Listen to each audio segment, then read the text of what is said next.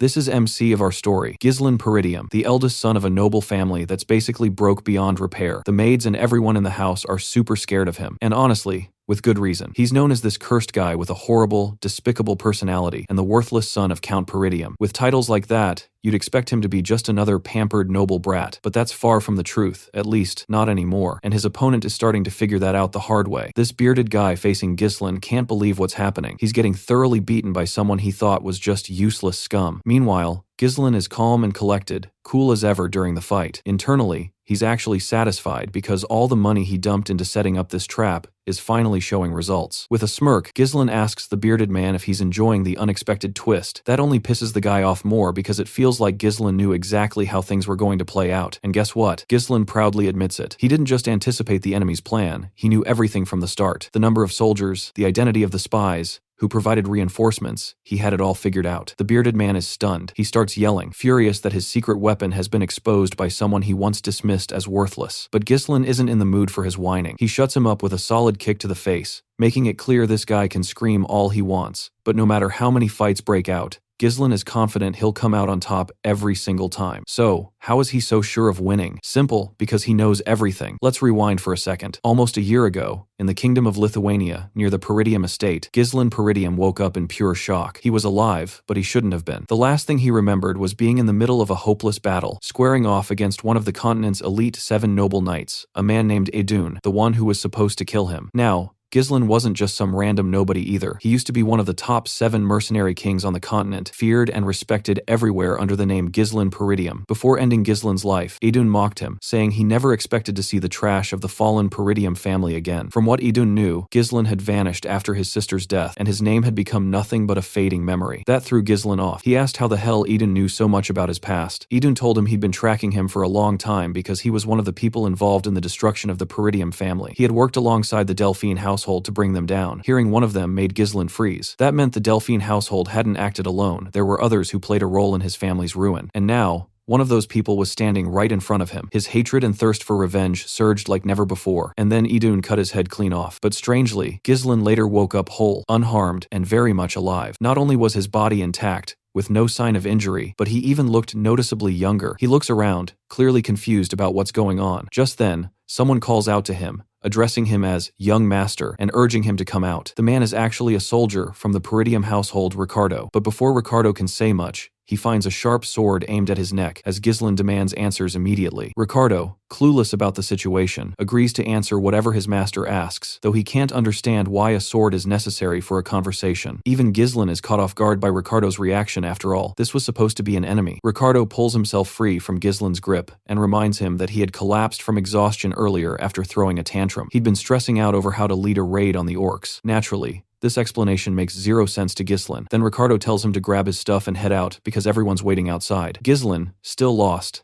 asks where they're going. Ricardo informs him they're heading to the Peridium estate. Hearing his family name shocks Ghislain. As far as he knows, that estate was destroyed. But as they reach a hill overlooking it, he gets a clear view, and it's unmistakably the Peridium estate, fully intact. He had once seen it burn to the ground, and now, here it stands. Ricardo, a bit confused, mumbles under his breath, wondering why his master keeps referring to his own home as if it had fallen. If the Count hears that, there could be consequences. Trying to make sense of it, Ghislain pinches his cheek, hoping this is just a dream, but the pain is real. That's when it hits him. He's younger now, the estate is untouched, and everything seems to have gone back to how it was, which means he's traveled back in time. Back then, his younger self was resentful toward the family. That immaturity, rooted in feelings of inferiority, caused endless trouble. Eventually, people in the household started avoiding him, and unable to handle the criticism, he ran away. Years later, he became a mercenary, survived brutal battles, honed his skills, and earned a name for himself. He returned to Peridium hoping to make amends, but by then, the estate had already been reduced to ashes. He had lost everything, but now somehow, it's all back. Everyone he cared about is still alive. He's overwhelmed, realizing he's been given another chance, but there's no time to celebrate. From what Ricardo mentioned, they're on their way to raid the orcs, and Ghislain remembers this day all too well. It was the day nearly everyone in his squad died. In his past life, he had joined the orc raid squad to prove himself. The report back then had mentioned only 3 orcs, so Ghislain, with no command experience, thought it'd be easy peasy. But when they arrived, They were ambushed by over 20 orcs. Because of his recklessness and pride, most of the squad was wiped out. Right now, our MC feels pretty confident that the situation is manageable, mainly because those orcs don't seem to have any real tactics. But the real issue is whether his soldiers will actually trust him, considering they all think he's just some worthless loser. Unfortunately, he doesn't even get a moment to prepare, because out of nowhere, a watchtower gets completely wiped out as a massive horde of orcs comes charging in. Ghislain is absolutely stunned by the sudden attack. He hadn't expected these creatures to strike so soon. The orcs are tearing through the soldiers like it's nothing, and each one is powerful enough to wipe out multiple foot soldiers single-handedly. Raid Squad Commander Scoven jumps into the fray and shouts for everyone to form a defensive line, but honestly,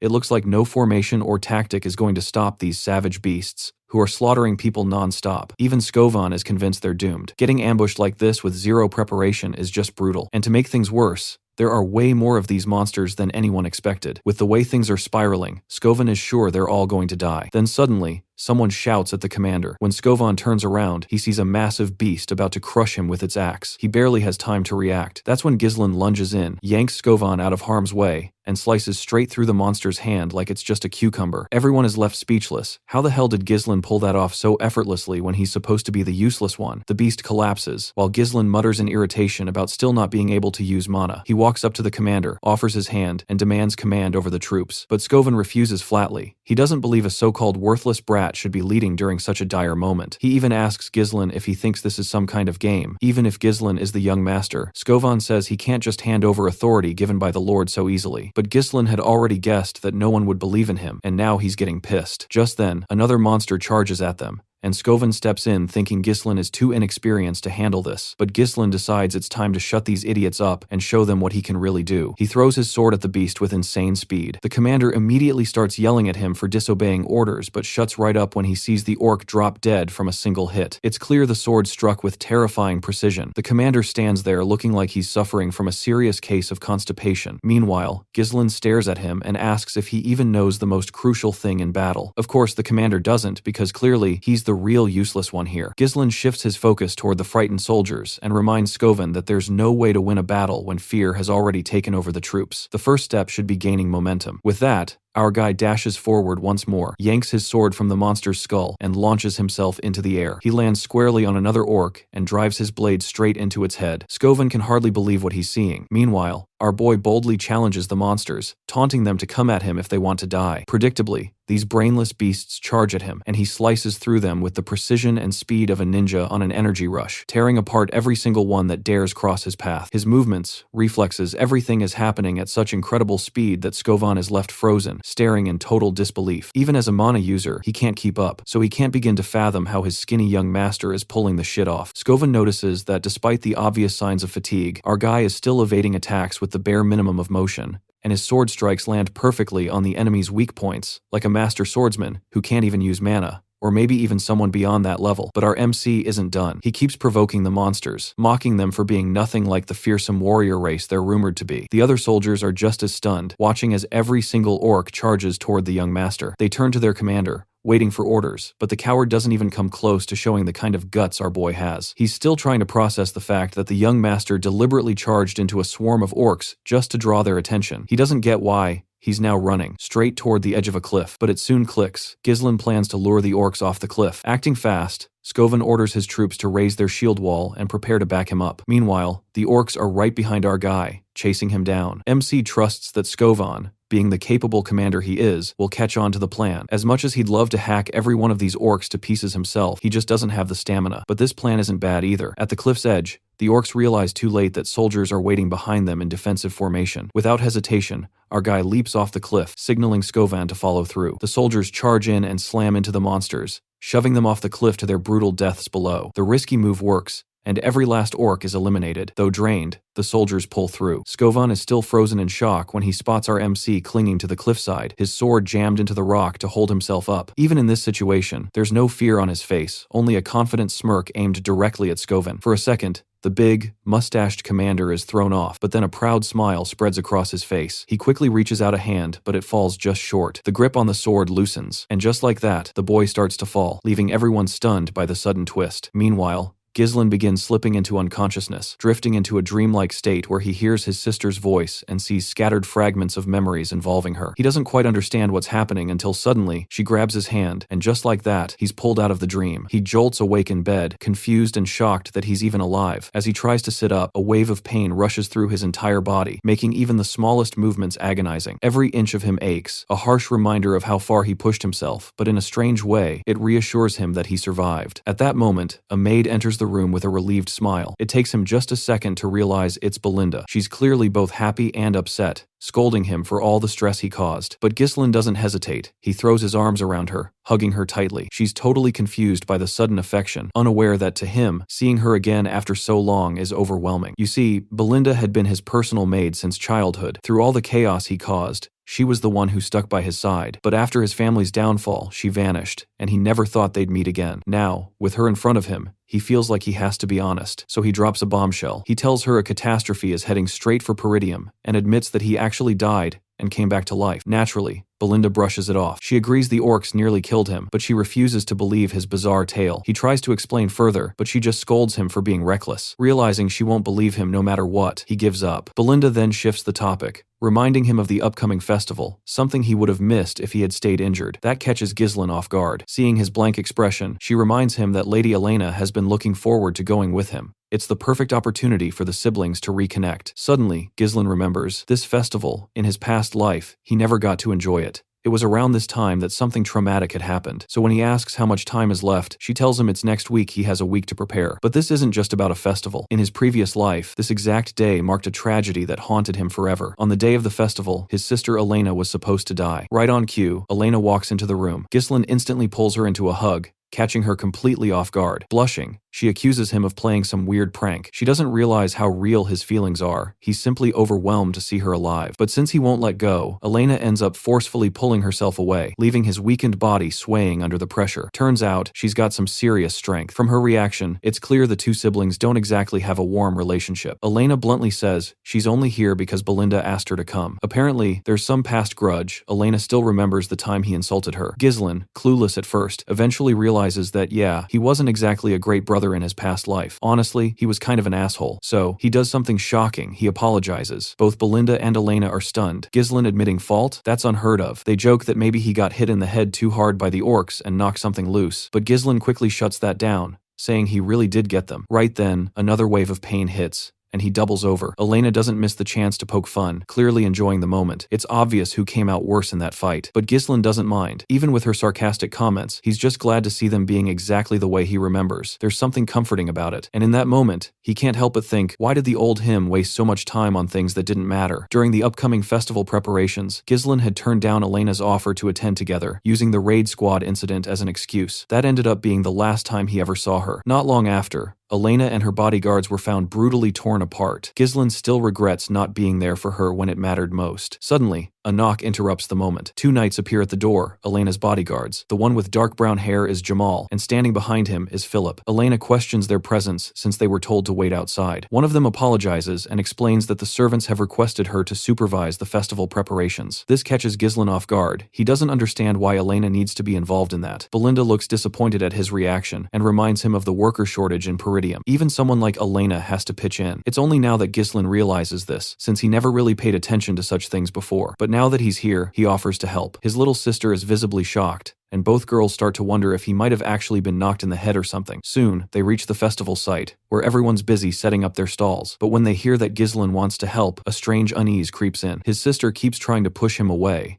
saying the best way he can help is by not getting in the way or causing trouble. But Ghislain refuses to leave her alone after all. Elena's body was discovered near the slums, far from the festival location. Someone must have either lured her out or dragged her there. He wants to make sure nothing like that happens again, and for that, he needs to fully understand the castle's layout. Just then, a knight runs in, calling for Ghislain. It's old man Fergus, out of breath, but clearly emotional. He starts crying, admitting how scared he was after hearing about the orc attack. Ghislain's sister jumps in too, pointing out how oddly he's been acting lately. She thinks it might be best if Fergus just takes him back. Seeing no other choice, Ghislaine agrees, but requests to be taken to the abandoned training field in the castle instead. Fergus, puzzled, asks why. Ghislaine simply says he wants to train. Though unsure what the young master is planning, the old man doesn't press him further and leads him to the training hall. As Ghislaine steps inside, the first thing that strikes him is how well kept the training hall is. Far better than he ever imagined. It's the perfect spot for him to train, and the equipment? Way more advanced than anything he ever came across during his mercenary days. The old man explains that they've kept the place in shape just in case Ghislaine ever wanted to return. He'd always believed Ghislaine would eventually overcome whatever inner battle he was fighting. That genuine concern makes Ghislaine pause. He never realized how much the old man had been trying to support him. It hits him hard. He feels a wave of guilt for not noticing it sooner. Quietly, he pats the old man's shoulder and says something half joking, half serious. Dying sucks, so he might as well try living a while longer. The old man, as usual, is baffled hearing him talk like he's already crossed over to the afterlife. But Ghislaine just shrugs and admits it. Yeah, he did die and came back. Not that the old man buys any of it. Without dwelling further, Ghislaine turns his focus back to training. He dismisses the old man, telling him he can leave now. Watching Fergus show him so much respect makes Ghislaine reflect on how he's always treated those around him like enemies. But now, looking back, he realizes he was just being narrow-minded. Still, he can't get distracted. There's serious work ahead. In his past life, he heard that Elena's death was orchestrated by a lord from a neighboring territory. That one act dragged Peridium into a war that ultimately led to its destruction. Her death was the first domino in the fall of his house, and now, he's determined to fix everything, starting right here. First priority, rebuild his body. Time's short, but if nothing else, he needs to gain control of his mana. In this world, mana is a mystical force that allows humans to surpass their limits. Most people struggle to even sense or absorb it. But for Ghislaine, even in the middle of chaotic battles, that part came naturally. He starts bundling the mana particles from the air, weaving them together like spinning thread. With countless battles under his belt, maybe even tens of thousands, forming a mana core is second nature to him. But if it were really that easy, he wouldn't be one of the top 7 strongest individuals in the land. Drawing from a half-burned magic book and tapping into the natural mana core all humans possess, Ghislaine manages to forge not just a second, but a third core. He links them into a complex mesh of interconnected cores, forming a massive burst of energy. The effort takes a toll. Blood trickles from his nose and mouth, and sweat pours down his face. He's definitely hit his current limit. Back in his previous life, he had reached 5 cores. The entire technique is about generating an overwhelming force in a short time, but it guzzles mana at an insane rate. That's actually why he lost to Eden before. The guy showed up with a whole night order while Ghislaine was already running on empty. In a fair one-on-one, he would have crushed him. The technique might be unstable, but it's enough for now. This time, he's got a younger body, and all the time he needs to master it. And this time, Eden's head, it's his for the taking. As for the traitors backing House Delphine, the ones who helped ruin their homeland, they're going down too. A week quickly goes by, and the long-awaited day of the festival finally arrives. Ghislaine is all geared up, walking through town with steady, unshakable confidence. But as he moves along, he unexpectedly spots his sister, who looks surprised to see him. She's stunned not just because he showed up to the festival, which he's never liked, but also because he's been acting strangely lately. All she's been hearing is how he's done nothing but train non-stop for the past week. Trying to play it cool, Ghislaine brushes off her concern, casually reminding her that, as the heir to a knightly family, training is simply a normal part of his life. But she doesn't let it slide so easily. She hits him with a harsh reminder that he's always despised the idea of becoming lord. That very attitude, she points out, was one of the main reasons he never got along with their father. Even though her words sting a bit, she walks away with a smile, clearly happy to see him finally stepping into the role he was meant to fill. Her comment lingers in Ghislaine's mind, making him realize that his actions have already started shifting how people see him, and possibly even changing the course of his future. While the major events may still play out the same, the small things are becoming harder to predict. And now, using his knowledge of what's to come wisely has become his responsibility. He'll need to handle every situation with care. With that in mind, he's fully prepared to confront the ones who will kill his sister. For now, he sticks by Elena's side, staying alert. But after some time, she starts getting bored and complains that this year's festival feels just as dull as all the others. Meanwhile, Ghislaine is lost in thought. The festival's almost over, and still, nothing major has happened. This makes him wonder, could the future have changed simply because he stayed close to Elena? Just as that thought hits, her bodyguards appear. They suggest taking Elena to a livelier part of the festival so she can enjoy herself a bit more. As they start to escort her away, Ghislaine quickly puts the pieces together. These two, Jamal and Philip, are the trusted knights who've protected Elena since childhood. In his previous life, they were said to have been killed while defending her. But now, doubts start creeping in. Ghislaine becomes convinced it's a trap. These guys must be the traitors within the family. He follows them quietly. The spot they arrive at is completely deserted, which immediately annoys Elena. She starts complaining about how pointless this all is. As she vents, Ghislaine's suspicions only grow. At first glance, it's just an empty street, but the way debris and objects block every exit,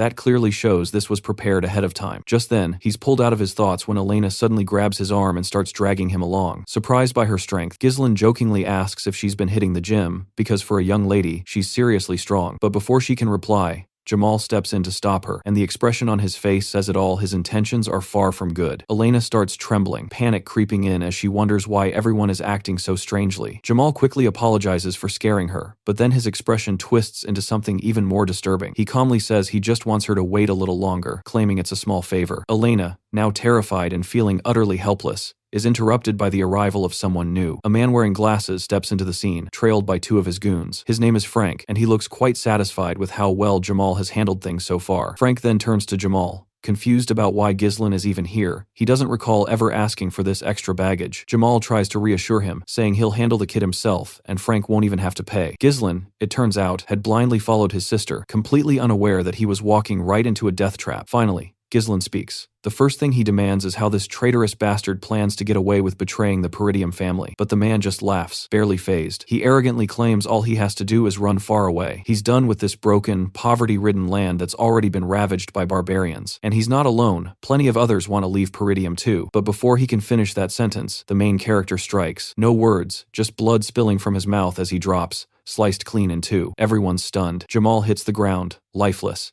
and Ghislaine glares at the corpse, furious. He reminds the traitor that even if people chose to leave this land, they never sold out their own. His anger blazes as he locks eyes with the second traitor, who panics and yanks Elena closer, hoping she'll shield him from the same fate. He's dead wrong. A sword drives straight through his skull. He quivers, gasping for air as death takes him too. Now, Frank's goons start having second thoughts, wondering if they even want to get involved. What throws them off even more is that this guy, supposedly the eldest son of Peridium, isn't supposed to have any real combat experience. No training, no skills at least, that's what they believed. But Frank confirms it. This is the eldest son. Still, he can't comprehend how this guy just wiped out two men like it was nothing. And even more shocking, his attacks were laced with mana. Meanwhile, the girl clung to her brother, shaking with fear. But without hesitation, he knocked her out with a quick strike to the neck, telling her to get some rest. Frank, that smug bastard, thanked our guy for taking care of the two knights, pretending they had planned to handle them themselves. He even praised Ghislaine's godlike skills, and couldn't help but ask where he learned them. But Ghislaine wasn't having any of it. He shut them down cold, making it clear it was none of their business. He quickly sized them up.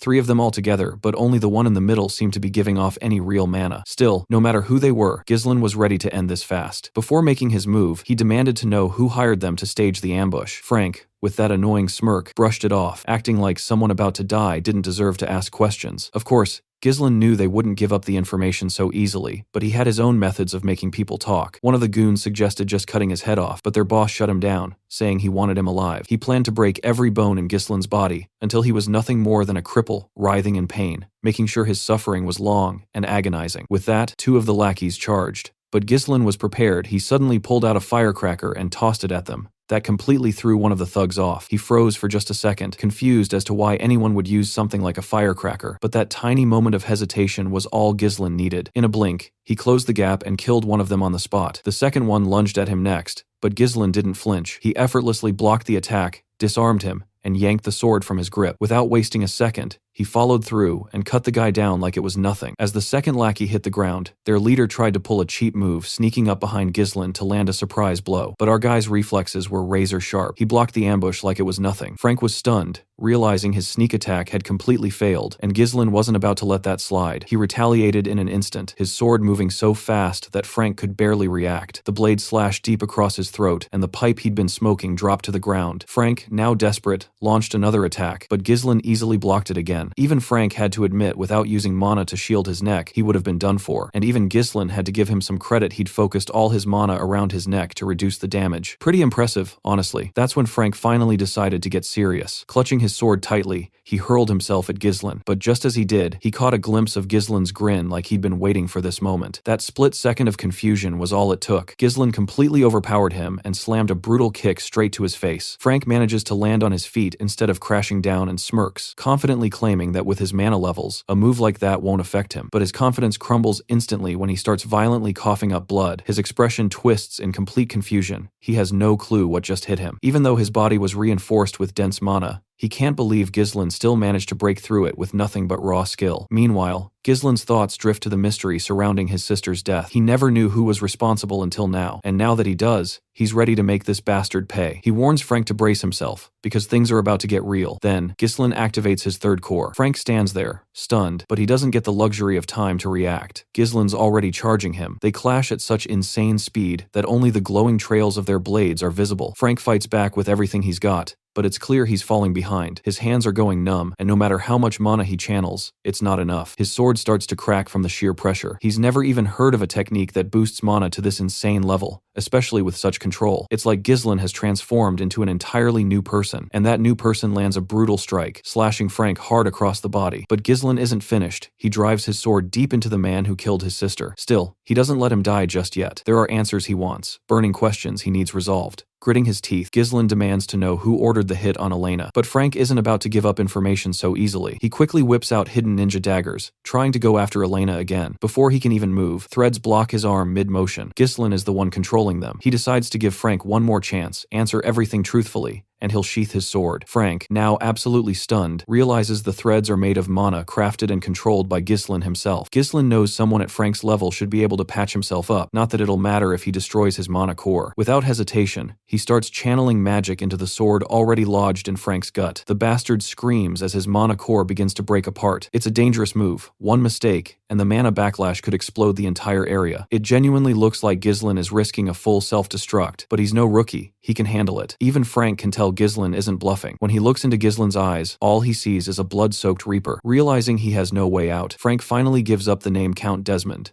the real mastermind behind Elena's assassination. He further admits this entire incident was part of a bigger scheme, a setup meant to ignite a war between the Peridium and Degard families. Gislin doesn't think highly of the name Desmond in his past life. Dirty work like this was handled by families loyal to the dukes. If his instincts are right, Duke Delphine is likely the one pulling the strings. Still, the facts remain. Frank came here to kill his sister, so Gislin makes sure to finish him off and take revenge for the past. Frank, in his final moments, thinks Gislin is going back on his word, but Gislin coldly reminds him of all the sins he's committed. He has no right to be afraid, now that karma's finally caught up. But then, something unexpected. Frank starts laughing, even as he bleeds out. He claims nothing will change, even if Gislin kills him. The damage is done. He's already completed his mission with the Degard family. No matter what Gislin does now, Peridium is doomed. War is inevitable. Gislin swiftly covers the bastard's filthy mouth to shut him up and quietly tells him the truth. He's already died once and come back, so there's no way he's letting history repeat itself. Those were the last words Frank heard before Gislin activated the mana core shattering process. The mana inside surged backward, and Gislin redirected it into the sky, triggering a massive explosion like some warped firework. Exhausted,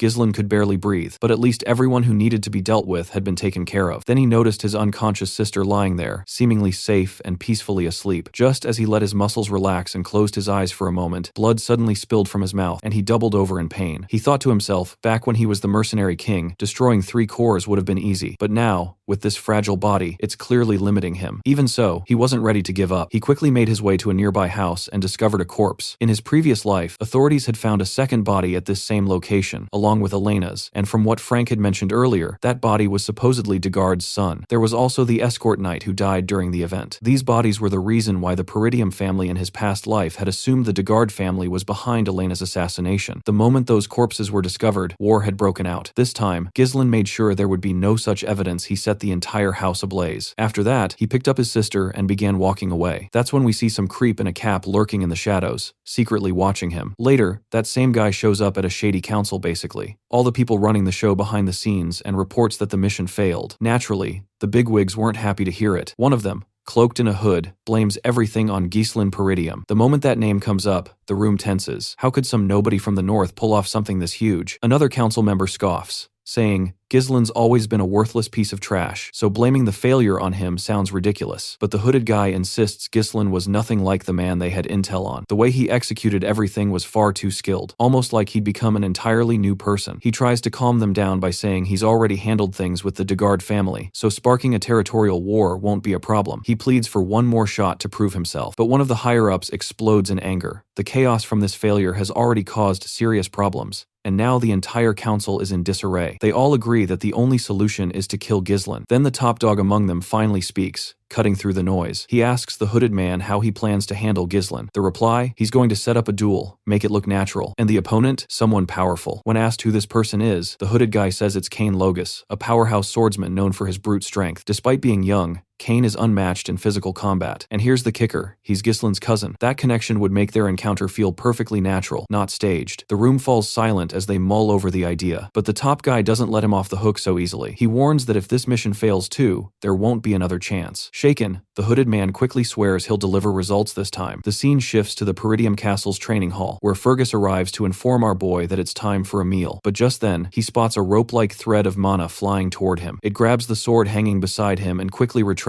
pulling the sword along. Ghislaine, having practiced for a while now, is pleased to see he's making progress. That's when he notices Fergus, who immediately bows his head in apology for interrupting the session. But Fergus can't help his curiosity and asks how Ghislaine managed that move. Ghislaine casually explains that it's something called mana threads, using mana like string. In his previous life, it was second nature to him. But now, his current skill level is too low, and he lacks the mana needed to use it like before. To do so fully, he'd have to implode his core. However, by creating just one thread, he can minimize the mana cost and still use it effectively despite his limited resources. Fergus admits that despite training his mana for a long time, he's never seen anything like this. Now that he thinks about it, not long ago, Ghislaine wasn't even using mana at all, let alone training with it. He's baffled by how Ghislaine came up with the idea. Shaking himself out of it, Fergus returns to the reason he came. He respectfully nods and thanks Ghislaine for protecting the young lady. But Ghislaine brushes it off. There's no need for thanks. She's his sister, and he would have done it no matter what. A few days pass and the festival is put on hold. Understandable, given that a guardian knight just tried to traffic a noble lady. Meanwhile, Elena is fuming. No one believes her when she says Ghislaine was the one who saved her. She asks her brother why he won't step in and convince them. But Ghislaine just shrugs. He doesn't care, and even if he tried, no one would believe him anyway. Belinda, on the other hand, is furious just thinking about how the real culprits were Jamal and Phil, the ones who attempted to abduct Elena. Regardless, Ghislaine is just relieved that his sister is safe and that he managed to prevent a war. But deep down, he knows those bastards won't stop so easily, and he can't hold them off forever on his own. He needs to start building his own military force. Just then, a maid enters with food, but instead of something nice,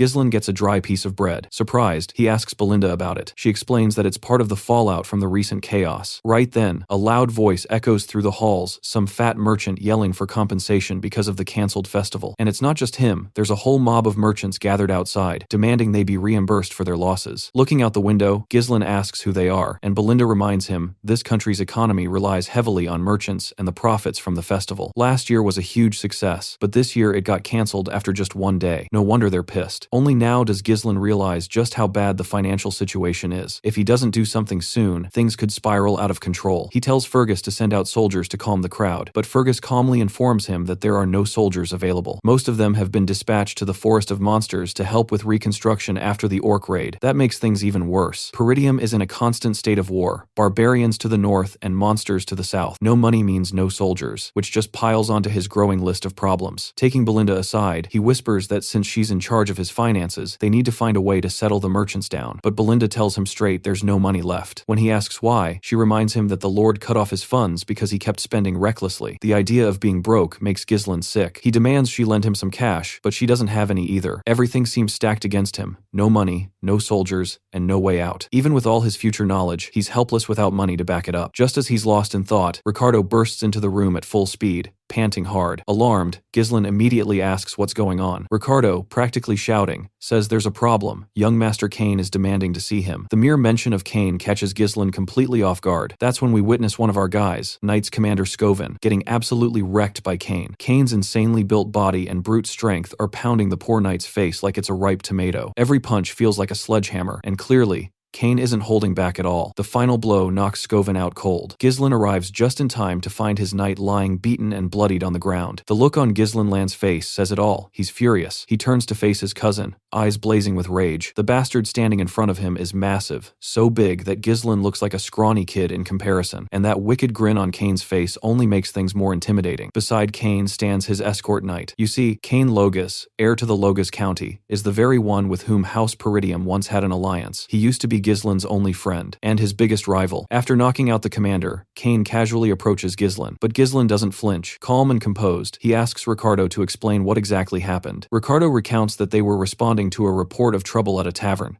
That's where they encountered Kane and his escort knight. During the confrontation, Kane asked Commander Scovan if the rumors about Ghislain were true. When Scovan explained the details, Kane suddenly grabbed him by the mouth, accusing him of muttering lies under his breath and refusing to tolerate anyone lying to the heir of Loges. At that point, Ricardo finishes his version of events, but then Kane's escort knight steps in, saying Ricardo left out a key part. He adds that Scovan had claimed Ghislain, someone who never even trained properly, had taken down an orc barehanded and defeated the traitorous escort knights all by himself. That's what pissed Kane off. He thought Scovan was spreading nonsense and gave him a beating as a reality check. Kane then smugly says none of this would have happened if Scovan hadn't lied. Ghislain doesn't respond out loud, but inside, we hear his thoughts, and they're full of bitterness toward Kane. Once his subordinate, Kane always stirred up chaos whenever he visited Peridium, and no matter the mess he made, no one dared call him out because he was allied with House Peridium. People always respected Kane, but Ghislain, he was constantly judged and looked down upon. While Kane was praised for his bold, confident nature traits expected from a rightful heir, Ghislain was criticized for not measuring up. Now, from Kane's perspective, even he's surprised at how calm Ghislain is being. Normally, Ghislain would have snapped and come at him by now. We then get a flashback to a recent moment in Loges County. Kane had received an order to kill Ghislain. The one giving the order was a hooded man, someone who'd previously failed a mission and taken heat for it from his superiors. This same hooded figure told Kane that if he succeeded, the esteemed one would back the Loges family. Kane confidently assured him that defeating Ghislain would be easy after all. Ghislain was nothing but a weak brat, but there was one thing that gave him pause. Ghislain was still an heir, so killing him could lead to political complications. The hooded man suggested a solution: provoke Ghislain into a duel, make it look like a simple squabble between noble heirs, then stage the whole thing as an unfortunate accident. To make sure things went smoothly, the hooded man offered to disguise himself as one of the escort knights to help orchestrate everything. That way, nothing could go wrong. The idea of getting to murder his own cousin thrilled Kane, and the bastard didn't hesitate to agree. In the present, Kane is trying to figure out why there's an order to eliminate Ghislain. He wonders if maybe Ghislain has changed recently, which could be the reason. Still, Kane sticks to the plan. To provoke Ghislain, he calls out and asks why he's just standing there they're facing off, so he better get things ready. Ghislain, confused, doesn't know what arrangements Kane is referring to. Kane brings up how the festival's been disrupted and suggests they should spice things up and have some fun. He also reminds Ghislain how they've always been on the same page for these kinds of things. But Ghislain barely reacts and vaguely asks if Kane is talking about alcohol. See, this bastard used to make Ghislain prepare booze and women every time he showed up. Back then, Ghislain went along with it just to avoid a beating, but not anymore. Because of Kane, he burned through a ton of money, which is also why his father ended up cutting his allowance. Now, Ghislain has clearly figured out the root of his financial troubles, and he's certain Kane is the problem, and possibly the solution too. Meanwhile, Kane keeps pressing, demanding that Ghislain bring him the goods immediately. Ghislain, playing along, agrees but says that first, Kane needs to repay the money he owes. The hooded bastard can sense something has changed. Ghislain is giving off a completely different vibe now. Even Kane pauses and seriously asks what debts he's talking about.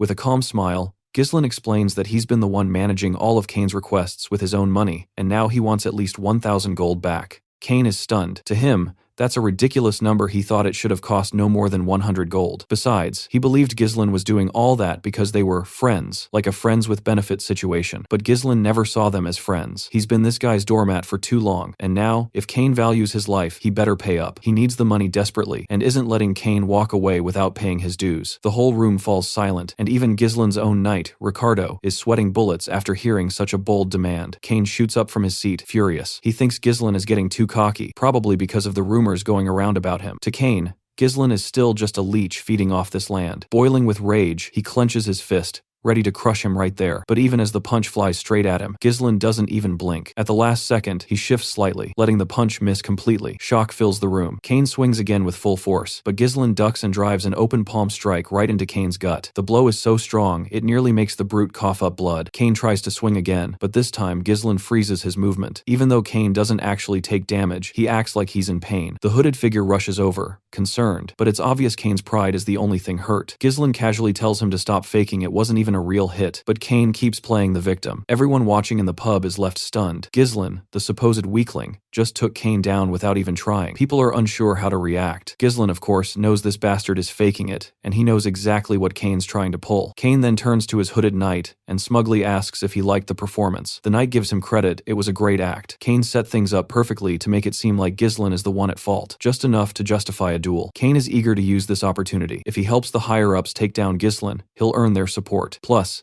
It gives him a chance to sever ties with the Peridium household. So he plays along, pulls out a glove, and with some theatrical lines, gets ready to declare a duel. But before he can toss the glove, Ghislain beats him to it and throws the glove straight at Kane's face, challenging him first. After all, Kane insulted the heir of Peridium and assaulted his knight in front of everyone. So now, Ghislain demands a duel. Kane's face goes still, but only for a moment. Then he smirks, thinking Ghislain just signed his own death sentence by asking for the duel. But Ghislain keeps that confident, sassy smile on his face. He then turns to Ricardo and tells him to gather all the merchants protesting outside the castle. He wants them to witness something big, because Ghislain, the young master of the Peridium house, is about to make them some serious money. So, the festival got cancelled out of nowhere, and the electric atmosphere that had reached its peak suddenly fizzled out. This left a bunch of disappointed tourists stuck there, unable to leave or enjoy themselves basically, like a fire that never got to burn properly. In such a situation, if something exciting were to happen, it would be like a blessing for them. That's why, when Ghislain steps into the ring to face that bastard, the crowd absolutely erupts in excitement. People are pouring in from distant places, and the market vendors, who had been struggling, finally start making some money from these stranded tourists. That chubby merchant, the one who led the protests earlier, now has a full setup with a betting table, letting people place their bets on the fighters. Most of them are betting on Kane Loges, which makes sense. It seems like the safe option. Kane, the hulking brute, stands ready with his massive sword, prepared to begin. But he's clearly irritated that what was supposed to be a serious duel is now turning into some carnival spectacle. He makes it clear up front he's not going to stop, even if Ghislain surrenders. But Ghislain isn't shaken. He can tell the bastard's real goal is to kill, surrender, or not. And since the crowd's big enough now, Ghislain officially kicks off the duel. Just then, a hooded guy interrupts, claiming that the betting can't proceed like this. Everyone's confused until the fat merchant explains no one has bet on young Master Ghislain. The crowd begins whispering. It's clear they've already written him off. They think he doesn't stand a chance. Kane even finds it funny, like even the marketplace wants nothing to do with Ghislain. Because the bet is so one-sided, they decide to adjust the rules to make it a little fairer. That's when Commander Scovan steps up with a bag full of money and places his bet on Ghislain. To everyone's surprise, Lady Elena also brings out a bag and bets on her brother. While people expected Scovan to show, Elena's appearance catches even Ghislain off guard, and the crowd's buzzing. She asks the merchant if that much money is enough, and he respectfully says yes. Now that Ghislain finally has some support, Kane agrees to start the duel, though he's clearly annoyed by how things are unfolding. The match begins, and Ghislain offers Kane the first strike, saying that since Kane's younger, Big Brother would love to give him the opening move. That cheap knockoff of the Hulk looks confused by the gesture, but Ghislain confidently draws his sword and calls him out. Kane goes silent for a second, then takes the bait. He gets into position, charges forward like a raging bull, and slams down with his enormous blade. Their swords clash violently. Kane puts every bit of his strength into the hit, but Ghislain doesn't even flinch, so Kane swings again, this time without thinking, and Ghislain dodges it with ease. The brute jumps up for a kick, but again, Ghislain casually avoids it. After this quick back and forth, both fighters retreat briefly. Kane grins with that same creepy smile, clearly enjoying himself. Ghislain can see the arrogance radiating off him. Belinda is sweating, watching her young master go toe-to-toe with this beast. She even urges Lady Elena to stop her brother. Meanwhile, the hooded guy is feeling smug, totally convinced Ghislain doomed. He believes Ghislain has already fallen into the trap the moment he chose to fight Kane. He was finished. In his mind, Ghislain will get overwhelmed by Kane's monstrous power, won't find a way to counter, and will burn out all his energy just dodging. Eventually, Ghislain will slip up and get killed. That's how Kane has crushed so many opponents' pure brute strength. But this time, Ghislain is more than a match, dodging every attack with insane agility. Even Kane has to admit that Ghislain become a lot harder to pin down. His skills have improved. Frustrated, Kane pushes even harder. He grabs his blade by the sharp edge with his bare hands and swings at Ghislain with full force. Though Ghislain manages to block the blow using his own sword, the attack traps him within Kane's crossguard. Then, using all his strength, Kane hurls Ghislain high into the sky. Everyone is left stunned, mouths wide open, watching the young master suspended in midair. The only person who seems thrilled is the hooded guy. He's convinced Ghislain is done for, but he's about to get a rude awakening. While still airborne, Ghislain channels mana into his legs and regains balance. Initially, Ghislain had been holding back, but now that this jerk has pushed things too far, he's done playing nice. In a flash, he dashes toward Kane at godlike speed and zips past him. The hooded guy can't believe his eyes. Ghislain managed to land unharmed using mana in his legs. To Ghislain, this oversized brute is nothing but a clueless swordsman, probably someone who assumed he was unbeatable just because people got intimidated by a glimpse of his strength. But Ghislain's here to crush that delusion and show him that raw power isn't everything. Kane, feeling mocked, charges again, demanding how Ghislain plans to prove that. Ghislain plants his feet, kicks up the hilt of his sword. Kane fights back with his own blade, but Ghislain quickly sidesteps and even steps on Kane's sword, catching him off guard. With the brute briefly disarmed, Ghislain seizes the opening and slashes him. After the intense exchange, Ghislain comes to a sudden halt, while Kane starts bleeding from every spot that got struck. The crowd is speechless. Shock and awe ripple through them as they realize just how far Ghislain has come. Whispers turn into panic. Could he actually win this? Elena, proud and confident, tells Belinda that her earlier fear was unnecessary. Commander Scovon watches with pride at the incredible display, but the hooded man is drenched in sweat. Noticing that the wounds Ghislain inflicted are shallow, he could have gone deeper, but chose not to. That alone tells him Ghislain is in full control. Kane, on the other hand, feels utterly humiliated witnessing such divine swordsmanship. Ghislain now turns to the defeated Kane and throws away his sword. He doesn't plan to use it anymore. He thinks the gap in their skill is so massive that weapons aren't needed. He's going to finish this with his bare hands. That much disrespect is enough to make Kane's blood boil. Ghislain is ready to teach him a brutal lesson with his fists. Since the big guy's strength lies in hand-to-hand combat, Ghislain decides to handicap himself and fight in his opponent's preferred style. And to make things more interesting, he now bets 2,000 gold, double the original amount. The crowd is in disbelief hearing such a high wager for a bare-handed match, especially when it was supposed to be a sword duel. Meanwhile, the hooded man is practically melting, watching Ghislain fearlessly challenge Kane without a weapon. He never thought he'd see the day. Still, a part of him believes Kane might have a shot. The fat merchant quickly announces that the fight is now officially barehanded and encourages everyone to place new bets. This time, more people are siding with Ghislain, realizing that strength alone doesn't guarantee victory. Kane, still arrogant, accepts the challenge, but he refuses to drop his sword. He plans to use it against Ghislain anyway. Belinda panics and pleads with Ghislain to pick up his sword again, but the brute already starts swinging, and Ghislain, calm and collected, completely unfazed, ready to knock some sense into this oversized fool. The moment that sword came crashing down, Ghislain swiftly ducked so fast that his afterimage seemed to lag behind. He struck hard at the opponent's oversized leg, immediately following it with a brutal uppercut to the chin. Blood gushed from Kane's face. That single blow was enough to rattle his brain and bring one of his knees crashing to the ground. It was unreal. Kane hadn't even seen the hits coming. The audience was just as stunned as everyone else, absolutely loving the unexpected twist in the fight. Meanwhile, Ghislain radiated pure confidence and charm, claiming he hadn't even gotten serious yet and still wanted to have more fun. This bruised the fatty's delicate ego, making him grit his teeth before charging at Ghislain once more. But our boy danced around him effortlessly, dodging every strike with grace. The fight choreography was next level, even as the narrator. It was hard to keep up with Ghislain's godlike moves. No matter what Kane tried, every attack was met with a counter and an even stronger hit. Blow after blow rained down on him. As Kane reeled from the pain, he found himself thinking back, remembering how Ghislain once couldn't even meet his eyes, always bowing low whenever Kane showed up. But now, that dynamic had completely flipped. Kane kept getting hammered, turned into nothing more than a training dummy. His whole body was a canvas of bruises, his face so beaten up that not even his own mother would recognize him. At one point, Ghislain grabbed Kane by the hair. Looking at this stubborn mess of a man, he couldn't help but feel pity not for Kane, but for his family. Count Logus had stood by House Peridium with unwavering loyalty, even when it was falling apart, simply because he was a close friend of Ghislain's father. But Kane was nothing like his old man. The scene briefly shifted to the past. Kane was seen shouting at his father, furious about his endless support for House Peridium. He thought his father was throwing away valuable resources on a dying cause. It hadn't even been a week since Count Logus came back home, yet he was already preparing to leave again for Peridium. Kane had begged him not to go, his frustration boiling over at what he saw as blind loyalty. But the Count responded gently yet firmly. He was doing it because they were friends. That was the only reason. Back in the present, Ghislain balled up his fist. Everyone expected another brutal punch, but instead, he reached out with a hand of friendship. It shocked everyone. No one had expected this gesture, least of all Kane. But to everyone's surprise,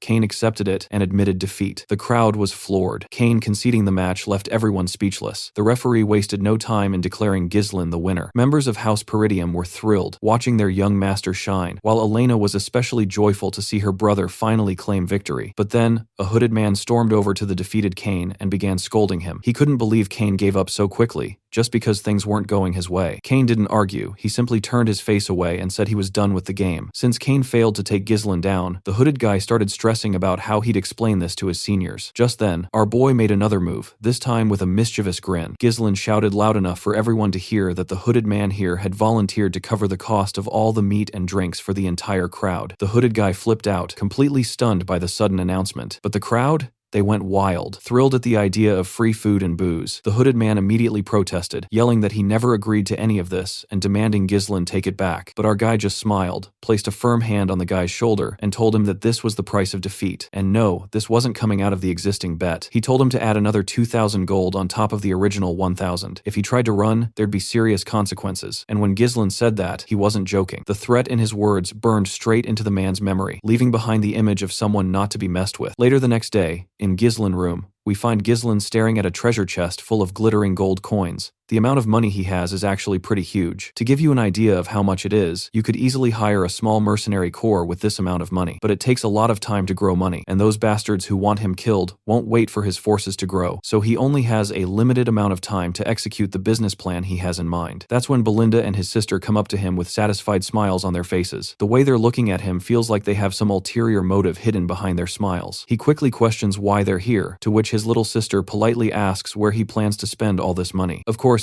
Ghislain catches on to what she's implying, so he directly asks her if she wants some, to which she responds that she's just asking. Belinda then speaks up, stating that she has a pretty good idea of where he's going to spend it all. She is sure that since Lady Amelia's birthday is coming up soon, Ghislain must be planning to put on a grand show to buy his fiancée an expensive present. But we all know that our boy isn't thinking about this at all. However, the mention of a fiancé catches Ghislain completely off guard. He literally does not even remember if he even has a fiancé. The maid laughs softly, thinking he must be feeling shy. They know he's pretending to be clueless because he's embarrassed that they figured him out. Still, since Elena is noticing that her brother is quite absent-minded lately, she decides to remind him that they're talking about Amelia of Rayfold County. Finally, the name triggers some memories in Ghislain's mind, but they're not exactly fond ones. He then turns to Belinda and asks when his father will return. Belinda guesses maybe in a week. That's good enough for Ghislain. With a full week available, he decides to visit Rayfold County. Belinda seems puzzled after all. It's not even her birthday yet, so why is he leaving now? But Ghislain just says he plans to collect some money from them. Then, we finally see Amelia Rayfold herself. At first glance, she looks expressionless, maybe even dead inside, but it's hard not to notice her other prominent features. She's currently in a town, offering a pair of sandals to a poor little girl. Apparently, they're her own sandals. The little girl hesitates, unsure if she should accept them, but Amelia reassures her, saying if anyone should walk barefoot on her land, it should be her. She then orders her soldiers to give the girl and her family food and shelter immediately. The soldiers act fast, and as Amelia walks away with her escort of soldiers, the townspeople call out their heartfelt thanks. Later, in the gardens of Rayfold County, we see a man washing Amelia's feet with such devotion it might actually make you jealous. He's clearly proud of her accomplishments. This man is Bernaf, Amelia's escort knight. She tells him that while her father ruled with strict obedience, the common people follow whoever feeds and shelters them. Bernaf remarks that by doing this, she's won the people's hearts, something that will help her in the upcoming succession battle. But Amelia doesn't seem too interested in that. Instead,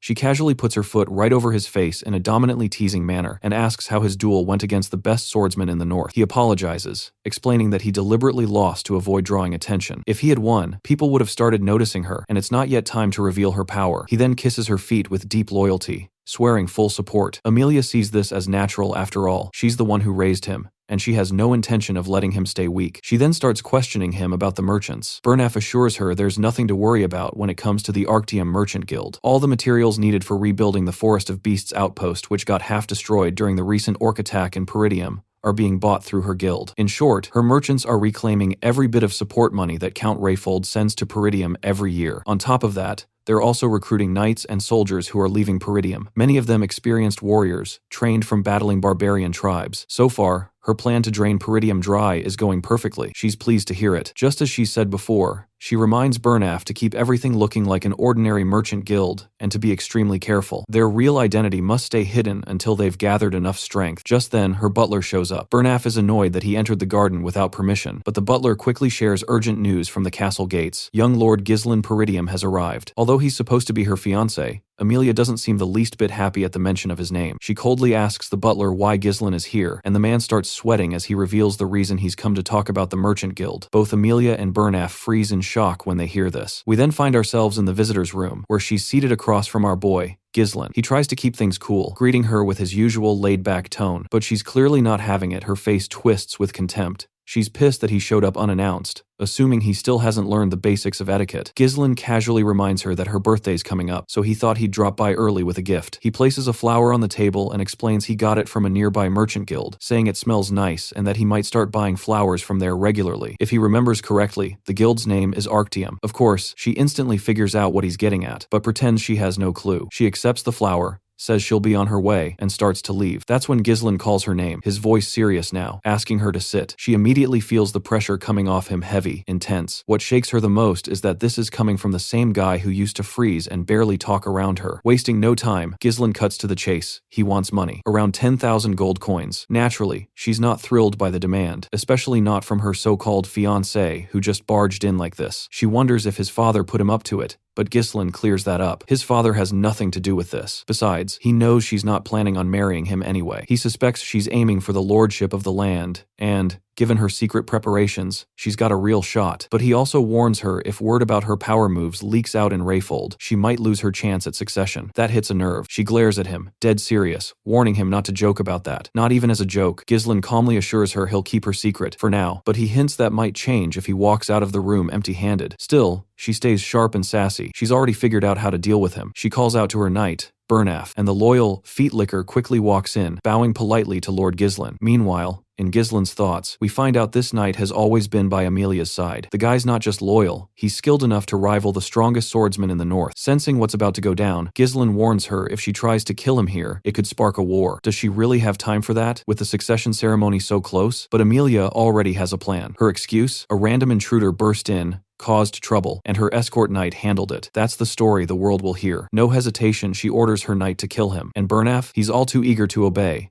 Sword drawn, ready to strike. But Ghislain's not about to roll over and die. If that's how she wants to play it, then he's ready to get serious too. The stage is all set for another divine-level showdown between two skilled warriors, so grab your parrots and buckle up for what's about to unfold. But just when we're hoping for a proper, no-bullshit showdown between two men of honor, this piece of shit knight pulls some sneaky-ass crap. Out of nowhere, Ghislain hears a slight rustling behind him, and before he can fully react, an assassin leaps out from an empty armor suit, trying to stab through the sofa and pin him down. But this dumbass is way too slow. Ghislain rolls to the ground like a goddamn ninja, kicks the bastard square in the chest, and launches him right out the fucking window. The lady and her little lapdog stand there like stunned idiots. They never expected him to react so quickly and gracefully. Ghislain doesn't hold back his disgust, calling out that two-faced bitch for acting all polite while setting up a damn ambush. Wasting no time, he lunges at the knight, and the two clash swords. Ghislain mocks him, asking if Rayfold forgot what chivalry means. The knight offers an apology, but fires back, saying Ghislain was the one who barged in uninvited and threw around weak threats, disturbing the lady. The two go at each other fiercely, both trying to land a clean hit, but it's obvious our boy has the edge. His reflexes are on point. He even lands a solid kick that sends the knight stumbling back. The knight clearly underestimated him, assuming he was all talk with no skill, but now he's realizing the harsh truth. Ghislain is anything but a novice. Meanwhile, Amelia is fuming as she watches her knight getting pushed around by someone she once considered a lowly thug. She orders him, in a chilling tone, to stop playing around and bring her Ghislain's head if he truly wants to call himself her knight. Fired up by his mistress's command,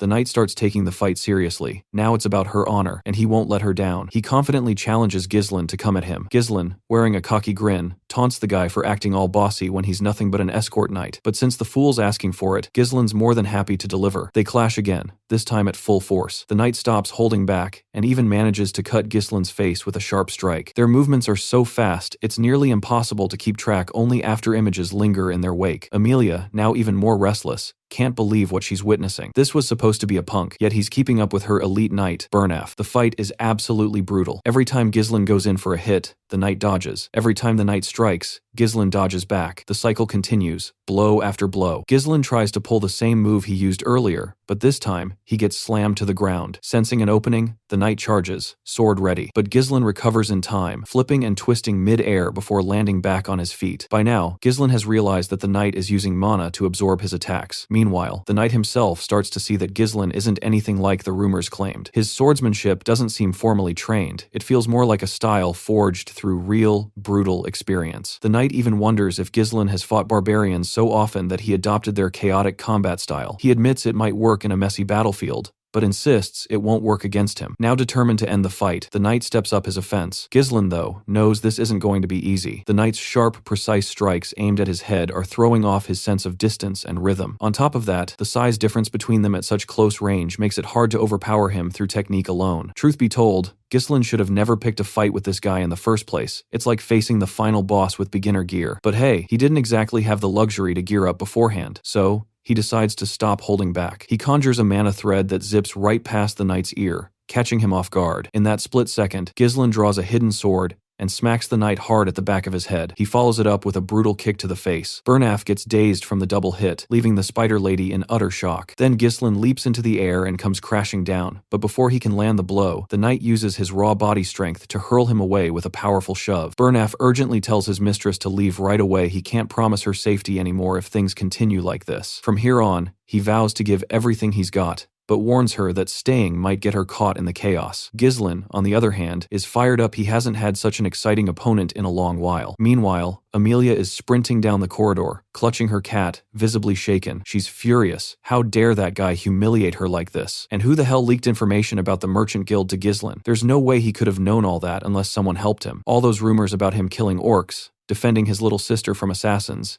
even beating the heir of Loges, she used to think it was just luck or overblown nonsense. But now she's being forced to admit that maybe he really has gotten stronger. As she runs, she notices something odd. None of the guards are around. That ticks her off even more, but soon she sees why. All the soldiers are down, sprawled out across the floor, and the one responsible? None other than Belinda. Amelia freezes, stunned to see Peridium's maid here. Before she can react, Belinda places a dagger to her throat. That's when Belinda notices a spider dangling near Amelia's face. She snatches the little creature with clear disgust and complains about the damned thing. Then, Belinda brings up a memory she remembers the day of the engagement ceremony, when she overheard a conversation between Count Rayfold and the Lord of Peridium. Apparently, Amelia's siblings used to bully her for always being surrounded by creepy spiders, so Amelia had started raising them herself and took revenge. Belinda isn't sure whether that was a way for Amelia to deal with trauma or just her asserting herself. She then apologizes if her words sound harsh, but says flatly it doesn't suit Amelia. With that, she crushes the spider under her foot. After stomping it mercilessly, Belinda asks Amelia rather coldly to cooperate a little. But before we get to hear what exactly Belinda wants, the scene shifts back to the boys' fight, and things have escalated. The night is now radiating a terrifyingly dark energy, and the air is so thick with mana that even Ghislain is beginning to feel nervous. The knight is clearly pissed off. He's furious that Ghislain had the nerve to call him an entertaining opponent like some low-rank mercenary. He hates that someone he considers a lowly, unserious fool would dare claim to be a noble or stand on the same level as Amelia. But of course, Ghislain is a noble, and he doesn't think an escort knight like Bernaf has any right to speak down to him. Bernaf makes the first move, and they begin clashing swords. He's seething, convinced Ghislain is mocking noble pride. His attacks are relentless, blow after blow, while Ghislain holds his ground, impressed by the sheer power and aggression. But Ghislain has reached his limit too. He fights back with just as much fury. The knight isn't holding anything back now. In one heavy strike, he knocks Ghislain off balance and immediately follows up with a stab aimed for a critical blow. Time seems to stop as that blade slices through the air, and blood splatters when it grazes Ghislain's shoulder. Bernaf is stunned. Ghislain willingly took the hit to the shoulder just to deflect the attack. Using the injury as leverage, Ghislain shoves Bernaf back, but Bernaf quickly counters with a vicious kick and mocks him, saying this is the difference between a real warrior and some brat who treats swordplay like a game. The kick sends Ghislain flying, but it's still not enough to take him down. In fact, he's still amused. The knight's speed, range, and non-stop attacks keep him in total control of the battle. Any attempt to get in close or grapple is instantly shut down. Now locked in a clash, their blades are pressed against each other, and it looks like Ghislain doesn't have the raw strength to break free with his current mana, but he's playing the long game. He knows the knight hasn't seen it yet, the trump card he's been saving. Ghislain's unique mana cultivation technique is still hidden. In a flash, Ghislain activates his third core, completely tipping the scales of the battle. With just one devastating blow, he disarms the knight, sending his sword flying and leaving him stunned. Bernaf can only wonder how this guy is able to wield such overwhelming mana during combat. Now that Bernaf is completely vulnerable, Ghislain presses his blade to the knight's head, freezing him in place. Just then,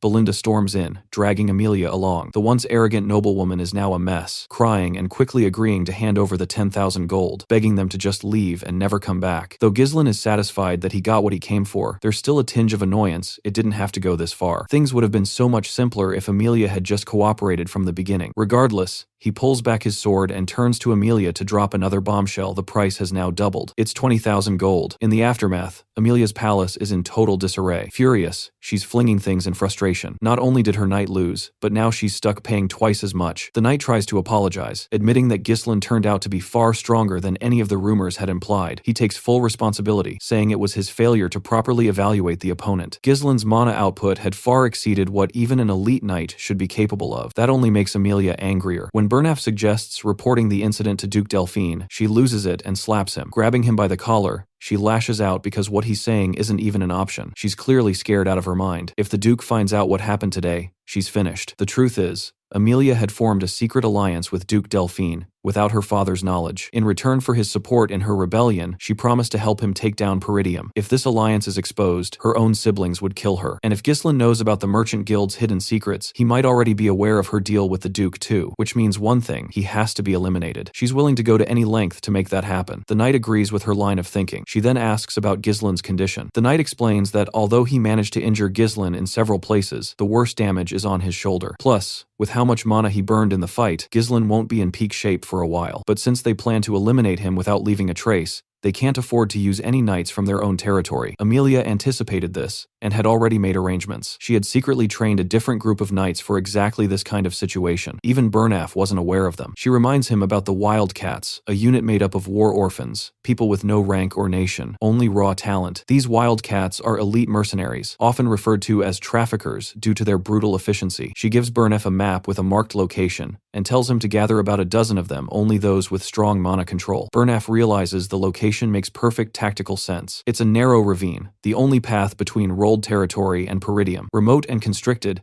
it's an ideal ambush point where they can take care of things discreetly. Without wasting time, Burnaf sets out to put the plan in motion. This time, Amelia is hell-bent on making Ghislain pay for humiliating her. Meanwhile, Ghislain had already left Amelia's palace and was riding inside his carriage. As they moved, he carefully bandaged his injured body. Along with him were old man Fergus and Belinda, who looked concerned. They asked if he was okay, and Ghislain reassured them his wounds weren't too deep. And honestly, things could have been worse, especially considering how much he had pushed himself. Still, what mattered most to him was that the 20,000 gold he got from Amelia was more than enough to fund the initial steps to rebuild their territory. That kind of money was equal to saving several years' worth of hard work. Sure, it would have been ideal if he could have killed Amelia too, but doing that would have definitely triggered a war, something he couldn't afford when his land's safety was on the line. Peridium was already having trouble dealing with the barbarians, so he chose to retreat quietly rather than make things worse. Besides, just knowing the secret behind the Arctium Merchant Guild was already a major blow to Amelia. Belinda watched him with worried eyes and asked if everything was going according to his plan. She remembered his earlier instructions to subdue the guards if she heard fighting, and to take Amelia hostage once she stepped outside. Ghislain confirmed that yes, those were his exact words. Just then, he felt a sharp pain and coughed up blood. It was the backlash from unlocking his third core. Though his condition was better than the last time, this sort of reaction every time he used his powers was far from ideal. He needed a faster way to boost his mana. Belinda quickly grabbed his hand, noticing how messed up the energy flow in his body was. Without wasting a second, she pulled out a needle and pierced the back of his hand with lightning-fast precision. Strangely, Ghislain found the process calming. When she finished, he exhaled a long breath, feeling a bit of relief. His tangled mana pathways had started to clear. What amazed him even more was how skilled Belinda's technique was. This wasn't something just anyone could do. It required a deep understanding of mana. It made sense if he considered that it was his mother who had brought Belinda into the palace. But even then, Ghislain couldn't figure out why someone with her level of ability was serving as a headmaid in the countryside. Still, having more skilled people around was never a bad thing, especially since the enemies they had faced so far were likely just the beginning. Belinda, sensing his thoughts, reassured him that she'd support him no matter what, but she demanded to know what he planned to do with such a huge amount of money from Lady Amelia. Ghislain casually replied that he needed to spend money, and since Amelia was the only wealthy person he knew, he decided to take advantage of that. Both Fergus and Belinda were stunned. Was he seriously saying he ended his engagement just for the money? And now, once Count Rayfold heard about it, there'd be serious consequences. That made Ghislain smile. He jokingly asked Belinda if she really trusted him. She barely hid her irritation. She had just told him she trusted him unconditionally, and now he was asking again? If he truly trusted her too, he should at least tell her what he intended to do with the gold. Ghislain answered with a single phrase, the Forest of Beasts. That left Belinda completely speechless. Ghislain then explained that he was going to use the money to pioneer the Forest of Beasts. Fergus almost leapt out of his seat in shock. That forest had seen failed development attempts since the time of Ghislain's great-grandfather. Ghislain reminded the old man of the request he had made earlier. Fergus finally understood what Ghislain was hinting at, but he hesitated to respond. Eventually, he admitted that the person Ghislain asked about was indeed at the location he'd mentioned, but he wasn't sure if visiting them was a good idea. Still, Ghislain had already made up his mind. No matter what, he was going to meet that person. Belinda, however, firmly disagreed. She insisted they return home, especially considering his current condition. Ghislain acknowledged her concern, but brought up a harsh truth. Did she really think Amelia would let them go so easily after everything that happened? Knowing her personality, he was certain she'd try to kill him just to protect her secret alliance with Duke Delphine from getting out. Belinda tries to show off her thin arms, confidently telling her young master that she can easily handle anyone who dares to come their way. She even reminds him they've got old man Fergus as their knight. Though Ghislain trusts Belinda and knows she's dependable, he also knows that's not the role she's meant to play. What he needs is a proper vanguard, and they're on their way to meet him. Later, They arrive at a place that has only a single shack in sight. The carriage driver knocks on the door, but there's no response. It feels like the place is abandoned. Still, Fergus confirms this is the exact address they were given. Eventually, someone does answer, a man whose entire face is buried under thick facial hair. He immediately demands to know who they are. Everyone feels uneasy around this strange man, but Ghislain remains completely unfazed. Belinda even whispers if this could really be the guy they've been looking for, because he doesn't look like someone who could fight, let alone survive what's coming. But Ghislain assures her with full confidence, this is the man. The old man eyes Ghislain and bluntly tells him to stop wasting his time and leave. That's when Ghislain calls him by his real title, the ex-captain of the Ratatosk mercenaries, Jillian. At the mention of the name, the old man's expression shifts. As he turns around, Ghislain warmly reaches out his hand, inviting him to join them. Both the old man and the carriage driver are stunned at the name drop. See, the Ratatosk mercenaries were once a legendary group made up only of master warriors skilled with almost every weapon. Though the group doesn't exist anymore, their reputation is so massive that even knights from faraway lands have heard their name at least once, and Jillian was their captain. That's who Ghislain has traveled all this way to find. Without warning, the old man hurls his axe straight at Ghislain, but the guy doesn't even flinch, just slightly tilts his head, letting the axe zip right past. Instantly, the others jump into action, surrounding their young master in defensive stances, ready for a fight. But Jillian isn't here to play games. He bluntly asks why Ghislain is here. Belinda steps in front, thinking this guy is totally insane. But Ghislain simply says one thing: eternal punishment. He goes on to claim he knows the cure for the disease Jillian's daughter is suffering from. That alone is enough to catch Jillian's full attention. His daughter's condition causes constant high fever, frequent blood coughing, and red rashes that bloom like flower petals across her skin. The pain she endures, almost like a prisoner under torture, is the reason this incurable disease was named eternal punishment. At last, we finally see the girl everyone's been talking about. She's screaming in agony, her voice echoing as Jillian rushes into the shack to help his daughter, Rachel. Ghislain can tell it's not too late to save her. In his past life, he'd actually searched for Jillian to recruit him, but the man had ended his own life soon after Rachel died. Judging from the condition of this house, it's obvious that everything Jillian owned was spent trying to save her. Now, all he has left are his weapons. The girl, clearly in unbearable pain, begs her father to make it stop. Seeing her like that, Ghislain doesn't waste a second. He tells Jillian that he's starting the treatment immediately, but just as he's about to act, Belinda stops him. She doesn't understand what he's trying to do. This illness isn't something brute force can cure. Even priests have failed, calling it a punishment from the gods. She seriously doubts there's anything Ghislain can do, but Ghislain simply shrugs her hand off and makes it clear he can cure her. And if Belinda really trusts him like she claimed, she better prove it now. That shuts her up. He hands her a paper listing all the herbs they need and tells her to go fetch them. When Belinda sees the list, she's stunned. The reason Ghislain knows all this? For wandering mercenaries, survival often depends on knowledge. The illness, eternal punishment, may not be curable now, but a cure will be discovered in the future. It even became a hot topic back then, especially because the treatment turned out to be surprisingly simple. That's why Ghislain remembers it so well. The only issue?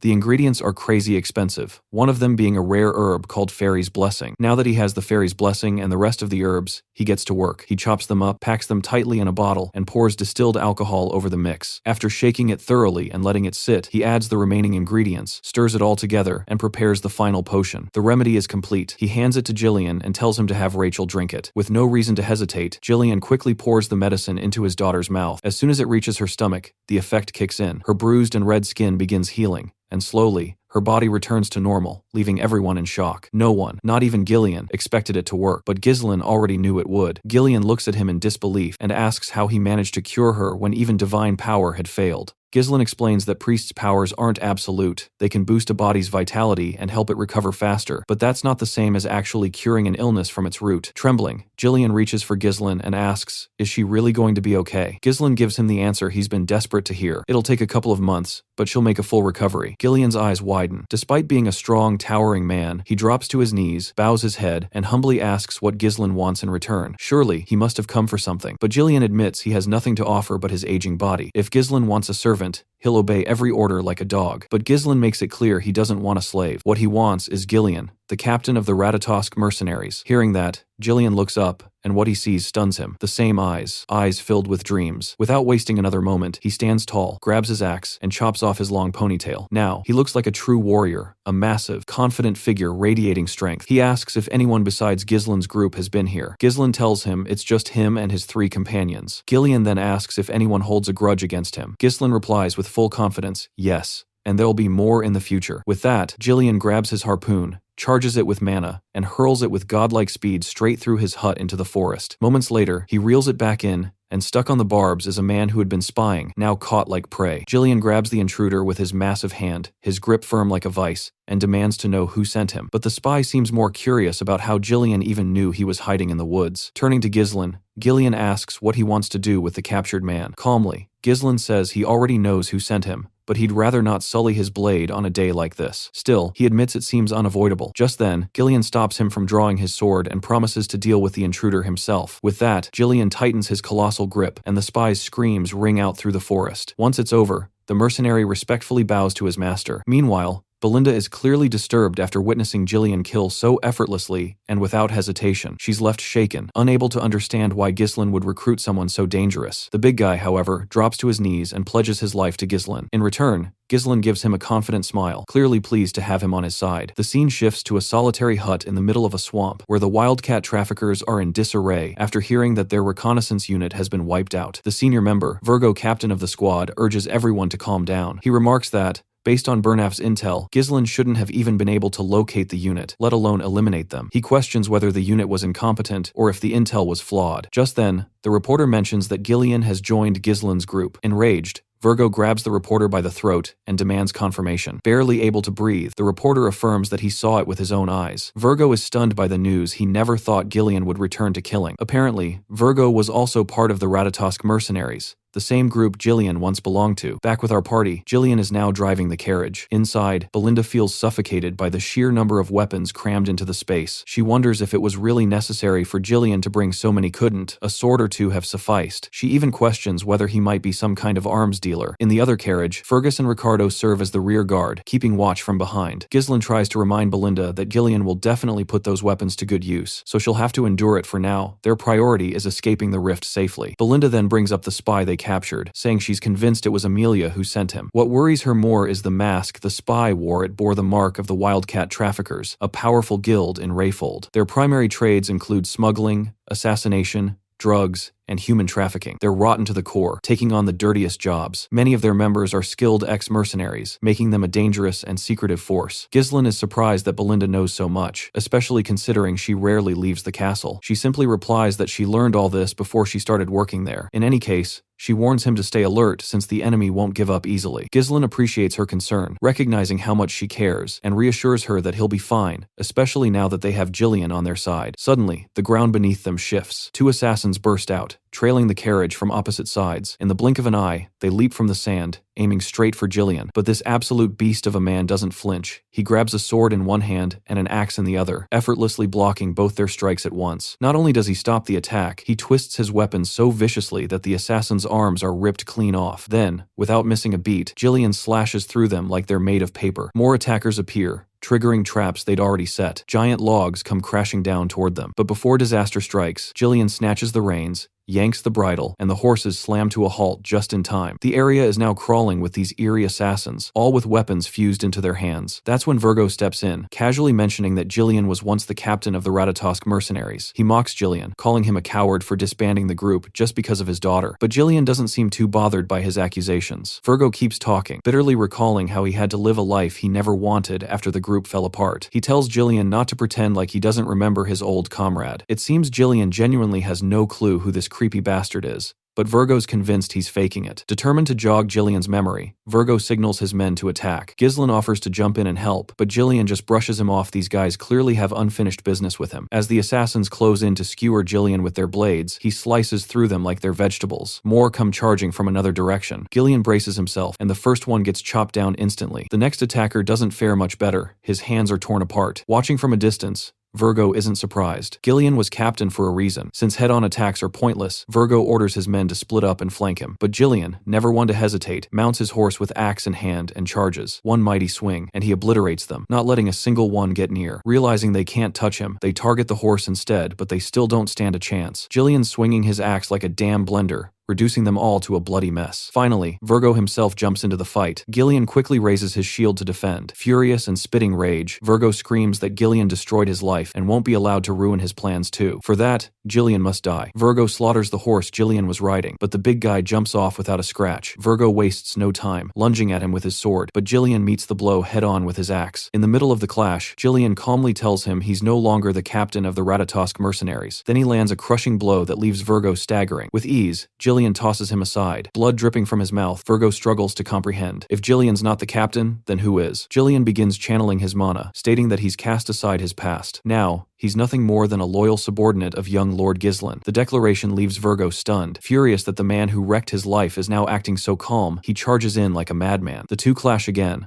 their weapons colliding in a brutal dance, but it's obvious Virgo is the one struggling. Driven purely by anger, he accuses Jillian of destroying the mercenary company. After Jillian left, everything collapsed. Virgo lost his power and had to live in disgrace just to survive. But Jillian says nothing. He just keeps swinging, attack after attack, pushing Virgo back. Finally, Virgo lands a solid kick that breaks Jillian's shield. He roars that he was willing to throw away his whole life to make the Ratatosk mercenaries legendary, but Jillian tossed it all away, only to serve as a lapdog for some pampered noble. Virgo hurls his deadly ninja daggers, but Jillian spins his axe and knocks away 3 of them. Then Virgo rushes in, dagger in hand, but it flies past Jillian as the clash continues. No matter how strong Jillian once was, Virgo is confident he's not as powerful now as he was back then. While Jillian wasted time trying to cure his daughter, Virgo kept fighting, growing stronger through endless battles. He's convinced that this cheap Zeus knockoff is no match for him anymore. Virgo swiftly snatches up the 3 daggers from the ground and hurls them straight at Jillian, but the absolute unit, Jillian, casually catches them with his bare hand like they're nothing. As Virgo charges again, Jillian swings his axe, and though the strike comes within inches of Virgo's skull, he manages to dodge just in time. Then Jillian channels mana into his hand mid-air and halts another dagger with ease. He calmly asks Virgo if revenge is truly the only thing driving him. Virgo, stunned by Jillian's casual display of mana control, quickly realizes that Jillian hadn't even begun to show his full power until now. Before Virgo can react, Jillian's axe comes crashing into his face, launching him with brutal force into a nearby tree. As the old man calmly walks toward him, he questions why Virgo waited so long to come after him if revenge was really all he wanted. With a sneer, Virgo admits he already visited Jillian's former home, but there was no sign of the once feared Ratatosk mercenaries captain, only a feeble old man, not even worth killing. It hits hard, realizing the man he once idolized was gone, but Jillian can still see the fire of a warrior burning in Virgo. To honor that, he tosses him a sword and draws his own second blade. He reminds Virgo that, while he now serves someone else, just for this moment, he'll offer the highest form of respect by facing him as the captain of the Ratatosk mercenaries. For Virgo, this is almost surreal. He grabs the dagger and charges in. The clash is intense. Their weapons collide in a flurry of sparks, both warriors appearing to be evenly matched. But then, Jillian lands a brutal blow, driving his blade deep into Virgo's ribs. Despite the searing pain, Virgo refuses to back down and counters, but his final strike falls short. Jillian stands ready to deliver the final blow. Just before he does, Jillian solemnly vows to remember him as the 5th unit commander of the Ratatosk mercenaries, Virgo Villanos.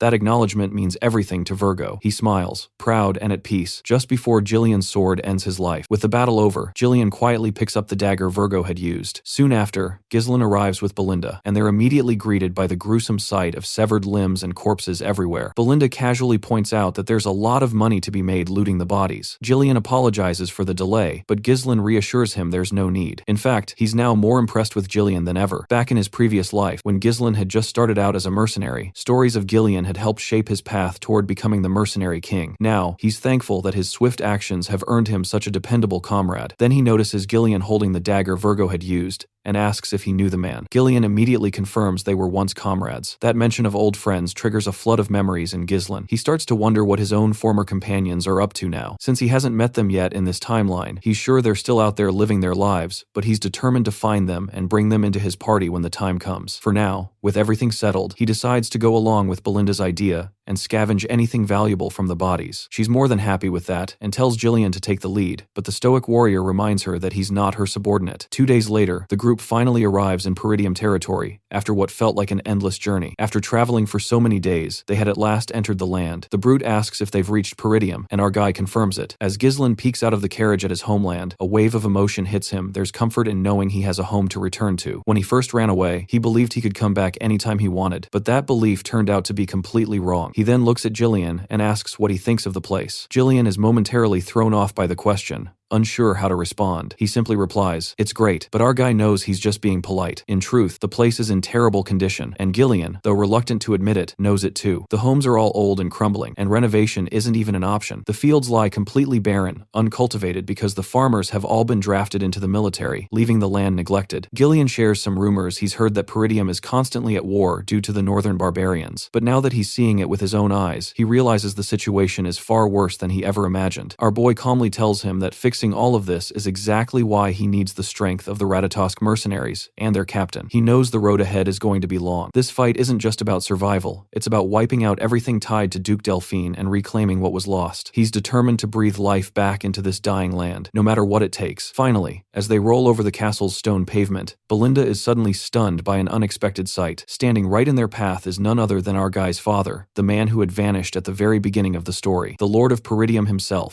Later inside the Peridium castle, several administrators were discussing the situation with the Count when Zwalter suddenly suggested reducing their military forces. The men looked genuinely shocked hearing that. One of them immediately pointed out that maintaining the front lines would become difficult if they started cutting down troops. Another advised the Count to simply request more support from the Rayfold family. But the general administrator, Homern, revealed that the Rayfolds were actually the ones who reduced the support funds in the first place. According to him, the Rayfold family was currently gathering soldiers and stockpiling food, which instantly surprised the knight standing nearby. Another administrator added that they desperately needed the funds because the Forest of Beasts garrison was partially destroyed during the last battle against the orcs. Rebuilding it was already difficult enough, and reducing the Night Order's forces would only barely give them some breathing room, while creating even more risks in the long run. Meanwhile, Ghislain quietly watched the argument unfold like it was just another normal day in the castle. The knight standing in front of him was the knight captain, Randolph. The heavily bearded man was the treasurer, Albert, while the general administrator leading most of the discussion was Homern. Looking around the room, Ghislain found himself wondering how long it had been since he last saw his father as the young Lord of Peridium. In reality, only a few months had passed. But for someone who lived decades as the mercenary king, it honestly felt way longer than that. Ghislain suddenly greeted his father and welcomed him home, which immediately made the Count feel awkward because his son normally never acted like this.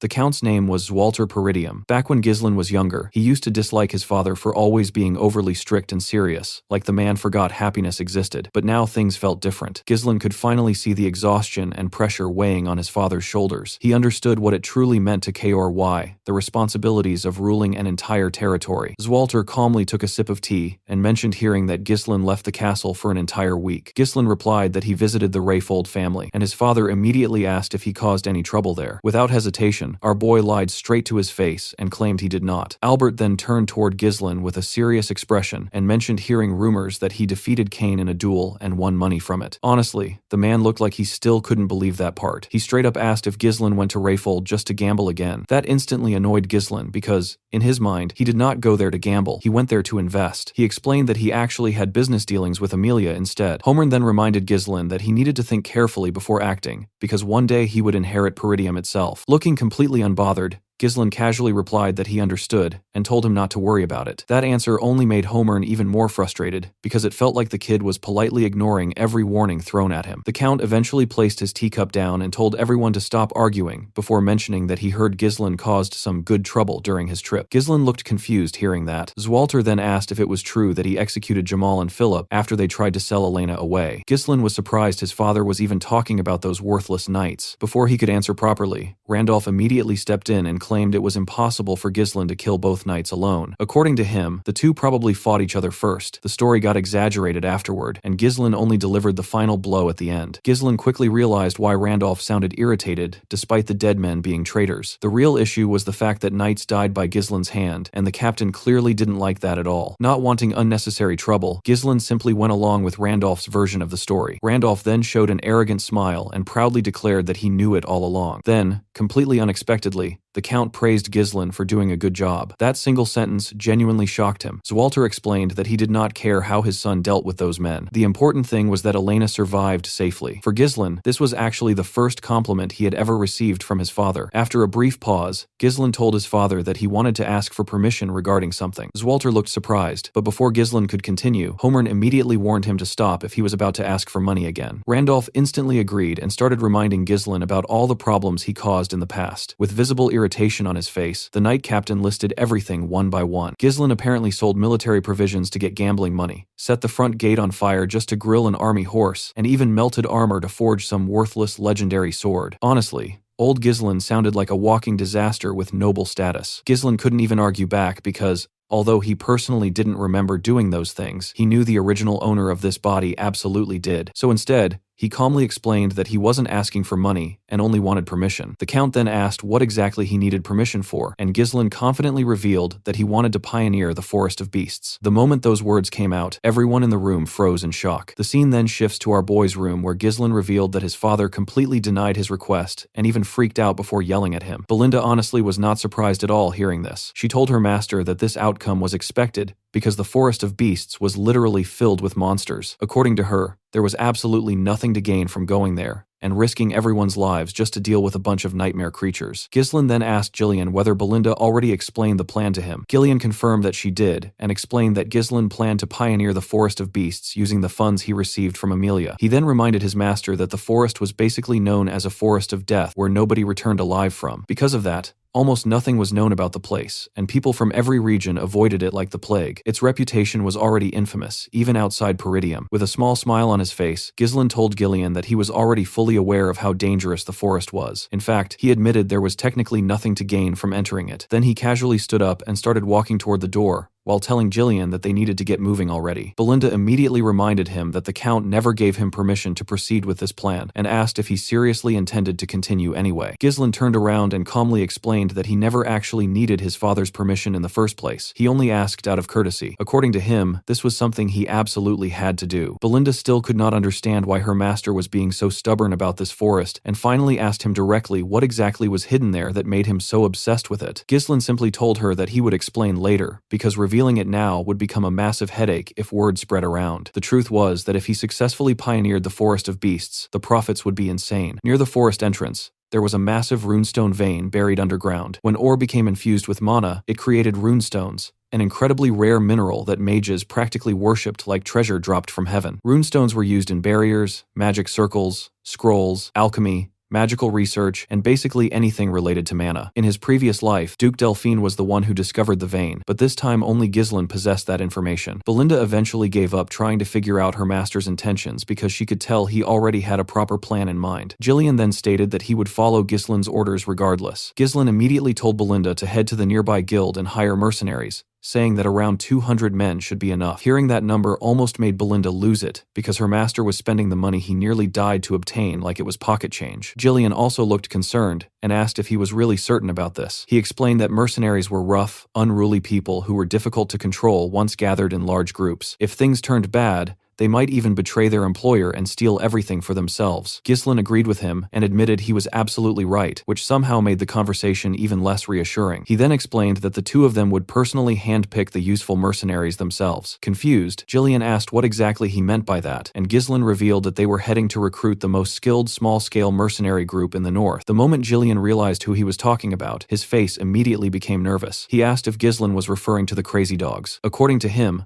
the group was undeniably skilled, but they were also infamous for betraying employers. The second thing started going badly. The Crazy Dogs were better known as the Cerberus mercenaries. With a confident grin on his face, Ghislain told Jillian that it was time for them to go put a leash on those crazy dogs. The scene then shifts as Jillian guided his master's horse while the two of them walked up a hill toward the outskirts of the Zimbar territory where the Cerberus mercenaries were stationed. One of the mercenaries spotted Ghislain and Jillian approaching from afar through a monocular and immediately informed the others that their visitors had arrived. Another mercenary laughed after hearing this and referred to Ghislain as some poor soul who had no idea what he was walking into. But after taking another closer look through the spyglass, the man realized Ghislain was actually a noble, and suddenly the entire thing started looking like free money to him. Unfortunately for him, while he was busy staring through the monocular, someone suddenly grabbed him by the head. The man screamed in pain so loudly that the entire camp turned toward him in shock. Jillian was the one holding him, casually lifting the guy with one hand like he weighed absolutely nothing. The mercenary cursed at him and demanded to know what the hell he was doing, but Jillian simply threw him with so much force that the upper half of his body got buried straight into the sand. The mercenaries instantly got angry, seeing their comrade folded into the ground like a broken tent pole, and began yelling at Jillian, asking if he had lost his mind. One mercenary then stepped forward from the crowd holding a chain with a hooked spiked ball attached to it. Smiling confidently, he warned Jillian not to act recklessly just because he worked for a noble family and basically implied they were not leaving this place alive. Sadly, this genius had no idea who he was threatening. Right as the man was talking, he noticed someone else entering the camp. Jillian had arrived on horseback and immediately told him to shut up and bring out the captain. The mercenary burst into laughter hearing that and began spinning the chain around while calling Jillian a crazy, noble brat. According to him,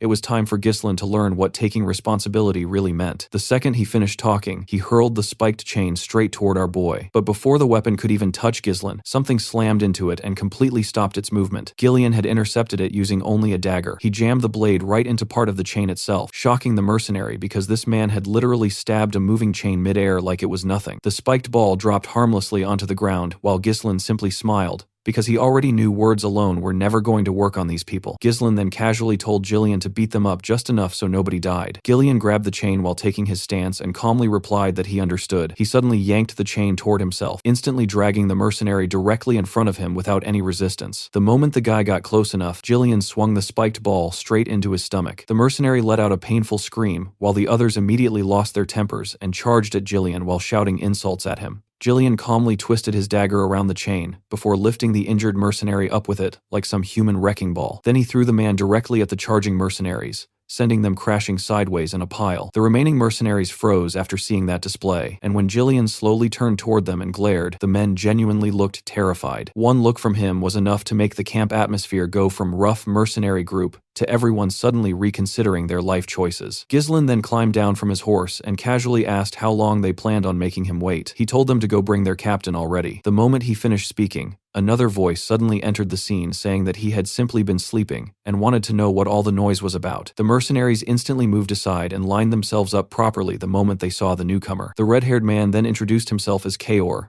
the captain of the Cerberus mercenaries, and asked why they were looking for him. Jillian honestly thought that was a dumb question because there was only one reason people searched for mercenary groups in the first place. He explained that he came to entrust them with a request. Kane looked surprised hearing this and immediately questioned why a client would beat up his subordinates first before introducing himself. He even commented that nobles were supposed to know basic manners. Jillian simply smiled and told him that this was his own style of greeting. According to him, it was also the best way to properly tame them. Kane laughed after hearing that and admitted he could not even imagine what would happen if Jillian greeted them twice. Then he finally agreed to hear the request first. The scene then shifts to Kane's tent, where everyone had gathered around while Jillian sat across the table from the captain himself. Kane asked him to finally explain what kind of request he came here for, and Jillian straightforwardly revealed that he wanted to hire the Cerberus mercenaries to pioneer the forest of beasts. The mercenaries standing behind Kane instantly looked shocked hearing that because they knew exactly what kind of hellhole that forest was. It was located near the Peridium territory and was infamous for swallowing people alive without leaving traces behind. Kane smiled after hearing the request and asked Jillian what kind of person he had to be to willingly disturb a forest filled with monsters like that. Jillian then calmly introduced himself as the young lord of Peridium. The second Kane and his men heard that, they burst out laughing. They immediately realized this was the insane young noble everyone kept talking about in the rumors. At that point, they became fully convinced the guy had completely lost his mind. Kane told Jillian that he clearly had no idea what the Forest of Beasts was truly like because he grew up sheltered like some greenhouse flower. According to him, that place was not somewhere rookies like Jillian could survive. The captain then lost interest in continuing the conversation entirely and signaled his men that the negotiations were over. The mercenaries immediately raised their weapons while Jillian responded by lifting his axe without hesitation. But instead of backing down, Jillian suddenly asked Kane if he was scared. That immediately caught everyone off guard. With a calm smile on his face, Jillian admitted he was honestly disappointed because he heard the Cerberus mercenaries were supposed to be skilled. According to him, it sounded like the reputation was just a big hoax. Kane instantly looked annoyed hearing that. He casually placed one leg on the table and warned Jillian not to mess with him. He reminded him that mercenaries only accepted jobs that were worth the payoff and had no reason to throw their lives away. Jillian casually responded that weaklings usually loved making excuses, which somehow made the atmosphere inside the tent even worse. Kane told him the mood was already ruined and accused Jillian of throwing around cheap provocations like some clueless brat trying too hard to act tough. According to him, Jillian was not even worth killing killing. Still, he generously decided to let him leave alive as long as he paid compensation for the trouble he caused and disappeared from the camp. Ghislain calmly rejected that idea immediately. Then, with a serious expression, he requested Amoriana's recognition with Kaor, the captain of the Cerberus mercenaries. The moment those words came out, both Jillian and the mercenaries looked genuinely shocked. Kaor stared at him and asked if he even understood what that challenge actually meant. Still smiling confidently, Ghislain replied that he did. Moriana's recognition was a traditional betting match passed down among mercenaries. Once two people agreed to it,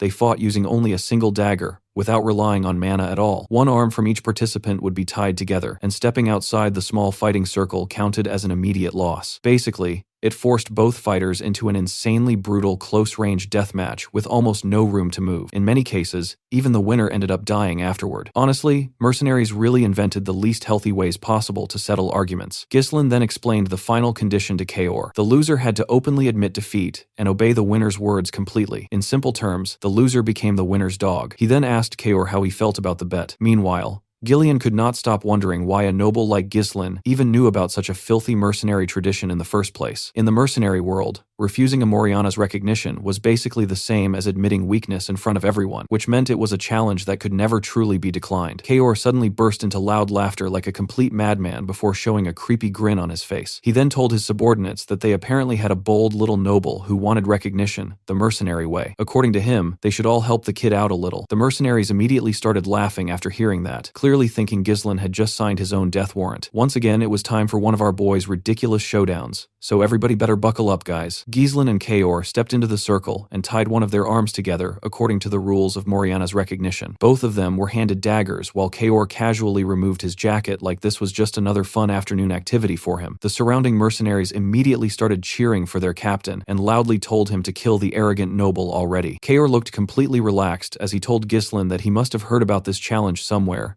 and foolishly decided to try it himself. He warned him that there was no backing out anymore. Then, with a confident grin, Kaor suddenly yanked Ghislain toward him, using their tied arms, and proudly revealed that he had participated in this kind of duel 5 times already. But Ghislain calmly returned to his original position, before pulling Kaor toward himself with an even more condescending expression. Then he casually revealed that he had gone through Moriana's recognition more than 100 times. Hearing that instantly shocked Kaor because there was no way a normal person would even survive enough opportunities to experience something this insane that many times. Most people never even saw one in their entire life. The duel officially began, and both men immediately rushed at each other with daggers drawn. Their blades flashed as they repeatedly attacked and dodged within the tiny circle. Both of them barely avoided getting stabbed multiple times, while constantly swinging at one another in brutal close-range combat. Ghislain started attacking with even more force, but Kaor managed to block the strikes before suddenly pulling him closer and attempting to stab him from behind. Even though Ghislain could barely track the blade properly, he still managed to tilt his head at the last second and avoid the attack before instantly countering. Kaor dodged the counterattack and pulled him in again before driving a heavy kick into Ghislain's leg. The impact was strong enough for Ghislain to immediately feel the damage spreading through it. Kaor smiled after seeing that reaction and admitted Ghislain was performing better than expected. Still, he clearly did not believe the story about him surviving over 100 Moriana's recognitions, because that sounded completely absurd. Kaor then rushed him again while telling him to at least make his bluffs believable. This time, he attacked non-stop without giving Ghislain any opening to retaliate. The Cerberus mercenaries loved what they were seeing and loudly cheered for Kaor to kill Ghislain for disrespecting them. But the moment Jillian glared at the group, the entire crowd suddenly quieted down. Nobody there wanted problems with that monster either. Jillian, meanwhile, could already tell this fight heavily favored Kaor. The fighting circle itself was so small that it barely had enough room for one person to lie down properly. Since the rules completely banned mana and force enhancement,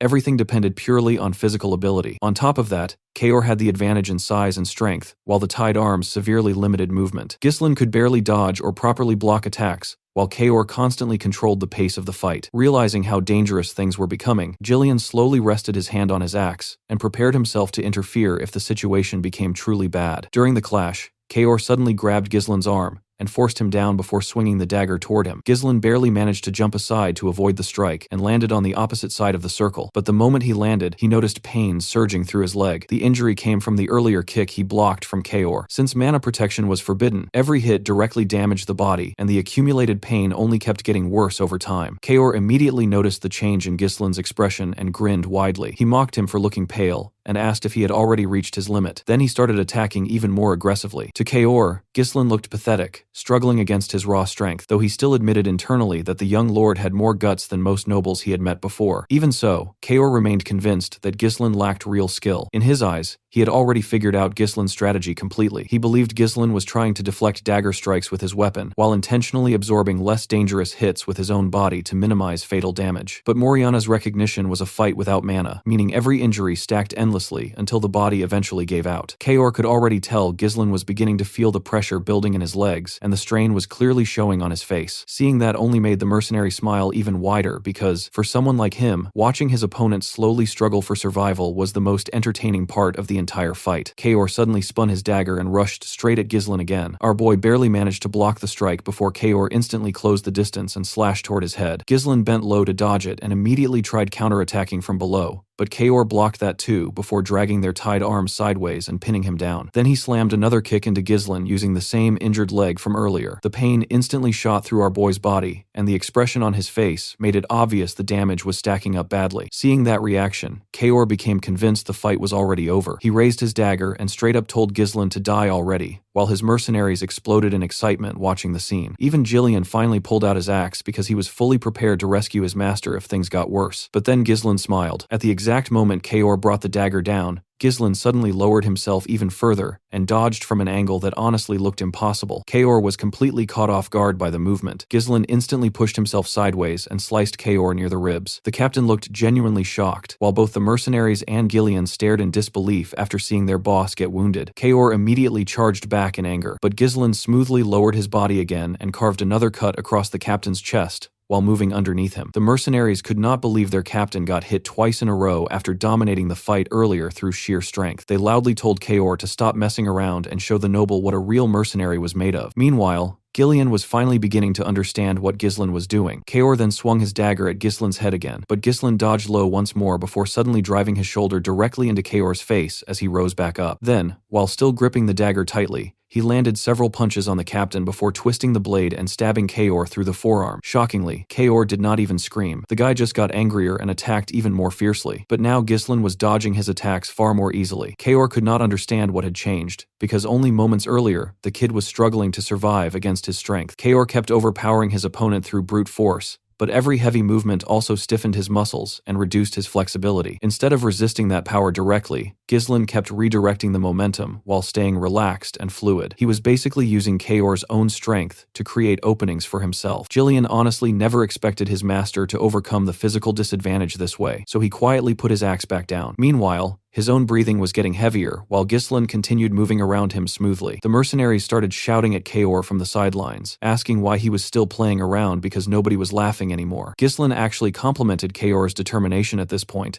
and admitted that most people cornered in Moriana's recognition would have broken the rules and secretly used mana already. Kaor smiled hearing that, and admitted Ghislain really talked like someone who survived this challenge over 100 times. He then revealed that he himself earned the position of captain through Moriana's recognition, and explained that mercenaries who broke rules like this usually did not survive long in their line of work. Ghislain smiled hearing that, and admitted he liked Kaor's spirit. Still, Kaor acknowledged that he was now at a disadvantage in a direct fight, but according to him, victory in Moriana's recognition was not limited to overpowering someone physically. Since stepping outside, the circle counted as an automatic loss, there were other ways to win. Suddenly, Kaor grabbed Ghislain and lifted him upward. His plan was simple. If he could throw Ghislain completely outside the circle, the match would instantly end in his favor. But before Ghislain's body could touch the ground outside the boundary, he suddenly tightened his grip on Kaor's arm and bent his legs to stop himself from falling. He literally used Kaor's own body as support. Then he pulled the captain forward unexpectedly. Kaor never saw it coming. Ghislain instantly climbed up using Kaor's body, wrapped an arm around his neck from behind, and slammed the captain's head directly into the ground. Kaor's head crossed outside the circle first. The mercenaries were completely stunned. Kaor looked furious, realizing he had actually lost, while Ghislain calmly smiled and informed him that the match was over. Kaor turned toward him and demanded to know his real identity, because there was no way someone this skilled was actually just some spoiled noble. Ghislain responded with a cold stare, and admitted he did not like Kaor's attitude. Then he reminded him that he was speaking to his new master now. Ghislain pulled Kaor back up, while the red-haired mercenary asked what more he wanted, since the duel was already finished. But Ghislain calmly told him that the fight was not over yet, because technically he himself had not stepped outside the circle. Kaor immediately realized where this was going. Ghislain clenched his fist and announced announced that he was now going to discipline his subordinate before punching Kaor straight in the face hard enough to knock him down. Kaor hurriedly protested and reminded him that the match officially ended once someone stepped outside the circle. Ghislain responded by punching him again and asked if Kaor planned on following neat little rules during an actual battlefield fight too. Kaor angrily called him a bastard and complained that nobles were not supposed to act this way. Ghislain coldly told him not to talk back to his master before punching him again. Kaor then called him a lunatic, which honestly only made things worse because Ghislain kept beating him non-stop afterward. Punch after punch landed on Kaor's face until Ghislain's hand became covered in blood. The surrounding mercenaries were getting increasingly furious because they genuinely thought their captain would simply be spared after losing the bet. Eventually, Kaor himself started begging Ghislain to stop, but Ghislain grabbed him by the collar with an icy expression and calmly reminded him once again that he still had not stepped outside the circle yet. At that moment, Kaor looked completely horrified. His face was swollen beyond recognition as he desperately turned toward his subordinates and begged them to kill Ghislain already. The mercenaries instantly drew their swords and moved forward, but before they could get close, Jillian stepped in and pulled out his axe again. The entire group stopped moving immediately. With an absolutely terrifying tone, Jillian warned them that anyone interfering with his master's disciplinary actions would die on the spot. Everybody there knew he was not bluffing. Kaor stared at the scene in disbelief before slowly turning back toward Ghislain while trembling like a terrified dog. Ghislain then calmly asked him if he was finally done now. The next thing Kaor saw was Ghislain's fist flying straight toward his face again. At this point, the captain actually started laughing out of pure fear because he finally realized he seriously messed up. The punch sent him stumbling backward while his thoughts raced through every noble he had dealt with before. In Kaor's experience, nobles were always the same: overconfident pigs, selfish traitors, narcissists who folded the moment someone intimidated them properly. Scaring them a little was usually enough to empty their pockets, and thanks to treating nobles that way for years, Kaor earned the title of the Mad Dog. But now the so-called Mad Dog was getting beaten into submission by a young noble brat he originally did not even take seriously. The surrounding mercenaries became increasingly worried, seeing the terrible state their captain was in, but unfortunately, none of them dared to interfere anymore. Meanwhile, Ghislain calmly examined Kaor's battered body and wondered if he had disciplined him enough already. Then, completely casually, he ordered the mercenaries to stop standing around uselessly and bring water, bandages, and towels immediately. The men looked genuinely confused hearing that. Ghislain then bluntly informed them that their captain would actually die soon if they did not hurry up and treat him properly. That instantly shocked the mercenaries into action, and they immediately obeyed his orders without arguing. Jillian quietly watched the entire scene unfold and noticed something important. These rough, unruly mercenaries, who only respected strength, were now naturally listening to Ghislain's commands. In the mercenary world, where fists mattered more than laws, Ghislain had firmly carved his position into their minds using the simplest and most effective method possible. He showed them exactly who the boss was. Sometime later, Kaor could be seen sitting on a chair completely wrapped in bandages while looking like someone who barely survived a Kaor-Iaj accident. Ghislain then calmly placed a contract on the table and told him to sign it. Kaor silently stared at him for a moment because he already understood he no longer had any choice in the matter. So he slowly picked up the pen and signed the paper before weakly telling Ghislain to take it. Unfortunately for him, that wording immediately made Ghislain stare at him with a terrifying expression and ask him to repeat what he just said. Kaor instantly became nervous again. With a shaky voice, he corrected himself and properly told Ghislain that he looked forward to working with him from now on. Only then did Ghislain finally grab his hand. Honestly, Kaor looked more scared during the handshake than during half the fight itself. Ghislain then smiled and told him that they were family now, and that he also looked forward to working together. A few days later, the scene shifts to the outskirts of the Peridium territory, where a large group of mercenaries had gathered early in the morning. One of the men yawned while asking if anyone even knew why they were called there this early. A bald mercenary Kaor yeeing a shield revealed that he heard rumors their employer was actually the young lord of Peridium himself. Hearing that instantly surprised the others. One mercenary scoffed and called Ghislain nothing more than a brat who probably had no idea how to properly handle mercenaries. According to him, this job might end up being incredibly easy. Right then,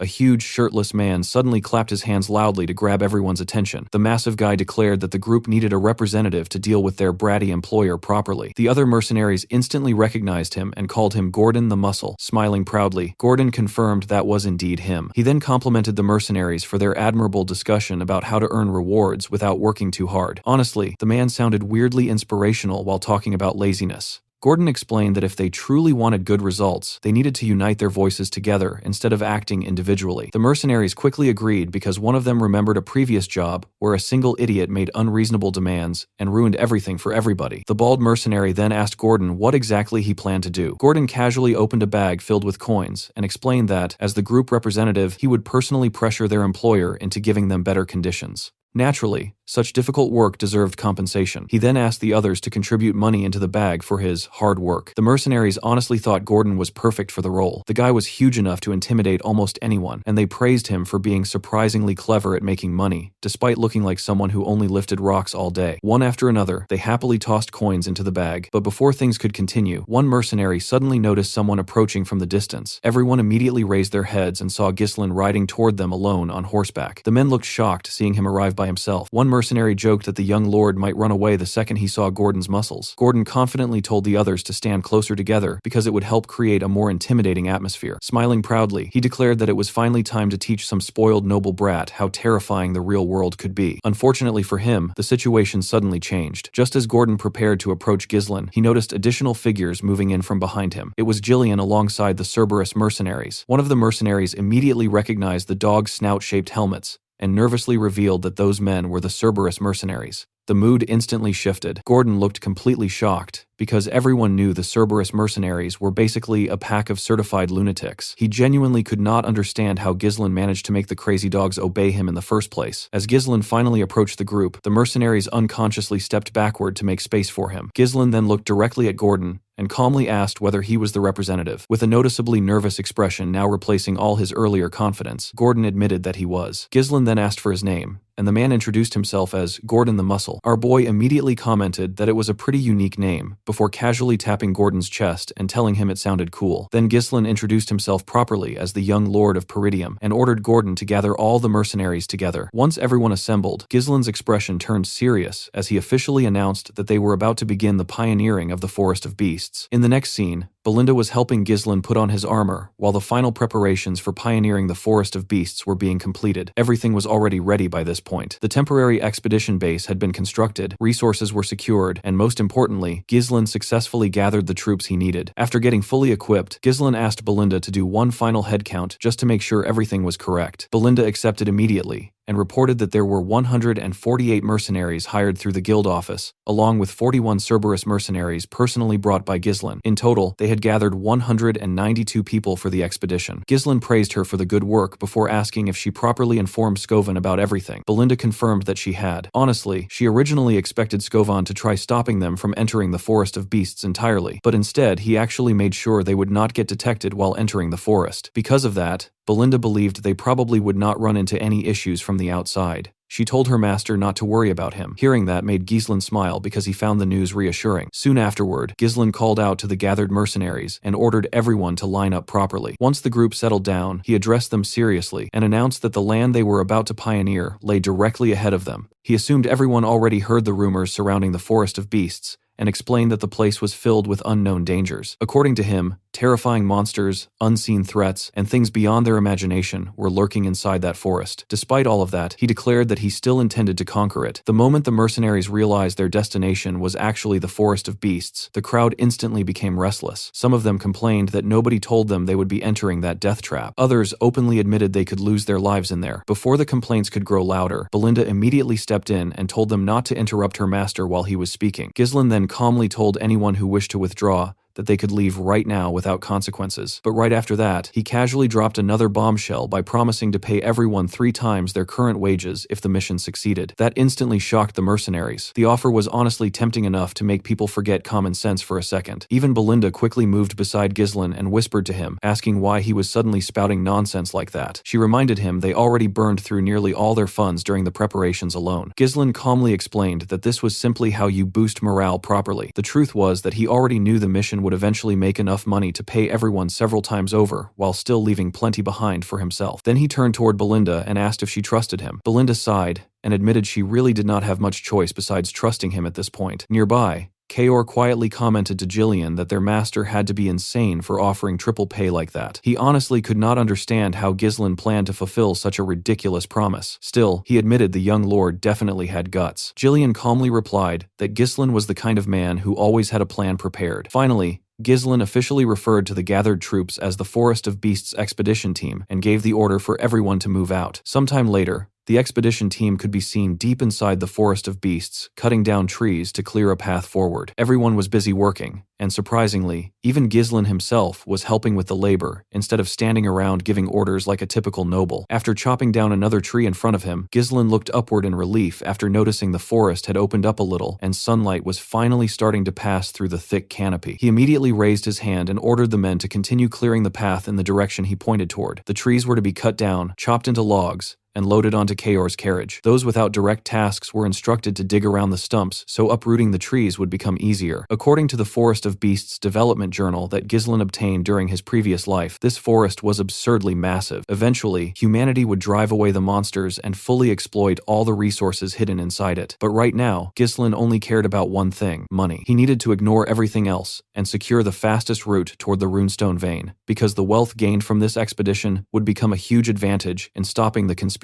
surrounding Peridium. Meanwhile, Kaor found it strange that their employer was personally helping with physical labor. One mercenary claimed Ghislain was simply trying to show off noble dignity, while another man wearing a helmet argued that the young lord was obviously pretending and would probably give up soon enough. Before the gossip could continue, Belinda immediately told the mercenaries to stop chattering and get back to work. The men quickly returned to cutting trees, while Belinda moved closer to Ghislain, looking annoyed. She reminded him that he went through so much effort to hire all these mercenaries in the first place, so she did not understand why he was personally doing labor alongside them. According to her, the men were starting to take him lightly because he was working at the same level as everyone else. Ghislain simply replied that it did not matter. More hands meant faster progress, and he believed nothing good would happen if they stayed inside this forest for too long. Belinda eventually accepted the explanation, though she pointed out that he talked like someone who already knew exactly what was waiting ahead of them. Nearby, Kaor watched Ghislain and Belinda talking, and could not help smiling bitterly. He honestly found it ridiculous that his employer had a woman worrying about him while he himself had somehow become the noble's dog and was now voluntarily marching straight into hell with his own feet. The moment Jillian heard that, he smacked Kaor with a log. Kaor immediately shouted back and asked whether Jillian was trying to start a fight, while Ghislain and Belinda glanced toward the commotion. So far, however, everything was proceeding smoothly. Back in his previous life, Ghislain learned that after Duke Delphine conquered the kingdom and established a new dynasty, the duchy eventually launched a massive development project inside the Forest of Beasts. Although Ghislain never discovered why the Duke specifically chose this dangerous place, he did manage to obtain a development journal containing important information about resource locations and monster ecosystems. Thanks to that journal, he was able to enter the forest somewhat prepared. Meanwhile, one mercenary started wondering why Ghislain brought hundreds of oil lamps with them, because normal torches would have been far cheaper if they only needed light during the night. Despite the expedition progressing without issues, Ghislain actually felt uneasy. Everything he knew about this place came from records and journals. He had never personally experienced these events himself. Because of that, he repeatedly warned the men not to lower their guard as they continued moving deeper into the forest. As the mercenaries kept cutting trees, one of them suddenly noticed the surroundings becoming strangely dark and wondered if night had already arrived. Another mercenary pointed out that they still had not encountered even a single monster, despite all the terrifying stories surrounding the forest. The man beside him agreed, saying the place honestly did not seem as dangerous as everyone claimed. Then one bald mercenary confidently declared that the rumors were probably fake from the start. According to him, the expedition would have been easy, even if Gordon had done absolutely nothing. Right after saying that, suddenly Gordon noticed something strange. He reminded everyone they already cut countless trees behind them. The mercenaries agreed and said they definitely cleared the path earlier. Gordon slowly turned around and asked why the road was blocked again. Right in front of him stood a massive sky-touching tree. The mercenaries froze after seeing the giant tree appear out of nowhere. Ghislain immediately called out to everyone and ordered them to stay alert. The troops quickly grabbed their weapons and prepared themselves. The mercenaries who mocked the forest earlier started panicking instantly. They could already feel the atmosphere becoming heavier around them. Ghislain warned Gordon that he would die if he stayed there. He ordered him to slowly walk back toward the group. Gordon nervously accepted the order and started moving backward carefully. But the log he carried suddenly hit another tree behind him. The huge man instantly lost balance and fell onto the ground. The mercenaries quickly took defensive stances and called him an idiot. Gordon hurriedly turned around, expecting an attack to happen, but strangely, nothing happened at all. The mercenaries became confused after seeing the quiet surroundings again. The bald mercenary suddenly started laughing and mocked Ghislain again. He claimed their employer simply scared too easily over nothing important. According to him, the scenery only looked confusing because every tree looked similar. He declared the Forest of Beasts was just an overrated, dense forest. Ghislain seriously warned the man to move closer if he valued his life. The bald mercenary became annoyed hearing another warning from him. He accused Ghislain of creating fake tension to intimidate everybody. The moment he finished speaking, vines suddenly wrapped around his waist. Before the man could even scream properly, the vines dragged him upward instantly. At the top of the giant tree was a horrifying terrifying mouth filled with teeth. The monster swallowed the bald mercenary whole and crushed him brutally inside its jaws. The mercenaries stared at the scene, completely horrified by what they just witnessed. The terrifying thing about the monster was its complete lack of presence. There was no killing intent and absolutely no warning signs beforehand. People only noticed the creature after already becoming its victim. The giant tree then slowly opened a massive eye and glared directly toward Ghislain. Ghislain immediately recognized the monster as a Dearest Ent. Suddenly, several more Dearest Ents emerged around the entire area.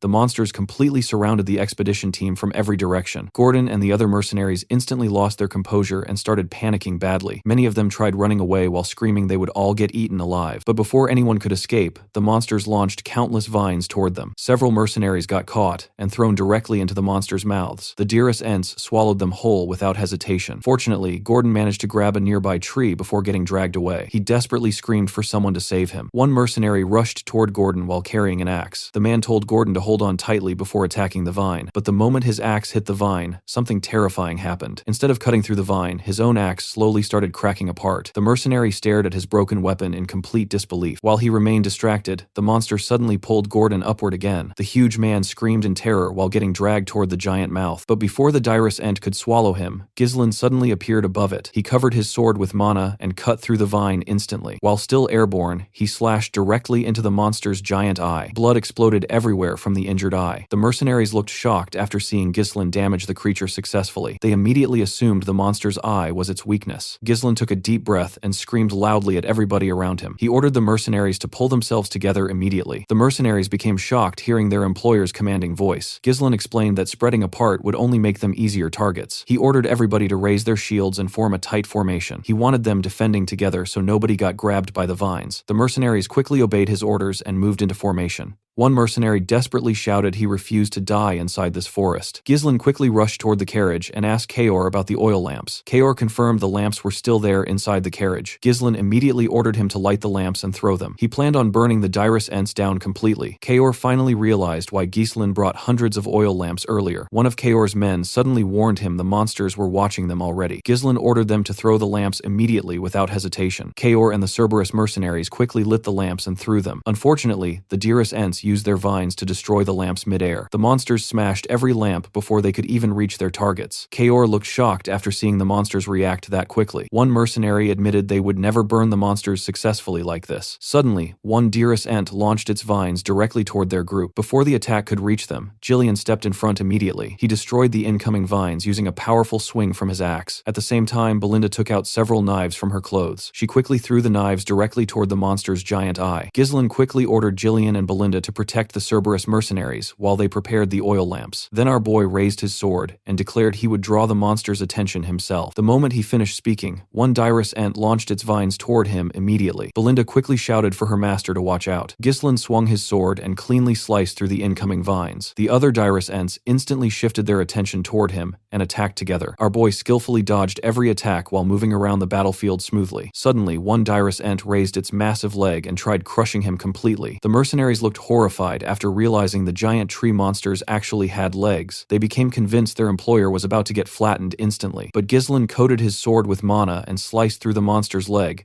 before jumping upward and stabbing directly into its eye. The surrounding Dearest Ents completely focused on Ghislain after witnessing the attack. The mercenaries stared in shock, seeing their employer successfully lure all the monsters toward himself. Belinda immediately ordered the Cerberus mercenaries to throw the lamps right now. This time, the mercenaries believed the strategy would finally succeed. They quickly threw the burning oil lamps directly toward the monsters. The Dearest Ents screamed painfully the moment the lamps exploded against their bodies. The Cerberus mercenaries became excited after finally seeing the monsters react properly. Ghislain shouted for everybody to keep throwing lamps without stopping. He ordered them to continue until every single Dearest Ent burned down completely. Flames rapidly spread across the monsters' bodies while the mercenaries stared in disbelief. They honestly could not believe they were successfully fighting back against monsters like these. One mercenary nervously pointed out that the entire forest might burn down at this rate. Gordon tried acting confident again and claimed the Dearest Ents were not that impressive anyway. According to him, trees naturally being weak to fire was completely normal, but Ghislain immediately warned everybody not to lower their guard yet. He seriously informed them the battle was still far from over. The mercenaries became confused hearing this, while Ghislain calmly explained that the monsters were about to reveal their true forms. Suddenly, the Dearest Ents released huge amounts of steam around themselves. The mercenaries became confused and wondered if the flames were already getting extinguished somehow. Belinda and Jillian quickly rushed toward Ghislaine and asked what was happening. Ghislaine explained that the outer shells of the monsters were weak against fire, but their insides were completely different. The flames burning the bark were now reaching the wet flesh underneath, which caused all the steam. When the steam finally cleared, the mercenaries became horrified by what they saw. The monsters no longer looked like giant trees anymore. Their real bodies looked more like horrifying masses of flesh. The dirus Ents screamed loudly and charged directly toward the expedition team. The mercenaries could not believe the monsters were still alive after burning like that. Ghislaine immediately raised his sword and grabbed everyone's attention. He ordered the mercenaries to raise their weapons because the battle was now entering close quarters combat. Then Ghislaine himself charged straight toward the monsters first. The mercenaries became stunned, seeing their employer rush toward those gigantic creatures without hesitation. Many of them believed they would simply get stomped to death fighting these things directly. But unlike Gordon's group, the Cerberus mercenaries immediately followed Ghislaine into battle enthusiastically. Kaor and his men looked genuinely excited, like they were waiting for this exact moment. Belinda also rushed toward the battlefield while Jillian glared at the hesitating mercenaries. He demanded to know why they were freezing up after receiving direct orders from Ghislaine. Jillian seriously told them to trust their employer. The moment he finished speaking, Ghislaine cut down another dirus Ent right in front of them. Seeing that finally pushed the mercenaries into action. They decided to trust Ghislaine and follow his lead. Gordon loudly told his teammates to trust their employer too. The mercenaries finally raised their weapons and charged toward the monsters together. Ghislaine then pointed his sword at the dirus Ents and revealed something important. Since the bark protecting their bodies already burned away, the monsters could now be damaged without mana. He ordered the mercenaries not to fear them anymore because the dirus Ents were now nothing more than giant target dummies. The mercenaries immediately followed his instructions and attacked the monsters together aggressively. Kaor looked like he was having the time of his life while slaughtering the creatures. Belinda and Jillian also joined the battle and helped eliminate the remaining monsters. The expedition team fought relentlessly against every single dirus Ent surrounding them. Ghislaine knew hesitation meant death in a place like this. Because of that, he believed his role was removing all fear and hesitation from his followers completely. The moment he thought that Ghislaine stabbed another dirus Ent directly inside its mouth, then he tore the creature apart using his sword. Our boy wanted his men to believe impossible things could actually be achieved if they kept moving forward. Finally, the last monster collapsed onto the ground. The mercenaries slowly looked around and realized no dirus Ents remained alive anymore. The men honestly could not believe they survived and defeated every single monster surrounding them. Ghislaine immediately ordered everybody to line up again. The mercenaries quickly obeyed his command without hesitation this time. Then our boy told them to carefully look around at the forest surrounding them. He explained that this was the true reality of the forest of beasts. According to him, they were still only standing near the entrance, and the area was already swarming with dirus Ents. Hearing that instantly made the mercenaries nervous again, but Ghislaine calmly told them not to worry. He assured everybody that he would always stand at the front lines alongside them. Then he turned around, looked directly into their eyes, and asked the mercenaries to trust him and follow his lead. The mercenaries became genuinely shocked hearing those words from an employer, but after everything they witnessed today, they finally accepted him completely and promised they would follow him from now on. As the expedition continued moving deeper into the forest, they encountered countless monsters along the way. Kaor actually looked like he was enjoying the whole situation far too much. The group fought creatures like orcs and strange crystal moles while constantly pushing forward. During every battle, Belinda stayed close and took care of Ghislaine whenever needed. Later, they also encountered some ancient bird-like monsters flying through the forest. The deeper they traveled, the worse the monsters became. Eventually, the group encountered a giant rat monster blocking their path. The mercenaries immediately became nervous, because the monsters simply never stopped appearing. By this point, everybody was already exhausted from non-stop fighting. Before the giant rat could attack, Kaor suddenly rushed forward and sliced off one of its legs. The monster screamed painfully and collapsed toward the mercenaries while opening its giant mouth. The men panicked after seeing the massive creature fall directly toward them. But before the monster could crush anybody, Jillian stepped in front immediately. He used a shield to block the creature's mouth while it struggled violently on the ground. Then Ghislaine climbed onto the monster's body and stabbed directly into its head to finish it off completely. After killing the creature, Ghislaine immediately checked on the mercenaries and asked whether anyone got injured. The men assured him they were all fine while naturally gathering closer around him. One mercenary admitted they could not leave their employer's side anymore if they wanted to survive this forest. Jillian noticed the mercenaries were finally starting to move properly in formation. Kaor explained that real combat always created the best training results. Ghislaine then reminded everybody they still had a long way remaining ahead. He ordered them to continue cutting down trees and clearing clearing the path deeper into the forest. Meanwhile, one exhausted mercenary watched the others working while breathing heavily. The man honestly believed everybody there had gone completely insane. According to him, they were all trapped inside some crazy forest and still marching deeper willingly. Later that night, the expedition finally arrived near a large lake. The mercenaries instantly became excited after discovering a clean water source. They quickly rushed toward the lake while praising how clear the water looked. But Belinda immediately became cautious, seeing everybody approach the water carelessly. She warned Ghislaine that something dangerous could suddenly emerge from inside the lake. Meanwhile, Ghislaine realized they successfully followed the correct route so far. This lake was actually one of the most important landmarks leading toward the runestone mine. He ordered everybody to set up camp and announced they would finally rest for a while. As night settled, the mercenaries gathered around the camp discussing their situation. One man admitted he still could not believe they already encountered so many monsters despite barely entering the forest. He honestly could not imagine what terrifying things waited deeper inside. Another mercenary admitted they were lucky nothing attacked them during the last 2 nights. Elsewhere in the camp, the exhausted mercenary from earlier gathered Gordon and several other men together secretly. The man named Manus suggested they quietly leave the forest together before things became worse. One mercenary asked Manus to explain himself properly. Manus argued that they no longer needed to risk their lives for money. According to him, survival mattered more than rewards. Gordon reminded him they already traveled deep into the forest,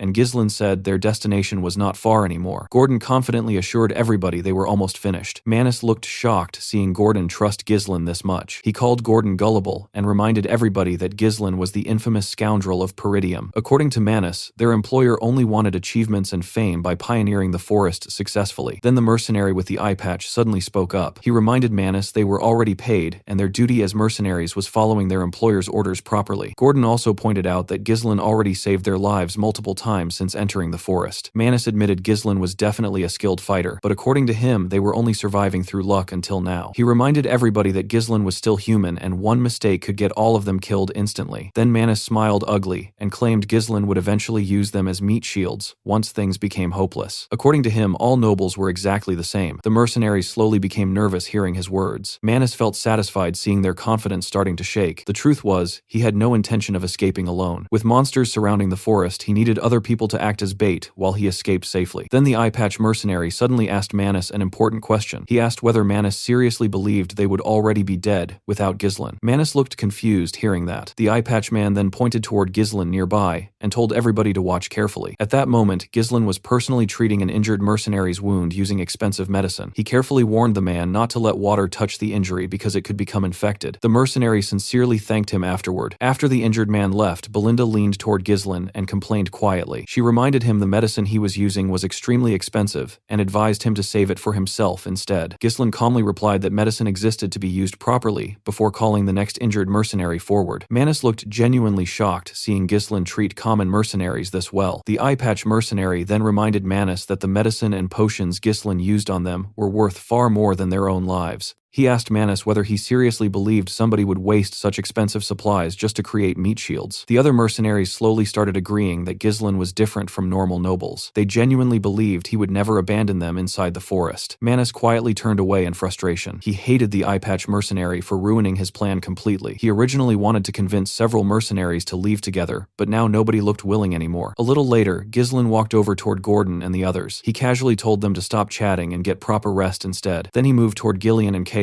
because he needed to discuss something important. Kaor asked whether Ghislaine truly planned on leaving Manus alone after hearing everything earlier. According to Kaor, he would have already sliced the man's tongue off personally, but Ghislaine calmly assured him it was fine because Manus could not actually do anything dangerous, surrounded by monsters everywhere. Then Ghislaine revealed he currently had something much more important he needed to confirm first. The group quietly moved to an isolated part of the camp away from everyone else. Belinda asked Ghislaine why he suddenly wanted the remaining lamps counted again. Kaor checked the supplies and reported that only 24 lamps remained. Just like Ghislaine expected, several lamps had already gone missing. Ghislaine reminded the group that monsters attacked them day and night ever since entering the forest, but strangely they had not seen a single monster during the last 2 nights. Belinda looked surprised after hearing that pointed out clearly. Kaor asked Ghislaine what exactly that meant, while Jillian quickly understood the situation. He explained they probably entered the territory of a nocturnal monster with massive influence inside the forest. Ghislaine confirmed that Jillian was correct and slowly looked toward the dark forest around them. Then he calmly admitted, They were now in real danger. Later that night, Gordon rested alone on several wooden logs while trying to sleep. Suddenly, he noticed a bright light floating in front of him. Gordon quickly opened his eyes and saw the oil lamp hovering strangely in the air. The huge mercenary looked completely confused because lamps were obviously not supposed to fly around by themselves. The moment he moved backward slightly, a horrifying monster with 8 glowing eyes suddenly bit into his shoulder. Gordon instantly screamed and grabbed his mace before wildly swinging it around while yelling at the monster to get away from him. The nearby mercenaries rushed toward him after hearing the scream. They asked Gordon what happened because they could not see anything around him. Gordon desperately insisted that a monster attacked him moments earlier. The mercenaries looked around carefully, but still found absolutely nothing nearby. Some of them started believing Gordon simply had a nightmare because of all the monster battles lately. A few men even joked that his sleepwalking problem was getting worse. Gordon kept trying to explain himself when one Cerberus mercenary suddenly interrupted everyone and admitted Gordon was not lying. According to him, he personally felt a strange presence nearby, and even watched one of the lamps disappear before his eyes. Several other mercenaries immediately agreed with him. One claimed hearing a creepy laugh, while another swore he also witnessed something strange moving through the darkness. The mercenary who mocked Gordon earlier finally became serious after hearing everybody's stories. He admitted there was definitely something hiding around them. Right then, Jillian suddenly appeared near the group and calmly asked whether they truly saw through the monsters. The mercenaries looked shocked, seeing their employer arrive so suddenly. Jillian immediately ordered everybody to gather outside his tent for a meeting. A little later, the mercenaries assembled outside Jillian's tent, while Gordon and the Cerberus mercenary joined the discussion. Gordon became horrified after learning the monsters already surrounded the camp completely. One mercenary wearing a head covering admitted they could not properly see the creatures using normal eyesight. Jillian explained that invisibility was one of the monsters' natural abilities. He revealed the creatures started following them the moment they reached the lake. According to him, these monsters ruled the nighttime inside the forest of beasts. They were hunters of darkness known as Flores. The creatures could melt directly into darkness, which made them impossible to see properly, while normal physical attacks passed harmlessly through them. Jillian explained that hundreds of Flores surrounded their prey while slowly stealing every available light source. Their hunting method involved trapping victims inside complete darkness before attacking them helplessly. Gordon and the others became terrified after hearing that hundreds of invisible monsters already surrounded the camp. Belinda finally realized this was the reason their lamps kept disappearing every night.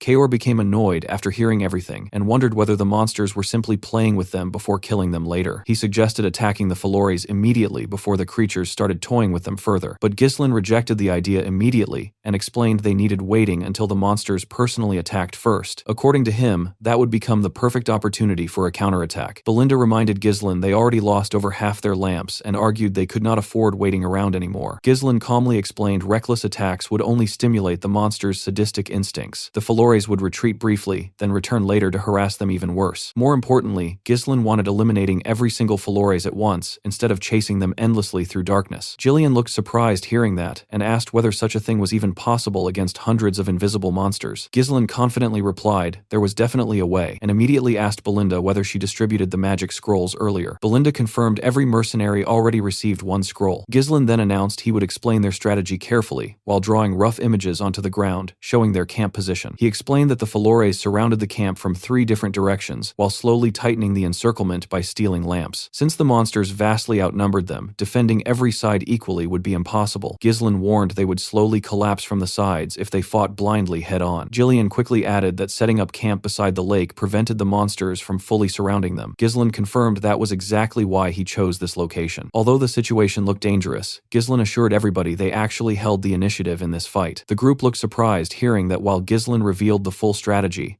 their forces would split into 3 separate groups. The defenders would block incoming attacks, while the crossbow unit suppressed the monsters from the center. Meanwhile, the elite assault unit, including Jillian himself, would launch the main offensive attack. The defenders and crossbowmen would gather in the middle and push the Flores backward, while the assault unit concentrated all their firepower from the left side. If the center held long enough, they would completely surround the monsters and secure victory. Jillian quickly understood the strategy, while Gordon nervously questioned whether something like this was realistically possible. Kaor admitted the plan could definitely succeed if the central unit survived long enough. Then Belinda reminded everybody about the biggest problem. Jillian already explained that physical attacks passed harmlessly through the Flores because they melted into darkness. She asked how exactly they planned fighting invisible monsters immune to normal weapons. Everyone immediately turned toward Jillian, while Kaor guessed they probably needed using mana against the creatures. But Jillian calmly smiled and told Belinda not to worry because they already possessed the perfect solution: magic scrolls. Later that night, the defense unit stood in front of the monsters with their shields raised raised firmly. One mercenary told the others not to break formation, no matter what happened. He reminded everybody to remember the instructions their employer gave them earlier. Another mercenary suddenly announced that the Flores had stolen their final lamp. According to him, something was already coming toward them through the darkness. In the Delphine Pioneer Journal, it was stated that the Flores were extremely vulnerable to bright light. The moment intense light touched them, their true forms would immediately reveal themselves. The second Ghislain remembered this, he raised his magic scroll and tore it apart. He instantly ordered everybody else to do the same. Jillian, Belinda, and the rest of the group immediately followed his command and tore their first circle magic scrolls as well. The spell inside the scrolls was called Light. A massive amount of magical energy shot upward into the sky before exploding into an incredibly bright light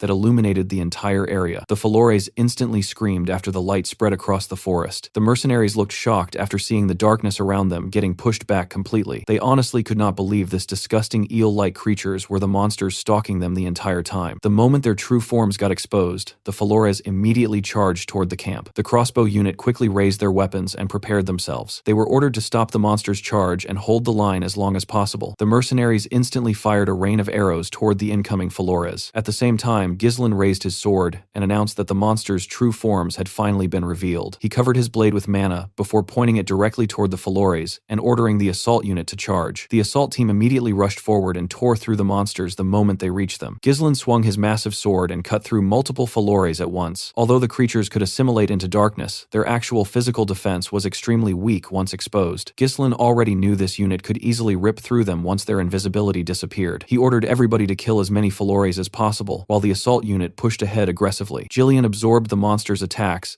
and kept their attention focused entirely on himself. While he handled the front, Kaor constantly disrupted the monster's movements and formations. Belinda focused on creating openings by throwing knives directly into the monster's heads. The moment she created another opening, she immediately called out to Ghislain. Our boy jumped high into the air and unleashed a huge downward slash the moment he landed. Because of his sword's massive size, his attack carved through a huge group of Flores at once. Meanwhile, the crossbow unit continuously fired arrows at the monsters pushing toward them. Unfortunately, the Flores were simply too numerous, and the arrows barely slowed them down. The crossbow unit slowly started panicking because they were almost out of arrows already. Some mercenaries desperately wondered when the assault team would finally reach them. Right as panic started spreading, the Flores finally reached the defenders' formation. But before the monsters could break through the line, the assault unit suddenly arrived and sliced straight through them. Ghislain then turned toward the exhausted mercenaries and told them they did well, holding out this long. Gordon and the others looked incredibly relieved seeing their employer arrive in time. They genuinely believed they survived only because Ghislain showed up. Ghislain immediately ordered everybody to widen their formation and surround the Flores from every direction. According to him, it was finally their turn to overwhelm the monsters instead. The mercenaries quickly followed his orders and started surrounding the Flores aggressively. Suddenly, one of the Flores let out a loud scream, signaling the others. The moment that happened, the entire group of monsters started retreating. The mercenaries looked shocked, seeing the creatures suddenly run away. Even Ghislain did not expect the Flores retreating before getting completely surrounded. He quickly realized the monsters were far smarter than expected. Ghislain immediately turned toward Belinda and ordered her to locate the Flores leader. According to him, the leader had a horn growing from its head and was responsible for signaling the retreat. While chasing the fleeing monsters, Kaor asked whether they truly needed pursuing them further. Belinda also suggested retreating because the monsters were already escaping anyway. But Ghislain explained that Flores were creatures that became obsessed with their prey. Even if they escaped tonight, they would continue stalking and harassing the expedition for days afterward. Because of that, Ghislain declared there was absolutely no reason giving the Flores another chance. He explained they needed avoiding a war of attrition at all costs. According to him, the Flores would completely collapse once their leader died. That was why he intended killing every single Flores there tonight. Belinda looked slightly surprised, hearing how decisive her master sounded now. Then she smiled softly before taking out a rope. She realized Ghislain truly changed a lot compared to before. Belinda immediately took her stance and told Ghislain she understood the assignment. She threw the hooked rope toward a tree branch and used it to pull herself upward smoothly. Once she reached the air, she gained a perfect view of the battlefield below. Belinda quickly spotted the Flores leader among the fleeing monsters and instantly threw her rope toward it. The hook wrapped around the creature and restrained it successfully. Belinda immediately shouted toward Ghislain that she caught the leader. The moment he heard that Ghislain covered his body with mana and charged directly toward the trapped Flores with terrifying speed. He moved so fast he cut down every monster standing in his path almost instantly. Then he drove his sword straight into the leader's chest. The Flores leader desperately struggled to escape, but Ghislain calmly told the monster it was already over. Then he tore the creature apart completely. The moment the leader died, Ghislain loudly announced its death to everyone around him. He immediately ordered the mercenaries to wipe out the remaining Flores completely. The mercenaries charged after the fleeing monsters, while shouting that they would make the Flores regret hunting them through the darkness. Kaor also ordered his mercenaries to attack aggressively, because according to him, they absolutely could not lose to Jillian and his group. As the sun finally rose, Ghislain killed the last remaining Flores. After confirming the battlefield was clear, he praised the mercenaries for their efforts and declared the battle their victory. The exhausted men immediately raised their swords and started cheering loudly. Most of them still could not believe they survived that terrifying fight and actually won. Belinda quickly rushed toward Ghislain and immediately checked whether he was injured anywhere. Jillian also praised his master for leading the battle successfully. Ghislain calmly told both of them they all performed well tonight. Then he ordered Belinda to begin another head count, while Kaor was told gathering his mercenaries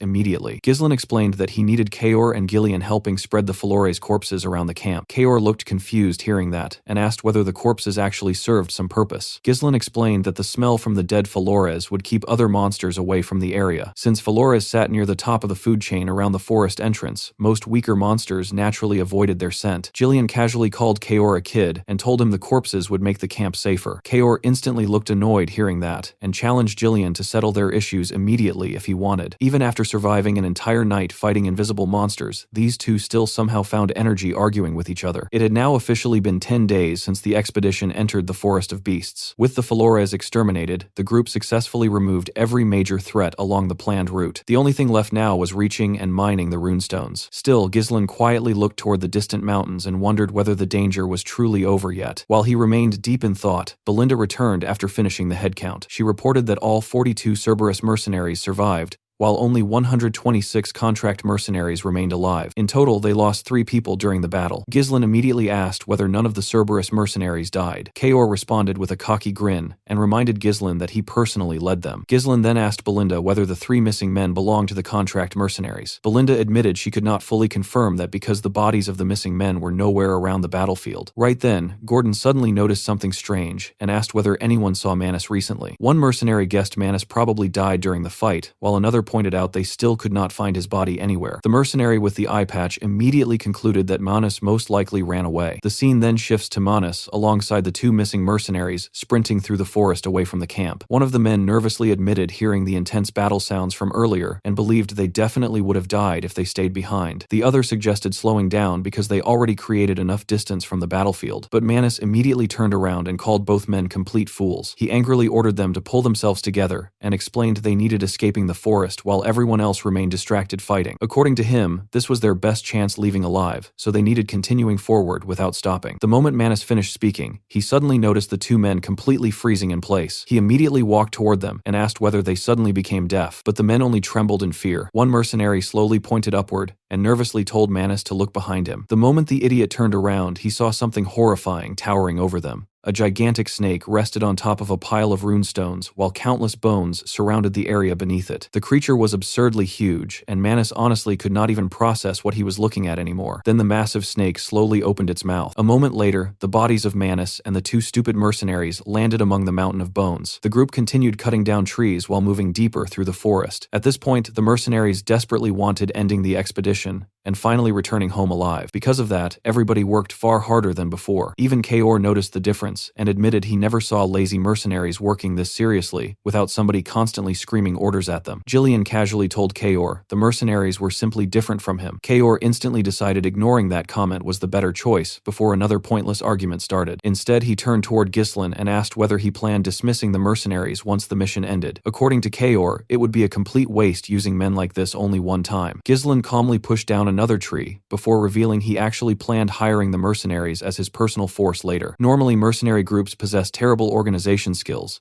and could never properly compete against a trained army during large-scale warfare. But the experience these men gained, surviving the Forest of Beasts, already pushed them beyond normal mercenary standards. Ghislain knew this group would become the perfect foundation for expanding his power later. Right then, the mercenary wearing the head covering approached Kaor and reported they successfully spread the Flores corpses around their path like instructed earlier. Kaor praised the man named Gazelle before turning back toward Ghislain and admitting the corpses worked surprisingly well. Ever since leaving camp, they had not encountered a single monster. They did not even meet one lost creature wandering alone. Despite hearing that, Ghislain still looked quietly toward the forest, feeling something strange bothering him. He honestly hoped it was just unnecessary paranoia. While he remained distracted, Belinda suddenly dropped down from a nearby tree and called out to him. Ghislain immediately asked whether she spotted something ahead. Belinda confirmed that she did. The moment Ghislain heard her report, his expression changed instantly. He immediately turned toward the mercenaries and ordered everybody to clear the path with everything they had left. The men quickly followed his orders and started pushing forward faster than before. As they moved closer toward their destination, a bright light slowly became visible through the trees ahead. Then the group finally stepped out from the forest and saw something unbelievable standing before them. The mercenaries froze completely after seeing the massive runestone mine spread before their eyes. Ghislain looked toward the mine confidently and revealed this was the true reason they started the expedition in the first place. The entire area contained an extremely high-quality runestone vein hidden deep within the forest.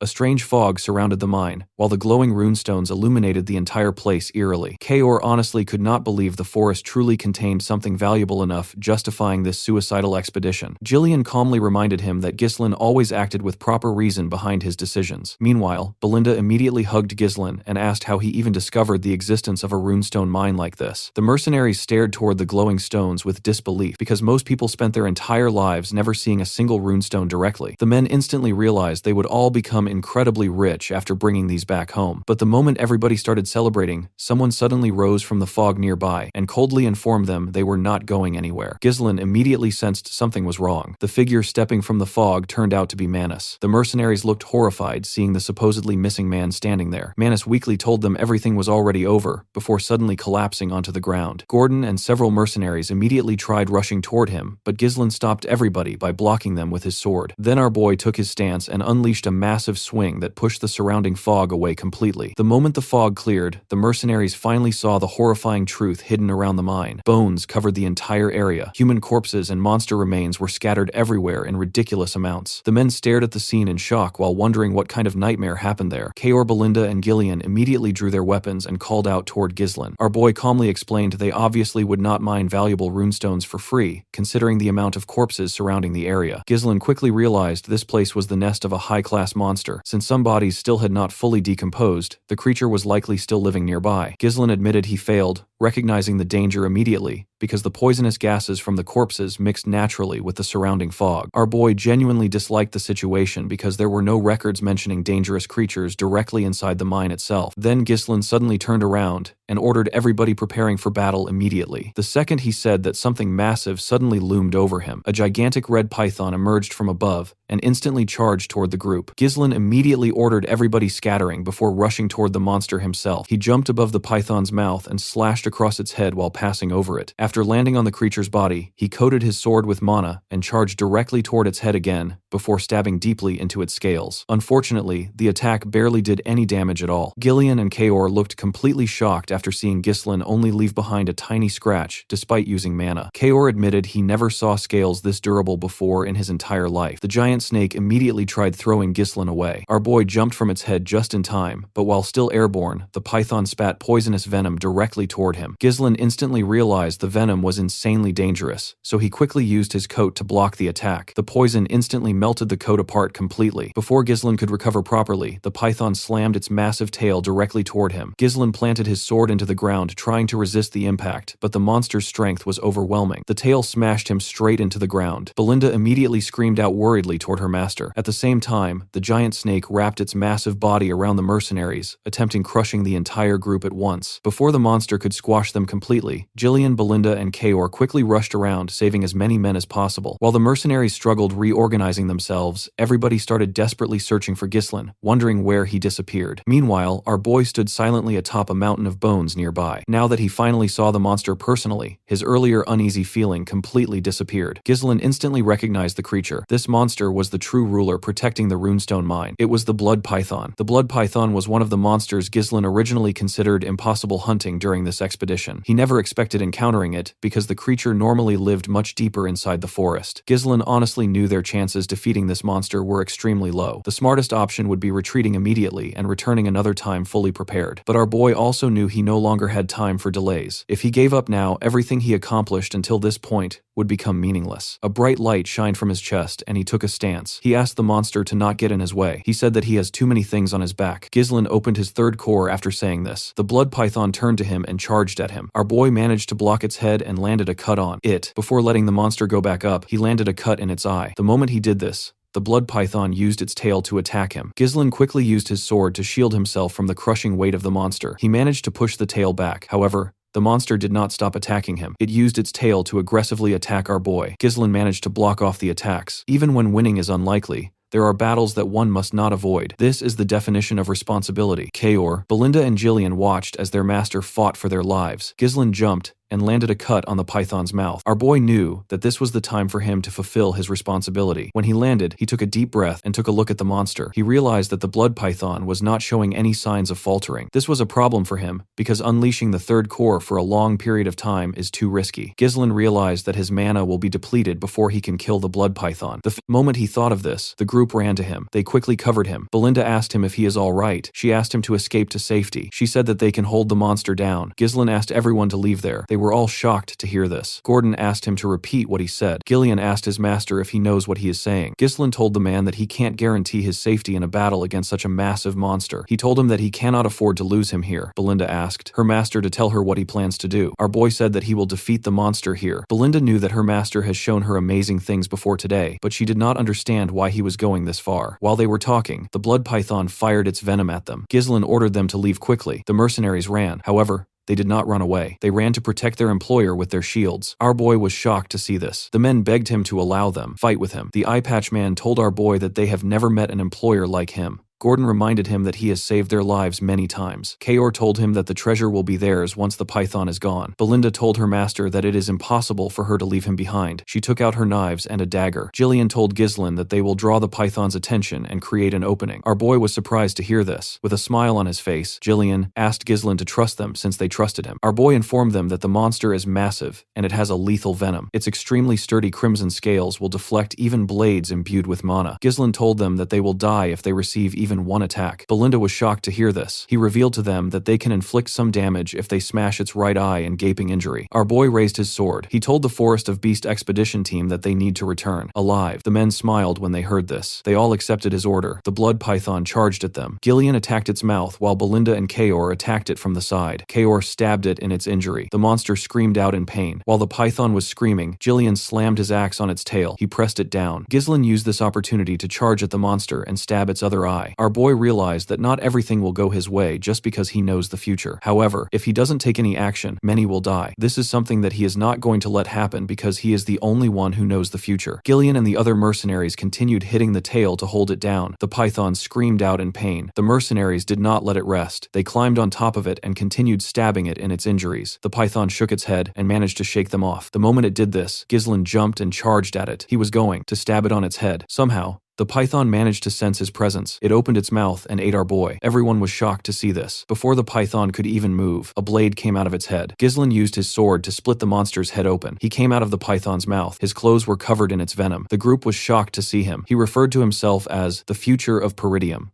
The scene shifts back to Peridium Castle, where Albert and Homer stand before Zwalter discussing the situation. Albert suddenly slammed his hand on the table and declared that Ghislain committed a serious crime. He could not accept that the boy openly ignored his father's order and entered the Forest of Beasts anyway. Homer tried calming him down, but Albert refused backing off and insisted he always knew Ghislain behaved like an unruly troublemaker. He even accused Ghislain of acting like the lord of the land just because Zwalter had been away for too long. Homer reminded him that getting angry would not change anything and pointed out that it had already been 2 weeks since Ghislain entered the forest. According to him, they could have stopped this if Skovan had not sent a false report. Homer admitted he could not understand why Skovan would risk his knight status just to help Ghislain. Albert then turned back towards Zwalter and insisted they could not allow Ghislain behaving however he wanted anymore. He demanded that the moment Ghislain returned, he should be imprisoned and punished properly. Zwalter looked visibly annoyed hearing everything about his son's actions. Right then, the knight Captain Randolph suddenly barged into the room and urgently told the Count to come outside. Zwalter asked what happened, and Randolph revealed that Ghislaine had returned. The officials were shocked hearing that news. Outside, Ghislaine calmly walked toward the castle as if nothing happened. In the next moment, he stood inside his father's office, facing all the officials. The room fell completely silent as everyone glared at him, including his own father. Ghislaine calmly greeted Zwalter and said he was home. The Count immediately reminded him that he never permitted developing the Forest of Beasts. Ghislaine apologized but still stated it was something that had to be done. Homern looked annoyed, hearing that while Randolph stepped forward and reminded Ghislaine that he openly ignored his father's direct order. He explained that entering the Forest of Beasts was not a small mistake, but a serious crime that could have cost his life and endangered the entire territory if monsters invaded. Ghislaine casually replied that he was fine, and no monsters invaded their land. That response only made Homern and Randolph more irritated, because it sounded like he was talking back without understanding the situation. Albert then stepped forward and asked Ghislaine if he found the situation amusing. He said they could overlook the forest incident since it did not cause immediate damage, but then he pulled out a document and placed it on the table. He asked Ghislaine whether he had any excuse for what was written there. When Ghislaine picked up the paper, he immediately recognized it came from Count Rayfold. Albert explained that he felt uneasy after hearing about Ghislaine visiting their territory, so they investigated further. According to the report, Ghislaine extorted 20,000 gold from Amelia, which was originally support funding meant for Peridium. Albert revealed that Count Rayfold was furious and decided to cut off all support to their territory, while also canceling the engagement entirely. This decision would heavily impact their land and future stability. Ghislaine looked at the letter carefully and realized it was not forged. He understood Amelia likely manipulated the Count using his greed. What surprised him more was that she was willing to cooperate with her enemies just to ruin him. That meant she would not stop until she achieved what she wanted. Ghislaine quietly realized the assassination attempts earlier were probably just the beginning. Now he had no leverage left over her. Even if he revealed her secret dealings with the Duke and the merchant guild she controlled, nobody would believe him. It would only sound like an excuse to cover his own actions. He also understood that if he had returned even a little later, he would have been completely trapped by the situation. That only confirmed that time was no longer on his side. Albert then demanded Ghislaine say something, while Homern added that they were already in a critical situation. He insisted they needed to recover the 20,000 gold immediately. Randolph also pointed out that amount alone could fund the entire night order for months. Ghislaine calmly revealed that the money was already spent. He explained that he used it entirely for developing the Forest of Beasts. The entire room fell silent for a moment. Albert asked him in disbelief whether he wasted all that money on a useless forest filled with monsters. Ghislaine simply apologized and admitted he had nothing more to say regarding the Rayfold issue. Randolph suddenly grabbed Ghislaine by the collar and called him a stupid brat. He reminded him that he was supposed to be the future lord of the land and accused him of throwing away their entire future with his own hands. Homern then lost his patience and declared that Ghislaine was no longer the young lord but a criminal. He ordered Randolph to tie him up and throw him into a cell immediately. Ghislaine remained calm and told them not to worry because he would provide the support funds himself. He even stated he would cover the missing 20,000 gold as well. That statement made the Count pause and ask what he meant exactly. Ghislaine then called Belinda into the room. She entered, carrying a box, and placed it in front of them. Ghislaine explained that he would never start such a dangerous expedition without bringing something back. Belinda opened the box and revealed the contents inside. High-quality runestones filled the box. Ghislaine calmly told them these were top-grade runestones mined directly from the Forest of Beasts. Albert looked shocked seeing the stones, while Homern picked one up to inspect it closely. He asked Ghislaine where he obtained something this valuable. Randolph assumed he simply bought them using the 20,000 gold. Ghislaine shook his head and clarified that they personally mined these stones from the forest. Albert admitted the runestones were worth a fortune, but still pointed out they were not enough to sustain the entire territory. Ghislaine simply smiled and told him that this was not everything. Soon, Ghislaine led the officials toward the entrance of the Forest of Beasts, where his camp was set up. The moment they arrived, they saw the massive corpse of the blood python lying there alongside hundreds of runestones spread across the area. Around it, the mercenaries were working non-stop, transporting the runestones carefully, while making sure not to scratch them even slightly. Some of them were also separating monster corpses into different sections,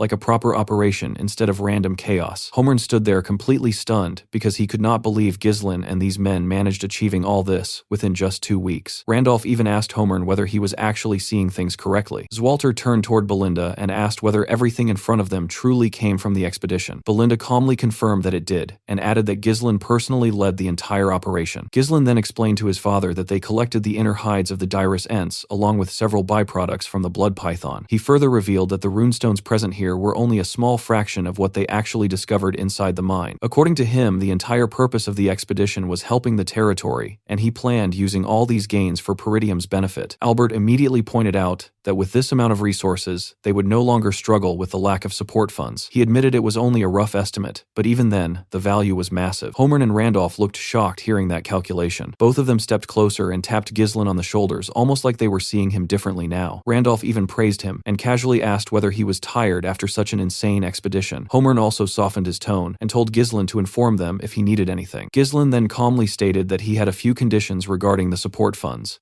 Randolph immediately looked surprised hearing that. Ghislain first asked them to release Scovan and Ricardo because they were simply following his orders. Then he insisted that civilian access to the Forest of Beasts must remain strictly prohibited, just like before. According to him, unnecessary rumors could easily spread and create unwanted trouble. Homer admitted that condition was reasonable. For his final condition, Ghislain declared that he would personally handle recruiting and managing the mercenaries and security forces himself. He explained that constant interference whenever he moved troops would only slow everything down and waste valuable time. The general administrator immediately asked whether he intended maintaining a private army. Randolph strongly opposed the idea and stated they had no idea what Ghislain might be planning. Albert then stepped forward and told Ghislain he seemed to misunderstand his current position. He reminded him that he should be begging for forgiveness instead of setting conditions. According to Albert, it sounded like Ghislain was openly declaring he would do whatever he wanted while they stayed out of his way. Ghislain calmly denied that interpretation and clarified that he was simply laying out the necessary conditions for providing financial support to Peridium in place of Rayfold. He explained that if small internal conflicts kept interrupting operations, it would directly harm the territory's finances. Then he turned toward Albert and asked whether the treasurer was willing accepting that risk. Albert looked completely stunned hearing that, and immediately called out to the Count asking him to respond. He reminded Zwalter that they were essentially negotiating the future of their land at that moment. Meanwhile, Zwalter remained silent and simply observed everything happening around him. At the same time, Jillian and the other mercenaries approached Ghislain to give their report. Jillian informed him that the runestone loading process was almost complete and they were ready to move at any time once they received orders. Kayor added that the Dirus Ent hides were stored without preservatives, and asked what should be done with the blood python remains. Ghislain calmly replied that the blood python would soon be dismantled completely. He explained that its venom, blood, flesh, and hides would all be separated and preserved properly to prevent decay. Kayor nodded and said he understood the plan. Zwalter then called Randolph over and asked for his thoughts. Randolph admitted that the mercenaries were individually strong and carried an overwhelming presence. Watching Ghislain command them made it feel like observing a proper elite force rather than a random mercenary group. He openly admitted he had no idea how Ghislain managed gaining control over such men. Zwalter slowly walked toward his son and acknowledged that controlling difficult mercenaries like these required serious effort. He admitted Ghislain must have worked extremely hard to achieve this result. Ghislain simply replied that the expedition would never have succeeded without the mercenaries supporting him. After hearing that, Zwalter turned away and told the officials it was time returning to the castle. Before leaving, he informed Ghislain that he would overlook this incident for now. However, he warned him clearly that if he ever disobeyed orders again, he would face the consequences without exception. Ghislain responded with a slightly nervous smile and thanked his father. As Zwalter walked away, he reminded his son that he was the future successor of the territory. Then he added that Ghislain now showed the spirit of the Northern Wolf. The Northern Wolf was the title given to Count Peridium, the man guarding the frontier of the Luthania kingdom. Zwalter lived a lonely life, burdened with responsibility and constant war. His military forces were weak, and his treasury was always struggling with poverty. Even then, he spent his entire life protecting the northern lands without his wife, his son, or his daughter by his side. In the end, he met a miserable death and was forgotten by the very people he protected. Back at the camp, Belinda moved closer to Ghislain and asked whether he was heading straight to the castle now. Ghislain calmly replied that he was not returning yet. Instead, he told her to prepare everything immediately because they would be leaving again soon. Belinda looked completely shocked hearing that and asked if he seriously had no intention of resting. Jillian stepped in and pointed out that Ghislain had already pushed himself too far during the expedition. He advised his master to rest properly before doing anything else.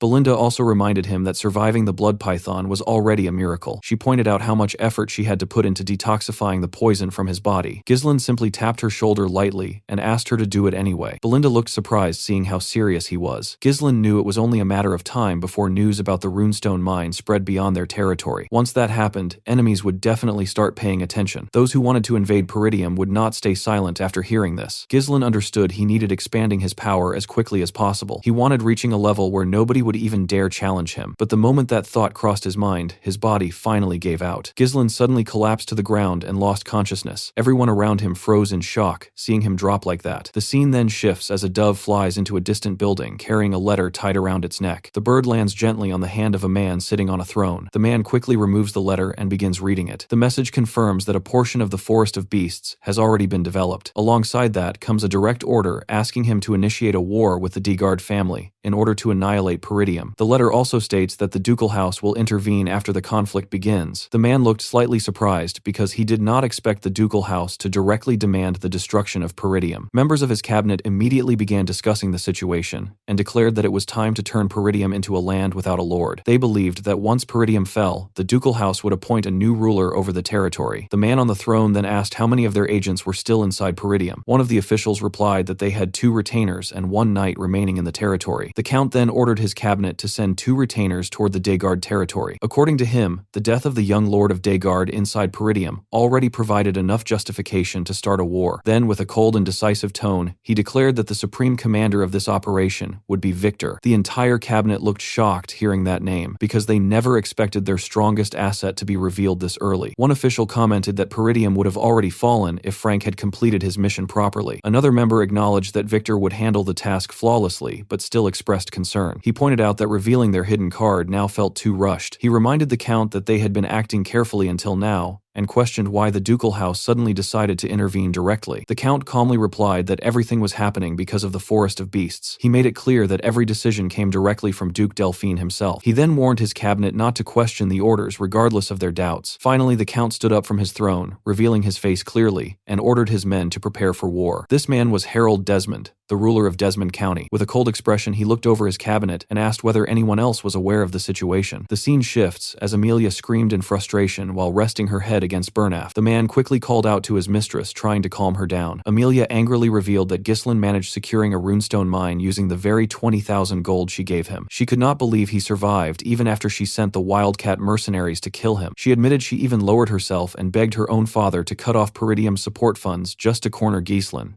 According to her, all of that only made her look like a complete fool. Burnaf quietly observed her and pointed out that she was not acting like her usual composed self. Amelia took a deep breath and forced herself to calm down. She admitted he was right and accepted that she let her emotions take control. Then she stated that what was already done could not be undone anymore. Hearing that, Burnaf smiled slightly and told her he was ready for her next orders. Amelia walked toward a large map and stared at it carefully. She explained that Peridium would soon overcome its financial problems because they now possessed a runestone mine. Burnaf commented that this should normally be a reason for them to celebrate. Amelia immediately shut that down and said it was far too early for any celebration. She pointed out that the most important detail was that Ghislain had not sold the runestones yet. Burnaf looked surprised hearing that. Amelia revealed she received information confirming the runestones were secured only 2 days ago. That was far too little time for Ghislain to establish a proper distribution network. She calmly explained that this weakness would be exploited. She pointed at the map and said it was obvious where Ghislain would try selling the runestones. Burnaf quickly understood that she planned acting before the sale could happen. He asked her where exactly she intended intervening. Amelia revealed there was only one place in the northern region that Ghislain would realistically choose. She believed he would head toward the finest magic tower in the north, which was dominated by a 7th Circle Archmage. That place was known as the Crimson Magic Tower. Amelia explained that runestones were essential for magical research, so magic towers always competed aggressively to secure supply channels. She placed a marker on the map and instructed Burnaf to deploy the wildcats for an ambush along the main routes leading to the tower. She clarified that the real target was not Ghislain himself, but the laborers transporting the runestones. According to her, they would use hit-and-run tactics to isolate the transport and completely block the delivery. After that, they would seize all the runestones for themselves. Burnaf then reminded her that another magic tower existed in the north, which was the Flame Magic Tower located in Brevant's territory. He questioned whether committing all their forces toward the Crimson Magic Tower route was truly wise. Amelia calmly explained that the situation might have been different in the past. However, the Flame Magic Tower had been declining ever since it lost its position at the top due to being stuck in its former glory. She confidently stated that someone like Ghislain, who valued profit above everything, would never choose the weaker option over the Crimson Magic Tower's better offer. With a cold and determined expression, Amelia declared that she would take everything away from Ghislain. The scene then shifts back to Peridium Castle, where Ghislain was lying unconscious unconscious on a bed covered in bandages. Inside his mind, he was reliving the moment he fought the blood python. He remembered being swallowed whole by the monster. A predator like the blood python immediately began digesting its prey once swallowed. The body would be pushed inward while venom secreted inside started dissolving everything to make digestion easier. But Gislin's third mana core reacted immediately. The mana burned the corrosive acid on contact and prevented it from entering his body. However, the process created extremely toxic fumes inside the creature, making it nearly impossible to breathe. At that stage, most prey would either lose consciousness or die completely. Gislin forced himself to endure it. He refused letting everything end there, because the expedition, his goals, and his future were all on the line. Since avoiding the poison was impossible, he made a decision that most people would never even consider. He chose to turn the poison into his own weapon. Gislin directed all the invading venom straight into his mana core. He understood that the intense rotation of mana inside the core could neutralize the venomous energy. With complete focus, he began manipulating the energy within his body. This level of control required precision, only achievable by those who reached a superhuman realm. Gislin believed that this venom could act as an alternative fuel capable of sustaining a powerful mana explosion. The moment he reached that conclusion, he launched his counterattack from inside the monster. The next thing he knew, he woke up. Gislin slowly opened his eyes and felt surprisingly refreshed. He realized he was back inside his room at the castle. Then he remembered that his father had forgiven him. As he lifted his head, he suddenly noticed Elena sitting beside him. He looked surprised seeing his sister there. Elena immediately hugged him tightly and told him he had been unconscious for 2 entire days. She reminded him how he left without saying anything, and then collapsed the moment he returned. Gislin looked slightly stunned, processing everything while being hugged like that. Then Elena suddenly pushed him away and ran out to call Belinda. Gislin lay there realizing he had actually been out for 2 full days. He remembered that he barely received any proper treatment after escaping the blood python. His original plan was enduring everything until the runestones were sold. But now it was clear his current body simply could not handle that level of strain. Gislin slowly got up from the bed and immediately noticed something felt off. His body was in far better condition than it should have been after everything he went through. 2 days of rest should not be enough to recover from that level of damage. He found it strange and quietly began checking himself. As he removed the bandages, he realized his body had clearly become stronger. His resilience improved, and even his total mana had increased noticeably. When he examined his core more closely, he noticed something even more surprising. The nature of his mana had changed. Gislin started thinking that the blood python's energy might have mixed into his mana core while he was neutralizing the poison. This was a method he had never discovered in his past life. Even though he never intended risking his life like that, he still ended up gaining something valuable from it. There were still things he needed verifying, but one thing became clear to him. This method could allow him growing much faster than before. Gislin grabbed a shirt from his wardrobe and got dressed while thinking about his next move. Selling the runestones had to be his top priority right now. He already knew that news must have spread during the 2 days he remained unconscious. He decided to first visit the mercenaries before doing anything else. Before he could leave, someone knocked on his door. Gislin casually told Belinda to enter and mentioned there was no need to knock. Belinda stepped inside, but she was not alone. Zwalter walked in behind her. Gislin looked genuinely surprised seeing his father there. The Count immediately asked if he was all right. He explained that Belinda told him everything about how Gislin jumped into the blood python's mouth and got poisoned. He asked again whether his son was truly fine. Gislin calmly assured him that he was okay. Zwalter looked relieved hearing that. Belinda quickly stepped closer and checked his condition herself. She touched his face and admitted she was shocked when he suddenly collapsed earlier. She asked again if he was really fine. Gislin reassured her once more. Zwalter then asked Gislin if he had a moment to talk because he had a request. That alone surprised Gislin because it was not something he expected from his father. In the next moment, they stood together at the training ground. Zwalter had already removed his armor. The situation felt a bit strange for Gislin. This was the first time he was alone with his father like this. In his past life, he always avoided him because he expected nothing but scolding. Zwalter apologized for calling him out so soon after he woke up. Gislin told him it was fine and mentioned he felt great after resting for 2 days. Then he asked his father to explain his request. Zwalter looked at him for a moment before turning his gaze away. Gislin felt something odd about that reaction. It reminded him of something his mother once told him when he was younger. She explained that Zwalter could never show his true self in front of others because he believed he had to remain an unshakable pillar for the people of his land. According to her, he always put others before himself and rarely expressed his real emotions.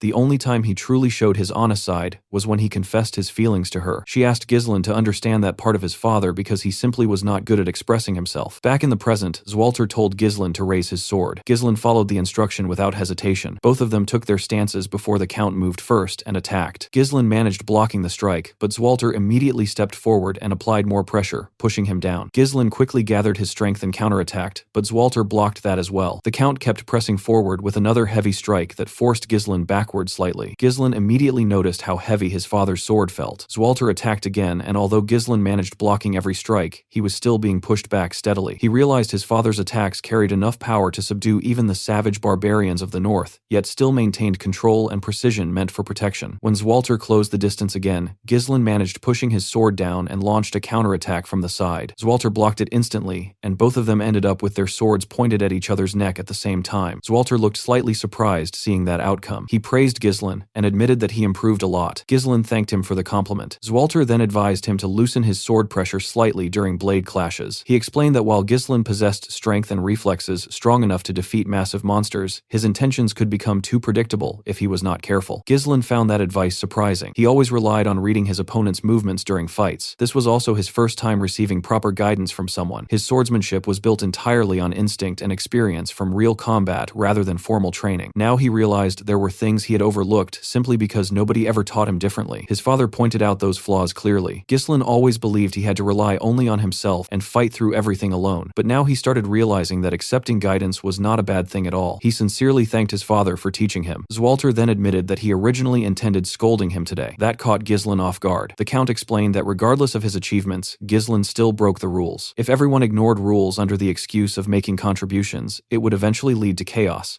However, Zwalter also admitted that Ghislain had changed. Unlike his past reckless behavior, this time he acted while thinking about something greater than himself. Zwalter advised him to continue acting like this and reminded him to think about Peridium and the people around him. He told Ghislain to fulfill his responsibilities as the future successor of the land. After saying that, he turned and began walking toward the exit. Ghislain stood there thinking about those responsibilities when something suddenly came to mind. He quickly called out to his father and reminded him that he mentioned having a request earlier, but never actually said what it was. Zwalter stopped walking and turned back with a slightly awkward expression. Then he asked his son if he had some extra funds. In the next scene, Ghislain arrived at the Forest of Beasts outpost, where his men were already waiting for him. The moment he saw them standing in formation, he smiled slightly. He asked whether everyone had been doing well. The mercenaries shouted back at the top of their voices that they were doing fine. Jillian stepped forward and asked his master if he had fully recovered. Kaor also added that Ghislain looked much healthier now. Ghislain apologized for making them wait so long before asking Jillian about Rachel's condition. Jillian lowered his head and admitted he never imagined seeing her walk again. He told Ghislain it was all thanks to him. Hearing that, Ghislain felt relieved and genuinely happy. Then his expression turned serious. He told Belinda, Kaor, and Jillian that he had something important to discuss. With a calm but firm tone, he revealed that their land was currently in danger. The three of them immediately reacted with shock. Without wasting time, they all moved inside a tent to talk privately. Inside, Ghislain explained everything that happened during the incident with Elena. He told them how he stopped her from being killed and how her death was meant triggering a war. He also revealed discovering the corpse of the Degard young lord and mentioned the existence of hidden forces targeting Peridium. According to him, these enemies had likely been watching them for a long time already. He made it clear they did not have enough time or resources preparing properly for what was coming. Belinda finally understood why Ghislain had been rushing non-stop. She admitted she thought they would get some rest after securing the runestone mine, but now they were facing a war instead. Kaor casually commented that this land never gave him a chance getting bored. Jillian pointed out that Peridium's situation made it the perfect target right now. A territory known for weak military strength and constant poverty, suddenly obtaining a valuable runestone mine was bound attracting enemies. Ghislain agreed with him and stated clearly that their enemies would not leave them alone anymore. Belinda then told Ghislain that he should have informed the Count and the vassals immediately. According to her, they needed preparing the entire territory. Ghislain shook his head and explained it was not the right time yet. He reminded her that Elena's own bodyguards betrayed them, which meant there could be traitors among the vassals as well. There was no way confirming who was trustworthy, so for now they had to keep everything secret. Belinda understood his reasoning and stayed silent. Ghislain continued explaining that Elena surviving bought them some time, but now that the runestone mine was discovered, their enemies had no reason holding back anymore. With a serious expression, he told them that the coming battle would not be easy. The atmosphere inside the tent turned completely silent. Kaor broke the silence first and told Ghislain to just give the orders. He admitted that following him so far had been pretty fun. Jillian also stepped forward and reminded Ghislain that he already pledged his life to him and would fight until the very end. Belinda added that without her around, nobody would be there protecting him anyway. Hearing all that, Ghislain smiled slightly. He explained that their biggest enemies were Duke Delphine, along with Count Desmond and Amelia, who were acting under his influence. Ghislain declared that he would not allow things to unfold according to their plans. Then he revealed their next move. They would be heading toward the Flame Magic Tower. Kaor immediately reacted with excitement, thinking they were finally going to sell the runestones and become rich. Belinda looked unsure and asked whether he was certain about that decision. She pointed out that the Crimson Magic Tower was closer and would likely offer a higher price. Ghislain explained that choosing the Flame Magic Tower would reduce potential conflicts. Jillian supported that reasoning and explained that transporting valuable goods always attracted unwanted attention. Since they were carrying runestones, staying one step ahead of their enemies was the only logical choice. Belinda quickly realized they could easily be ambushed if they followed the obvious route. Ever since Delmuth of the Crimson Magic Tower reached the 7th Circle and made his name famous, the Flame Magic Tower had been declining steadily. Ghislain knew that selling to the Crimson Magic Tower would normally bring greater profit because it remained the strongest in the north. Meanwhile, the Flame Magic Tower was still struggling, trying to regain its former glory. Even knowing all of that, Ghislain still chose heading toward the Flame Magic Tower for his own reasons, because he wanted to meet her. The scene shifts to the Flame Magic Tower, showing off its massive and luxurious structure standing tall like it owns the entire land. Inside the tower, a girl sat surrounded by piles of books while her body trembled slightly. She called out to someone named Professor Ronato and quietly asked when the light he mentioned would finally come for her. The scene then cuts to Ghislain and his group arriving in the Brevant territory where the Flame Magic Tower stood. The moment they saw it, even the mercenaries could not hide their reactions. Gordon looked up and admitted the tower was ridiculously huge. The man with the eye patch said he had only heard stories about it before and never actually seen it in person. Just by looking around, the group could tell this place was on a completely different level compared to Peridium. The territory was filled with magnificent buildings and elegant carriages moving around smoothly. The mercenaries noticed large quantities of magic scrolls being traded openly and even saw mages casually using magic to tile the roads like it was normal work. That alone made them realize how advanced this place was. The mercenaries kept staring in curiosity, which clearly annoyed the mages. Without warning, the mages cast another spell and instantly disappeared from sight. The mercenaries froze in shock, seeing people vanish in broad daylight. Ghislain calmly explained that it was just a concealment spell and told them that the mages clearly did not welcome outsiders like them. Kaor immediately called the men idiots and told them to stop acting like clueless tourists. Belinda also looked around in surprise, because even after losing its top position, the Flame Magic Tower still looked incredibly powerful. Jillian explained to her that the Brevant territory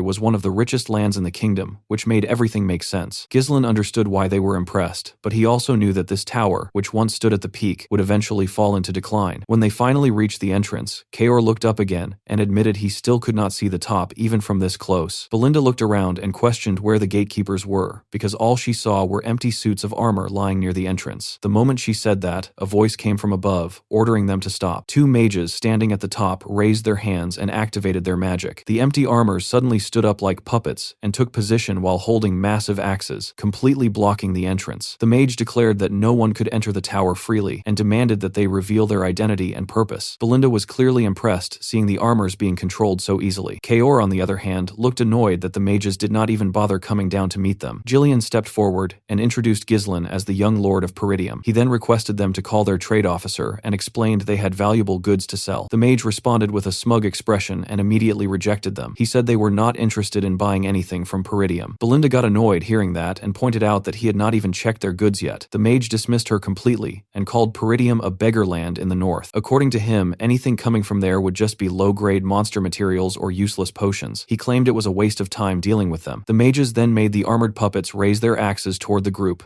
and told them to leave immediately. Belinda's patience almost snapped as she challenged him to come down and repeat those words to her face. Jillian glanced at Ghislain and asked what they should do next. Ghislain remained calm and asked the mage one simple question, whether he really wanted them to leave. Then he casually pulled out a small piece of runestone and held it up, telling the mage that he should recognize it if he truly was a mage. The mage's expression changed instantly the moment he saw it. He stared at the stone in Ghislain's hand before slowly looking at the long line of carts behind them. That was when it clicked in his head that those carts were filled with runestones. Ghislain smiled slightly and asked him again if he was still not interested in buying. The scene shifts and Ghislain, along with Belinda, are now inside the tower. The moment they entered, the trade officer and the same mage who mocked them earlier lowered their heads respectfully. The trade officer quickly apologized for the earlier disrespect and introduced himself as Sylvain. He politely asked if there was anything they required. Ghislain got straight to the point and told him they brought a massive amount of runestones. He made it clear that he needed someone who could take full responsibility for the deal until the very end. Then he added that he wanted to meet the tower master personally. Sylvain was visibly surprised hearing that, but he did not hesitate to agree. He explained that he would need to inform the tower master first and immediately ordered a guard to escort Ghislain and Belinda to the reception area. As they followed the guard, Belinda could not help pointing out that this was how he should have acted from the beginning instead of insulting them.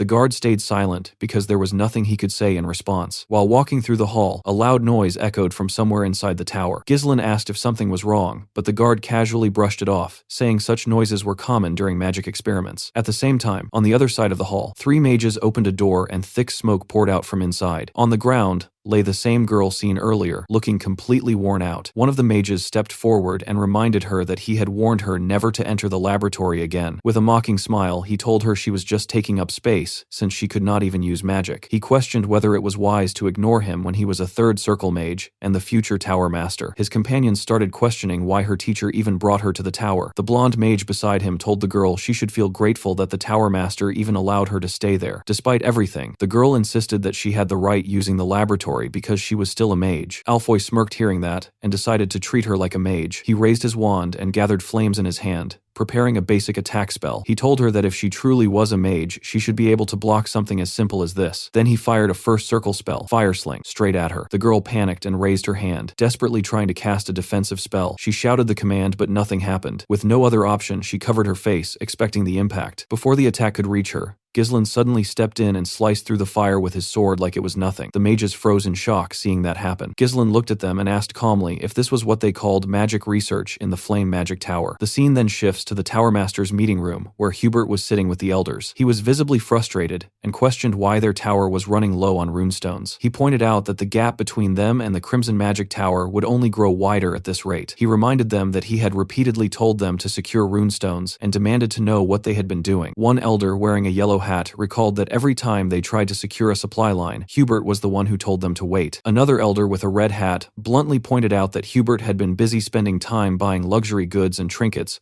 while calling it networking with nobles. It was clear he had already lost patience with him. A 3rd elder wearing a green hat added that the Tower Master of the Crimson Magic Tower had already reached the 7th circle, while Hubert was still stuck at the 6th. Hubert immediately shut him down and refused to hear anything about the Crimson Magic Tower. He insisted that he could also reach the 7th circle if he just had enough runestones. Deep down, he could not accept that Delmouth surpassed him first, and convinced himself that Delmouth must have been hoarding all the runestones. Right in the middle of this heated discussion, Sylvain suddenly barged into the room. Hubert snapped at him for interrupting without knocking, but Sylvain quickly apologized and said this could not wait. He then revealed that someone had arrived with a massive quantity of runestones. The moment those words were spoken, both Hubert and the elders froze in shock. The scene continues with Alfoy firing multiple spells toward Ghislain without holding back. Ghislain calmly stood his ground and blocked every attack using his sword like it was nothing. Alfoy grew frustrated and formed a massive fireball before launching it straight at him. Ghislain simply swung his blade again and cut the fire clean in half. The impact shocked everyone watching, including Alfoy's friends and Vanessa. Alfoy could not process what just happened, because slicing through his magic like that felt completely impossible. Before he could react further, a rope suddenly wrapped around his body and forced him down to his knees. Belinda had already stepped in and tied him up effortlessly. She looked down at him and told him he had a lot of nerve attacking her master like that. Alfoy panicked and demanded to know who they were. Before Belinda could escalate things further, a voice interrupted them and ordered everyone to stop. Hubert arrived at the scene and immediately asked for an explanation. Ghislain calmly told Belinda to release Alfoy, and she let him go without hesitation. The moment he was free, Alfoy rushed to Hubert and clung to him while complaining like a kid. He claimed that Ghislain and Belinda were intruders, and that he was only trying to stop Vanessa from entering the laboratory again. He even tried twisting the situation by saying he was protecting her since she had no mana. His voice shook as he tried making himself look like the victim. Belinda openly mocked him for crying like a child, which only made him more embarrassed. Vanessa quietly spoke up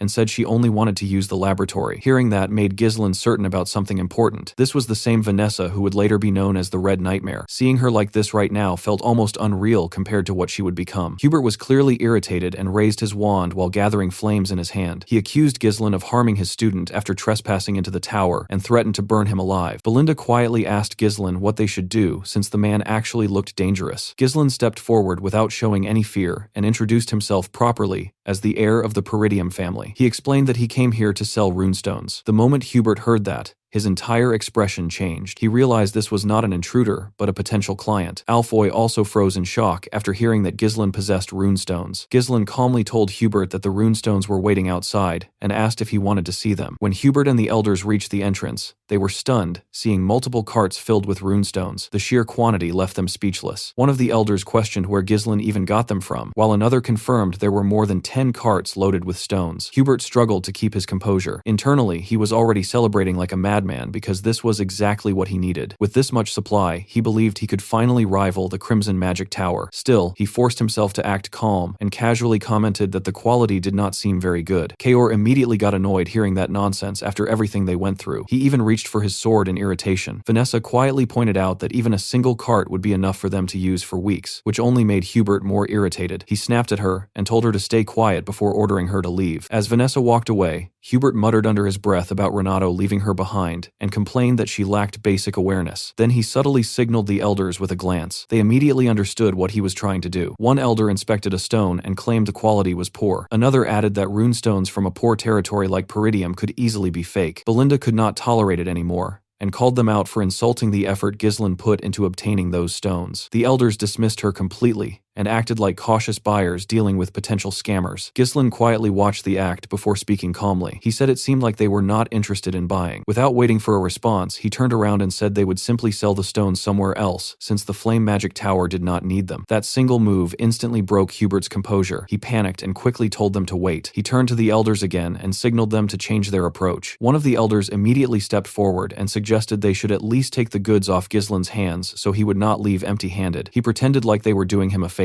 Hubert played along and acted like a generous savior. He told Ghislain that he would buy everything out of kindness, but only at a price below the market rate. Ghislain looked at him calmly and said he misunderstood something. Then he told Kaor to take all the carts back except one. That statement stunned everyone present. Kaor quickly played along with a grin and ordered the mercenaries to move the carts away. The men immediately started taking them back without hesitation. Hubert rushed forward and asked Ghislain what he was doing. Ghislain apologized politely and said there had been a misunderstanding. He explained that his men brought too many goods by mistake and that their actual destination was the Crimson Magic Tower. According to him, they only needed to sell one cart here for travel expenses. Hearing the name Crimson Magic Tower instantly irritated Hubert again, but he forced a smile on his face. He quickly changed his tone and claimed he was only joking earlier to ease the atmosphere. Then he invited Ghislain inside for a proper discussion. The elders looked disappointed seeing him drop his act so quickly, but Ghislain simply agreed to the meeting without making a big deal out of it. The scene shifts to the meeting room where everyone had gathered for the negotiation, and Hubert introduced the old men sitting beside him as the elders of the tower, while mentioning that all of them were 5th Circle mages. Ghislain nodded calmly and said that was impressive, and exactly what he expected from the 2nd strongest magic tower in the northern region, which instantly annoyed Hubert as he tried correcting him by saying those were just baseless rumors, and that the Flame Magic Tower was still the strongest in the north. Ghislain brushed it off like it was nothing important, and Belinda immediately noticed how that response felt a little too deliberate, almost like he was provoking Hubert on purpose, while Kaor stood there clearly amused, watching the situation unfold, and Jillian quietly told Belinda that their master definitely had something in mind. Hubert then shifted the conversation and asked Ghislain how much he wanted for the runestones, confidently adding that he would not find a better deal anywhere else, but Ghislain simply raised his hand and said he wanted double the market price, and that single statement completely stunned Hubert and the elders. They instantly assumed he was inexperienced and had no idea how negotiations actually worked, so Hubert explained that deals required compromise from both sides, and that Ghislain could not just throw out such a one-sided demand, but Ghislain casually replied that he just felt like the Flame Magic Tower should pay double, which only made the elders more irritated as they accused him of joking in a serious setting and questioned whether he was mocking them. Hubert's tone turned colder as he warned Ghislain to watch his words, saying he disliked seeing clueless youngsters act like they understood a world they clearly knew nothing about, but he still decided to show some leniency because of Ghislain's age and offered slightly above the market price instead, asking him to take the negotiation seriously. The moment Hubert finished speaking, Ghislain suddenly stood up without hesitation, catching everyone off guard, and when Hubert asked why he was standing, Ghislain calmly said it looked like they were not interested in buying, and added that asking for double was already a discount, casually mentioning that he could just take his business to the Crimson Magic Tower instead. The second Ghislain turned around to leave, Hubert completely lost his composure and quickly called out to stop him, immediately changing his tone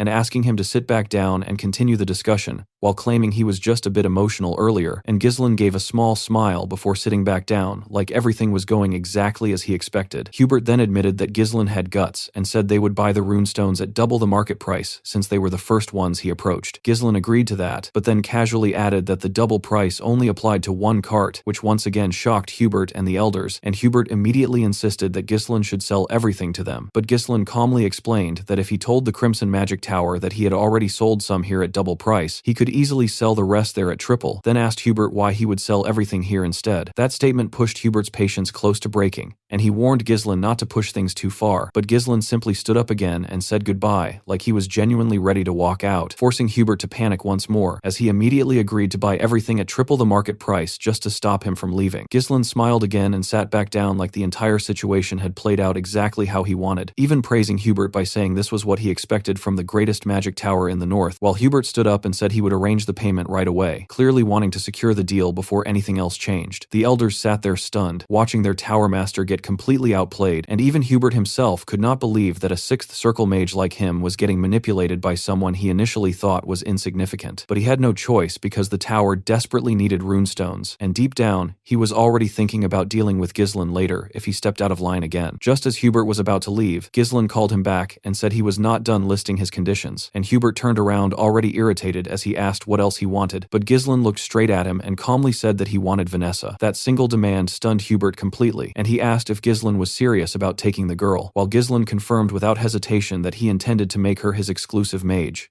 The scene shifts to the past, where an older Ghislaine is casually roasting meat on his sword while sitting beside his comrade, and the guy next to him has a hook for a right hand. Ghislaine tells him the meat is burning, and the man just shrugs it off and says he should roast it himself, casually reminding him that he is missing an arm, which makes Ghislaine clench his fist and ask him to repeat that again. The guy immediately backs down, clearly not wanting smoke, and changes the topic by asking if he has heard about Vanessa, the Red Nightmare. Ghislaine says he has never heard that name before, so the man explains that he has been gathering information lately and came across something interesting. He tells him about a female mage who burned down a huge part of the northern Luthania region and reached the 7th circle, and Ghislaine comments that the name sounds flashy, then asks why he is bringing her up. The man explains that Vanessa has gone completely insane and reveals that she learned a mana cultivation technique even though she is a mage, which catches Ghislaine off guard. He asks why a mage would even bother with mana cultivation instead of circles, and the man just says it is because she is crazy, calling her a walking disaster who burns everything in her path, adding that nobles are already struggling because of her. He then mentions that the subjugation request they received earlier was actually targeting her. Ghislaine still finds it strange that someone reached the 7th circle like that, but instead of worrying, he smiles and says he is curious, then casually tells Claude that they should recruit her. Claude is completely stunned hearing that, clearly not expecting that reaction after everything he just said. Unfortunately, in that timeline, Ghislaine never managed recruiting her, because by the time he found Vanessa, she was already as good as dead,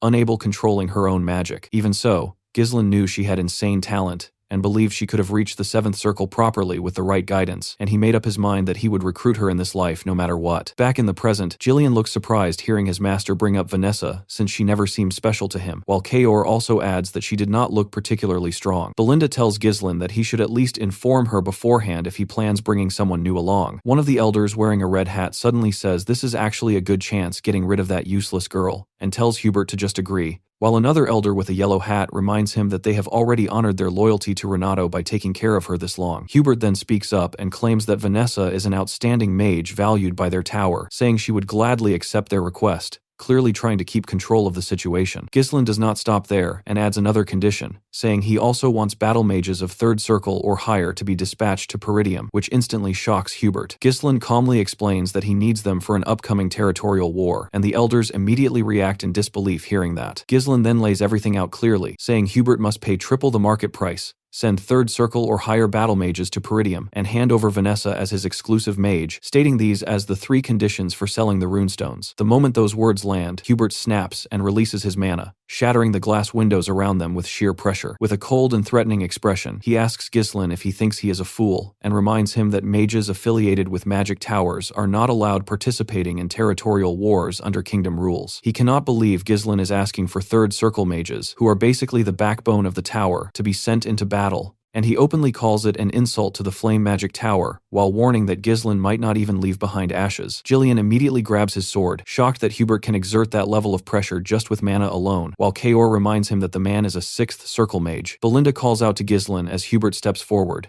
clearly ready escalating things further, but Ghislaine stays calm and tells him he will regret this, which catches Hubert off guard. Then Ghislaine drops the real card. He reveals that they have discovered a massive runestone vein in their territory, and explains that what Hubert saw earlier was only a small portion of it. The elders freeze hearing that, and Ghislain adds that this information is already spreading across the north, then asks Hubert what that implies. Hubert immediately understands and says that many forces will come after that mine. Ghislain stands up and clarifies that they are not starting a war, but simply need the magic tower's help gaining strength to survive what is coming. He promises Hubert that if they support Peridium through this crisis, they will supply runestones exclusively to the flame magic tower. That changes everything. Hubert realizes that this would give his tower a monopoly over runestones, something that could completely shift the balance of power. Ghislain extends his hand and tells him it would only be a matter of time before the flame magic tower surpasses the Crimson and becomes the strongest in the north. Hubert stares at his hand, clearly hating the conditions but fully aware that the deal heavily benefits him in the long run. After a brief hesitation, he grits his teeth and shakes Ghislain's hand, accepting the deal. In the next scene, Hubert was seen speaking with Alfoy while explaining everything that had just happened during the negotiation. Alfoy looked confused and asked his master why it had to be him, saying there were plenty of other mages available for the task. Hubert told him not to misunderstand the situation, and explained that he was sending him because he was the greatest talent in the history of the Flame Magic Tower,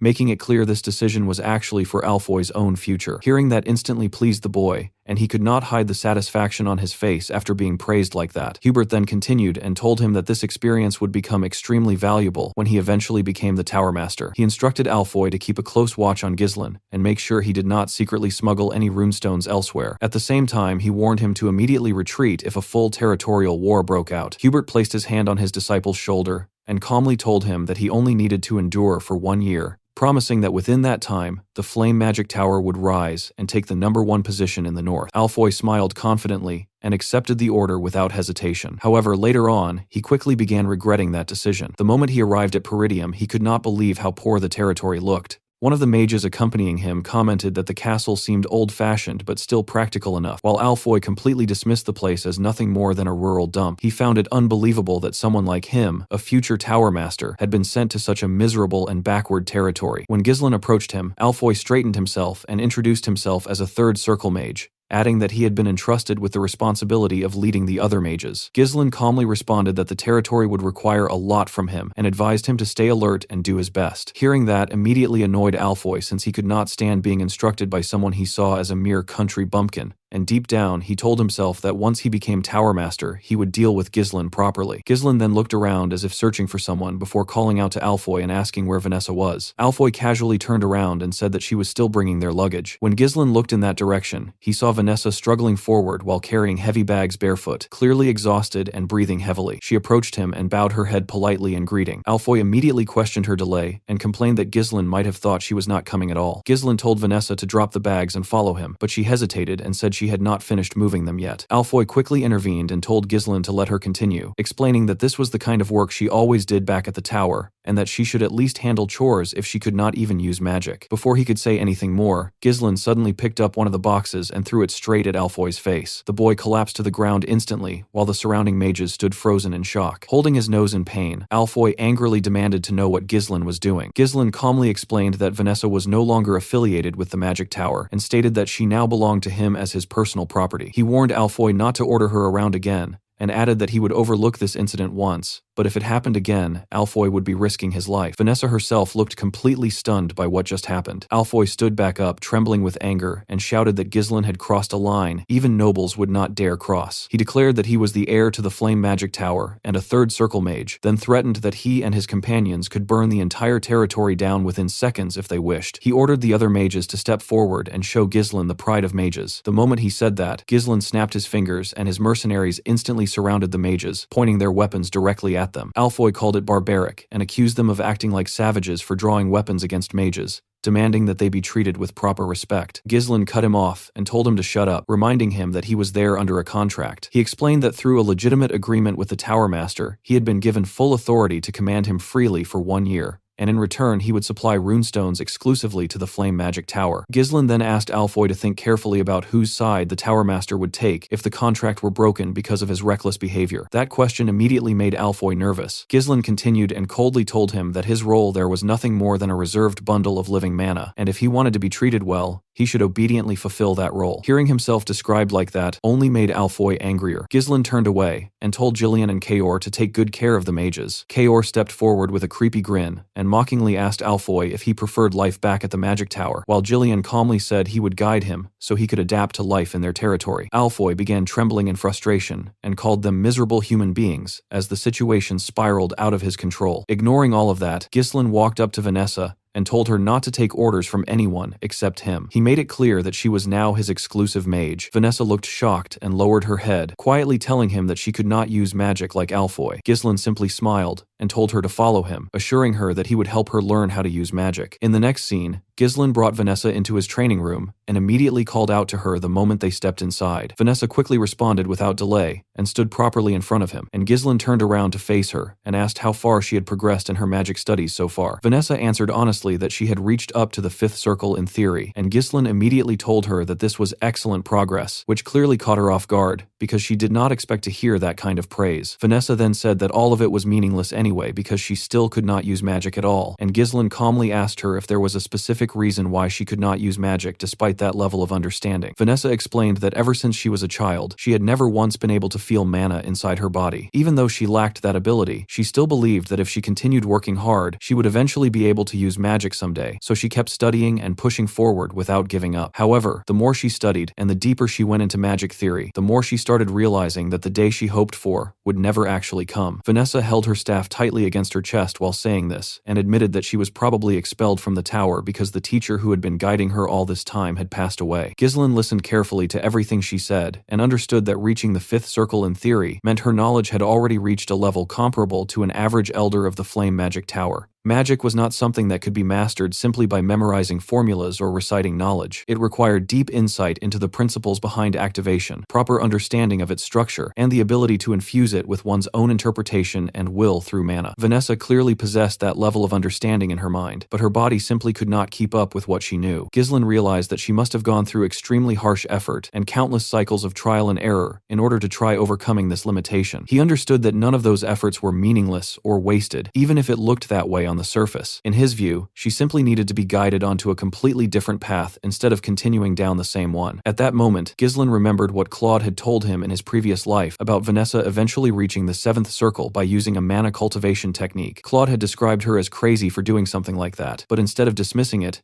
Ghislain only smiled when recalling that memory. He then told Vanessa that from this moment onward, he would personally teach her a mana cultivation technique. Vanessa was visibly shocked when she heard that, and immediately asked him why she should learn something like that when she was supposed to be a mage. Ghislain calmly explained that both the circle system and mana cultivation techniques were ultimately just different methods used to control mana. He then asked Vanessa if she had ever tried using a mana cultivation technique before, and she immediately denied it while saying that the idea itself was insane. She warned him that things could go terribly wrong if she attempted something like that, and that she might end up becoming permanently unable to use magic if she failed. Ghislain slowly stretched his hand out toward her and told her that she should try it together with him. When Vanessa saw the expression in his eyes, she understood that he was completely serious and not joking in the slightest. For the first time in her life, she truly considered the possibility that she might actually be able to use magic. She clenched her fist tightly and made up her mind that she would go through with it if this was what it took to change her fate. Soon after, both of them were sitting on the floor facing each other, and Vanessa carefully loosened her dress slightly to expose her back so the process could begin. As Ghislain looked at her, he remembered how in his past life she had those same eyes filled with regret, rage, and deep hatred. Back then, after endlessly chasing magic and failing, she had fallen into a bottomless abyss. She ended up mastering a mana cultivation technique of unknown origin and became a disaster driven purely by instinct, burning everything around her into ashes without control. However,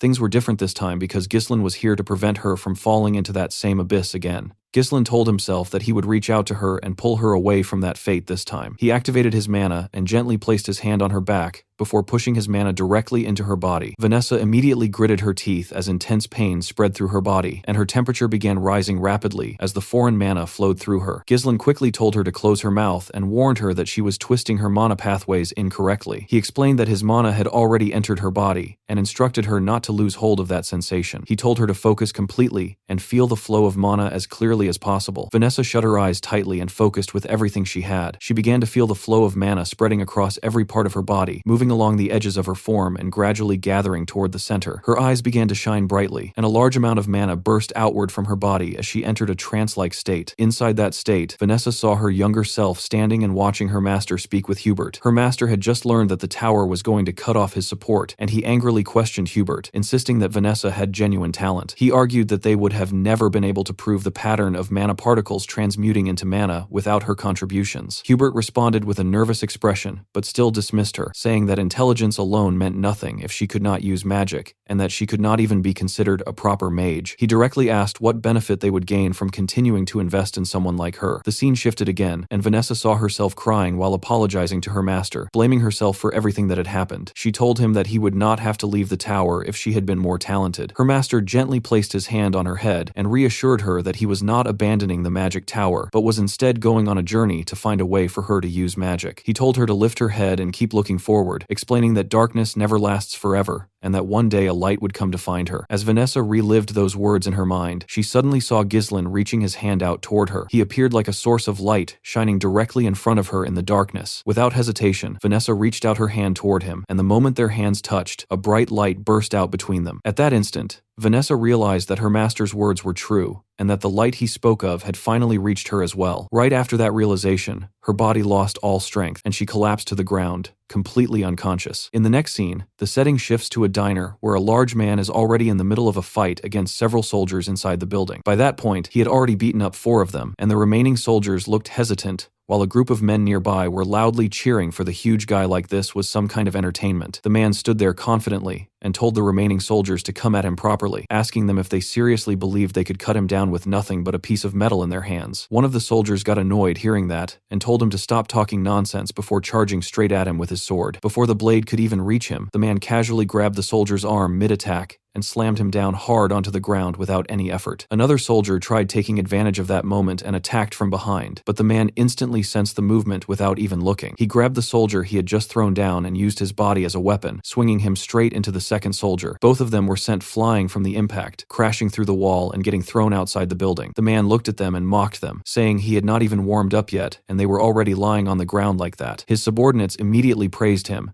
and said those soldiers were idiots for trying to interfere with their party. They kept bragging that nobody around here could stop them anyway, acting like the whole place belonged to them. Hearing that, another man nearby slammed his cup hard onto the table, clearly not liking what he just heard. The scene then shifts outside the bar, where the same large man is now sitting calmly near a river with a fishing rod in his hand, his helmet placed beside him on the ground like nothing had happened earlier. Someone approached him and asked if his training was going well, but the man did not entertain small talk and told him to get straight to the point. The person then informed him that Count Desmond had issued a mobilization order. The moment he heard that, the man, whose name was Victor, immediately stood up. He grabbed his helmet and put it on, then picked up his fishing rod without wasting any time. He walked back into the bar and told the person to follow him inside. As they entered, the scene revealed the dead bodies of the mercenaries from earlier lying around the place. Victor looked at the situation and casually said that he was just getting bored to death.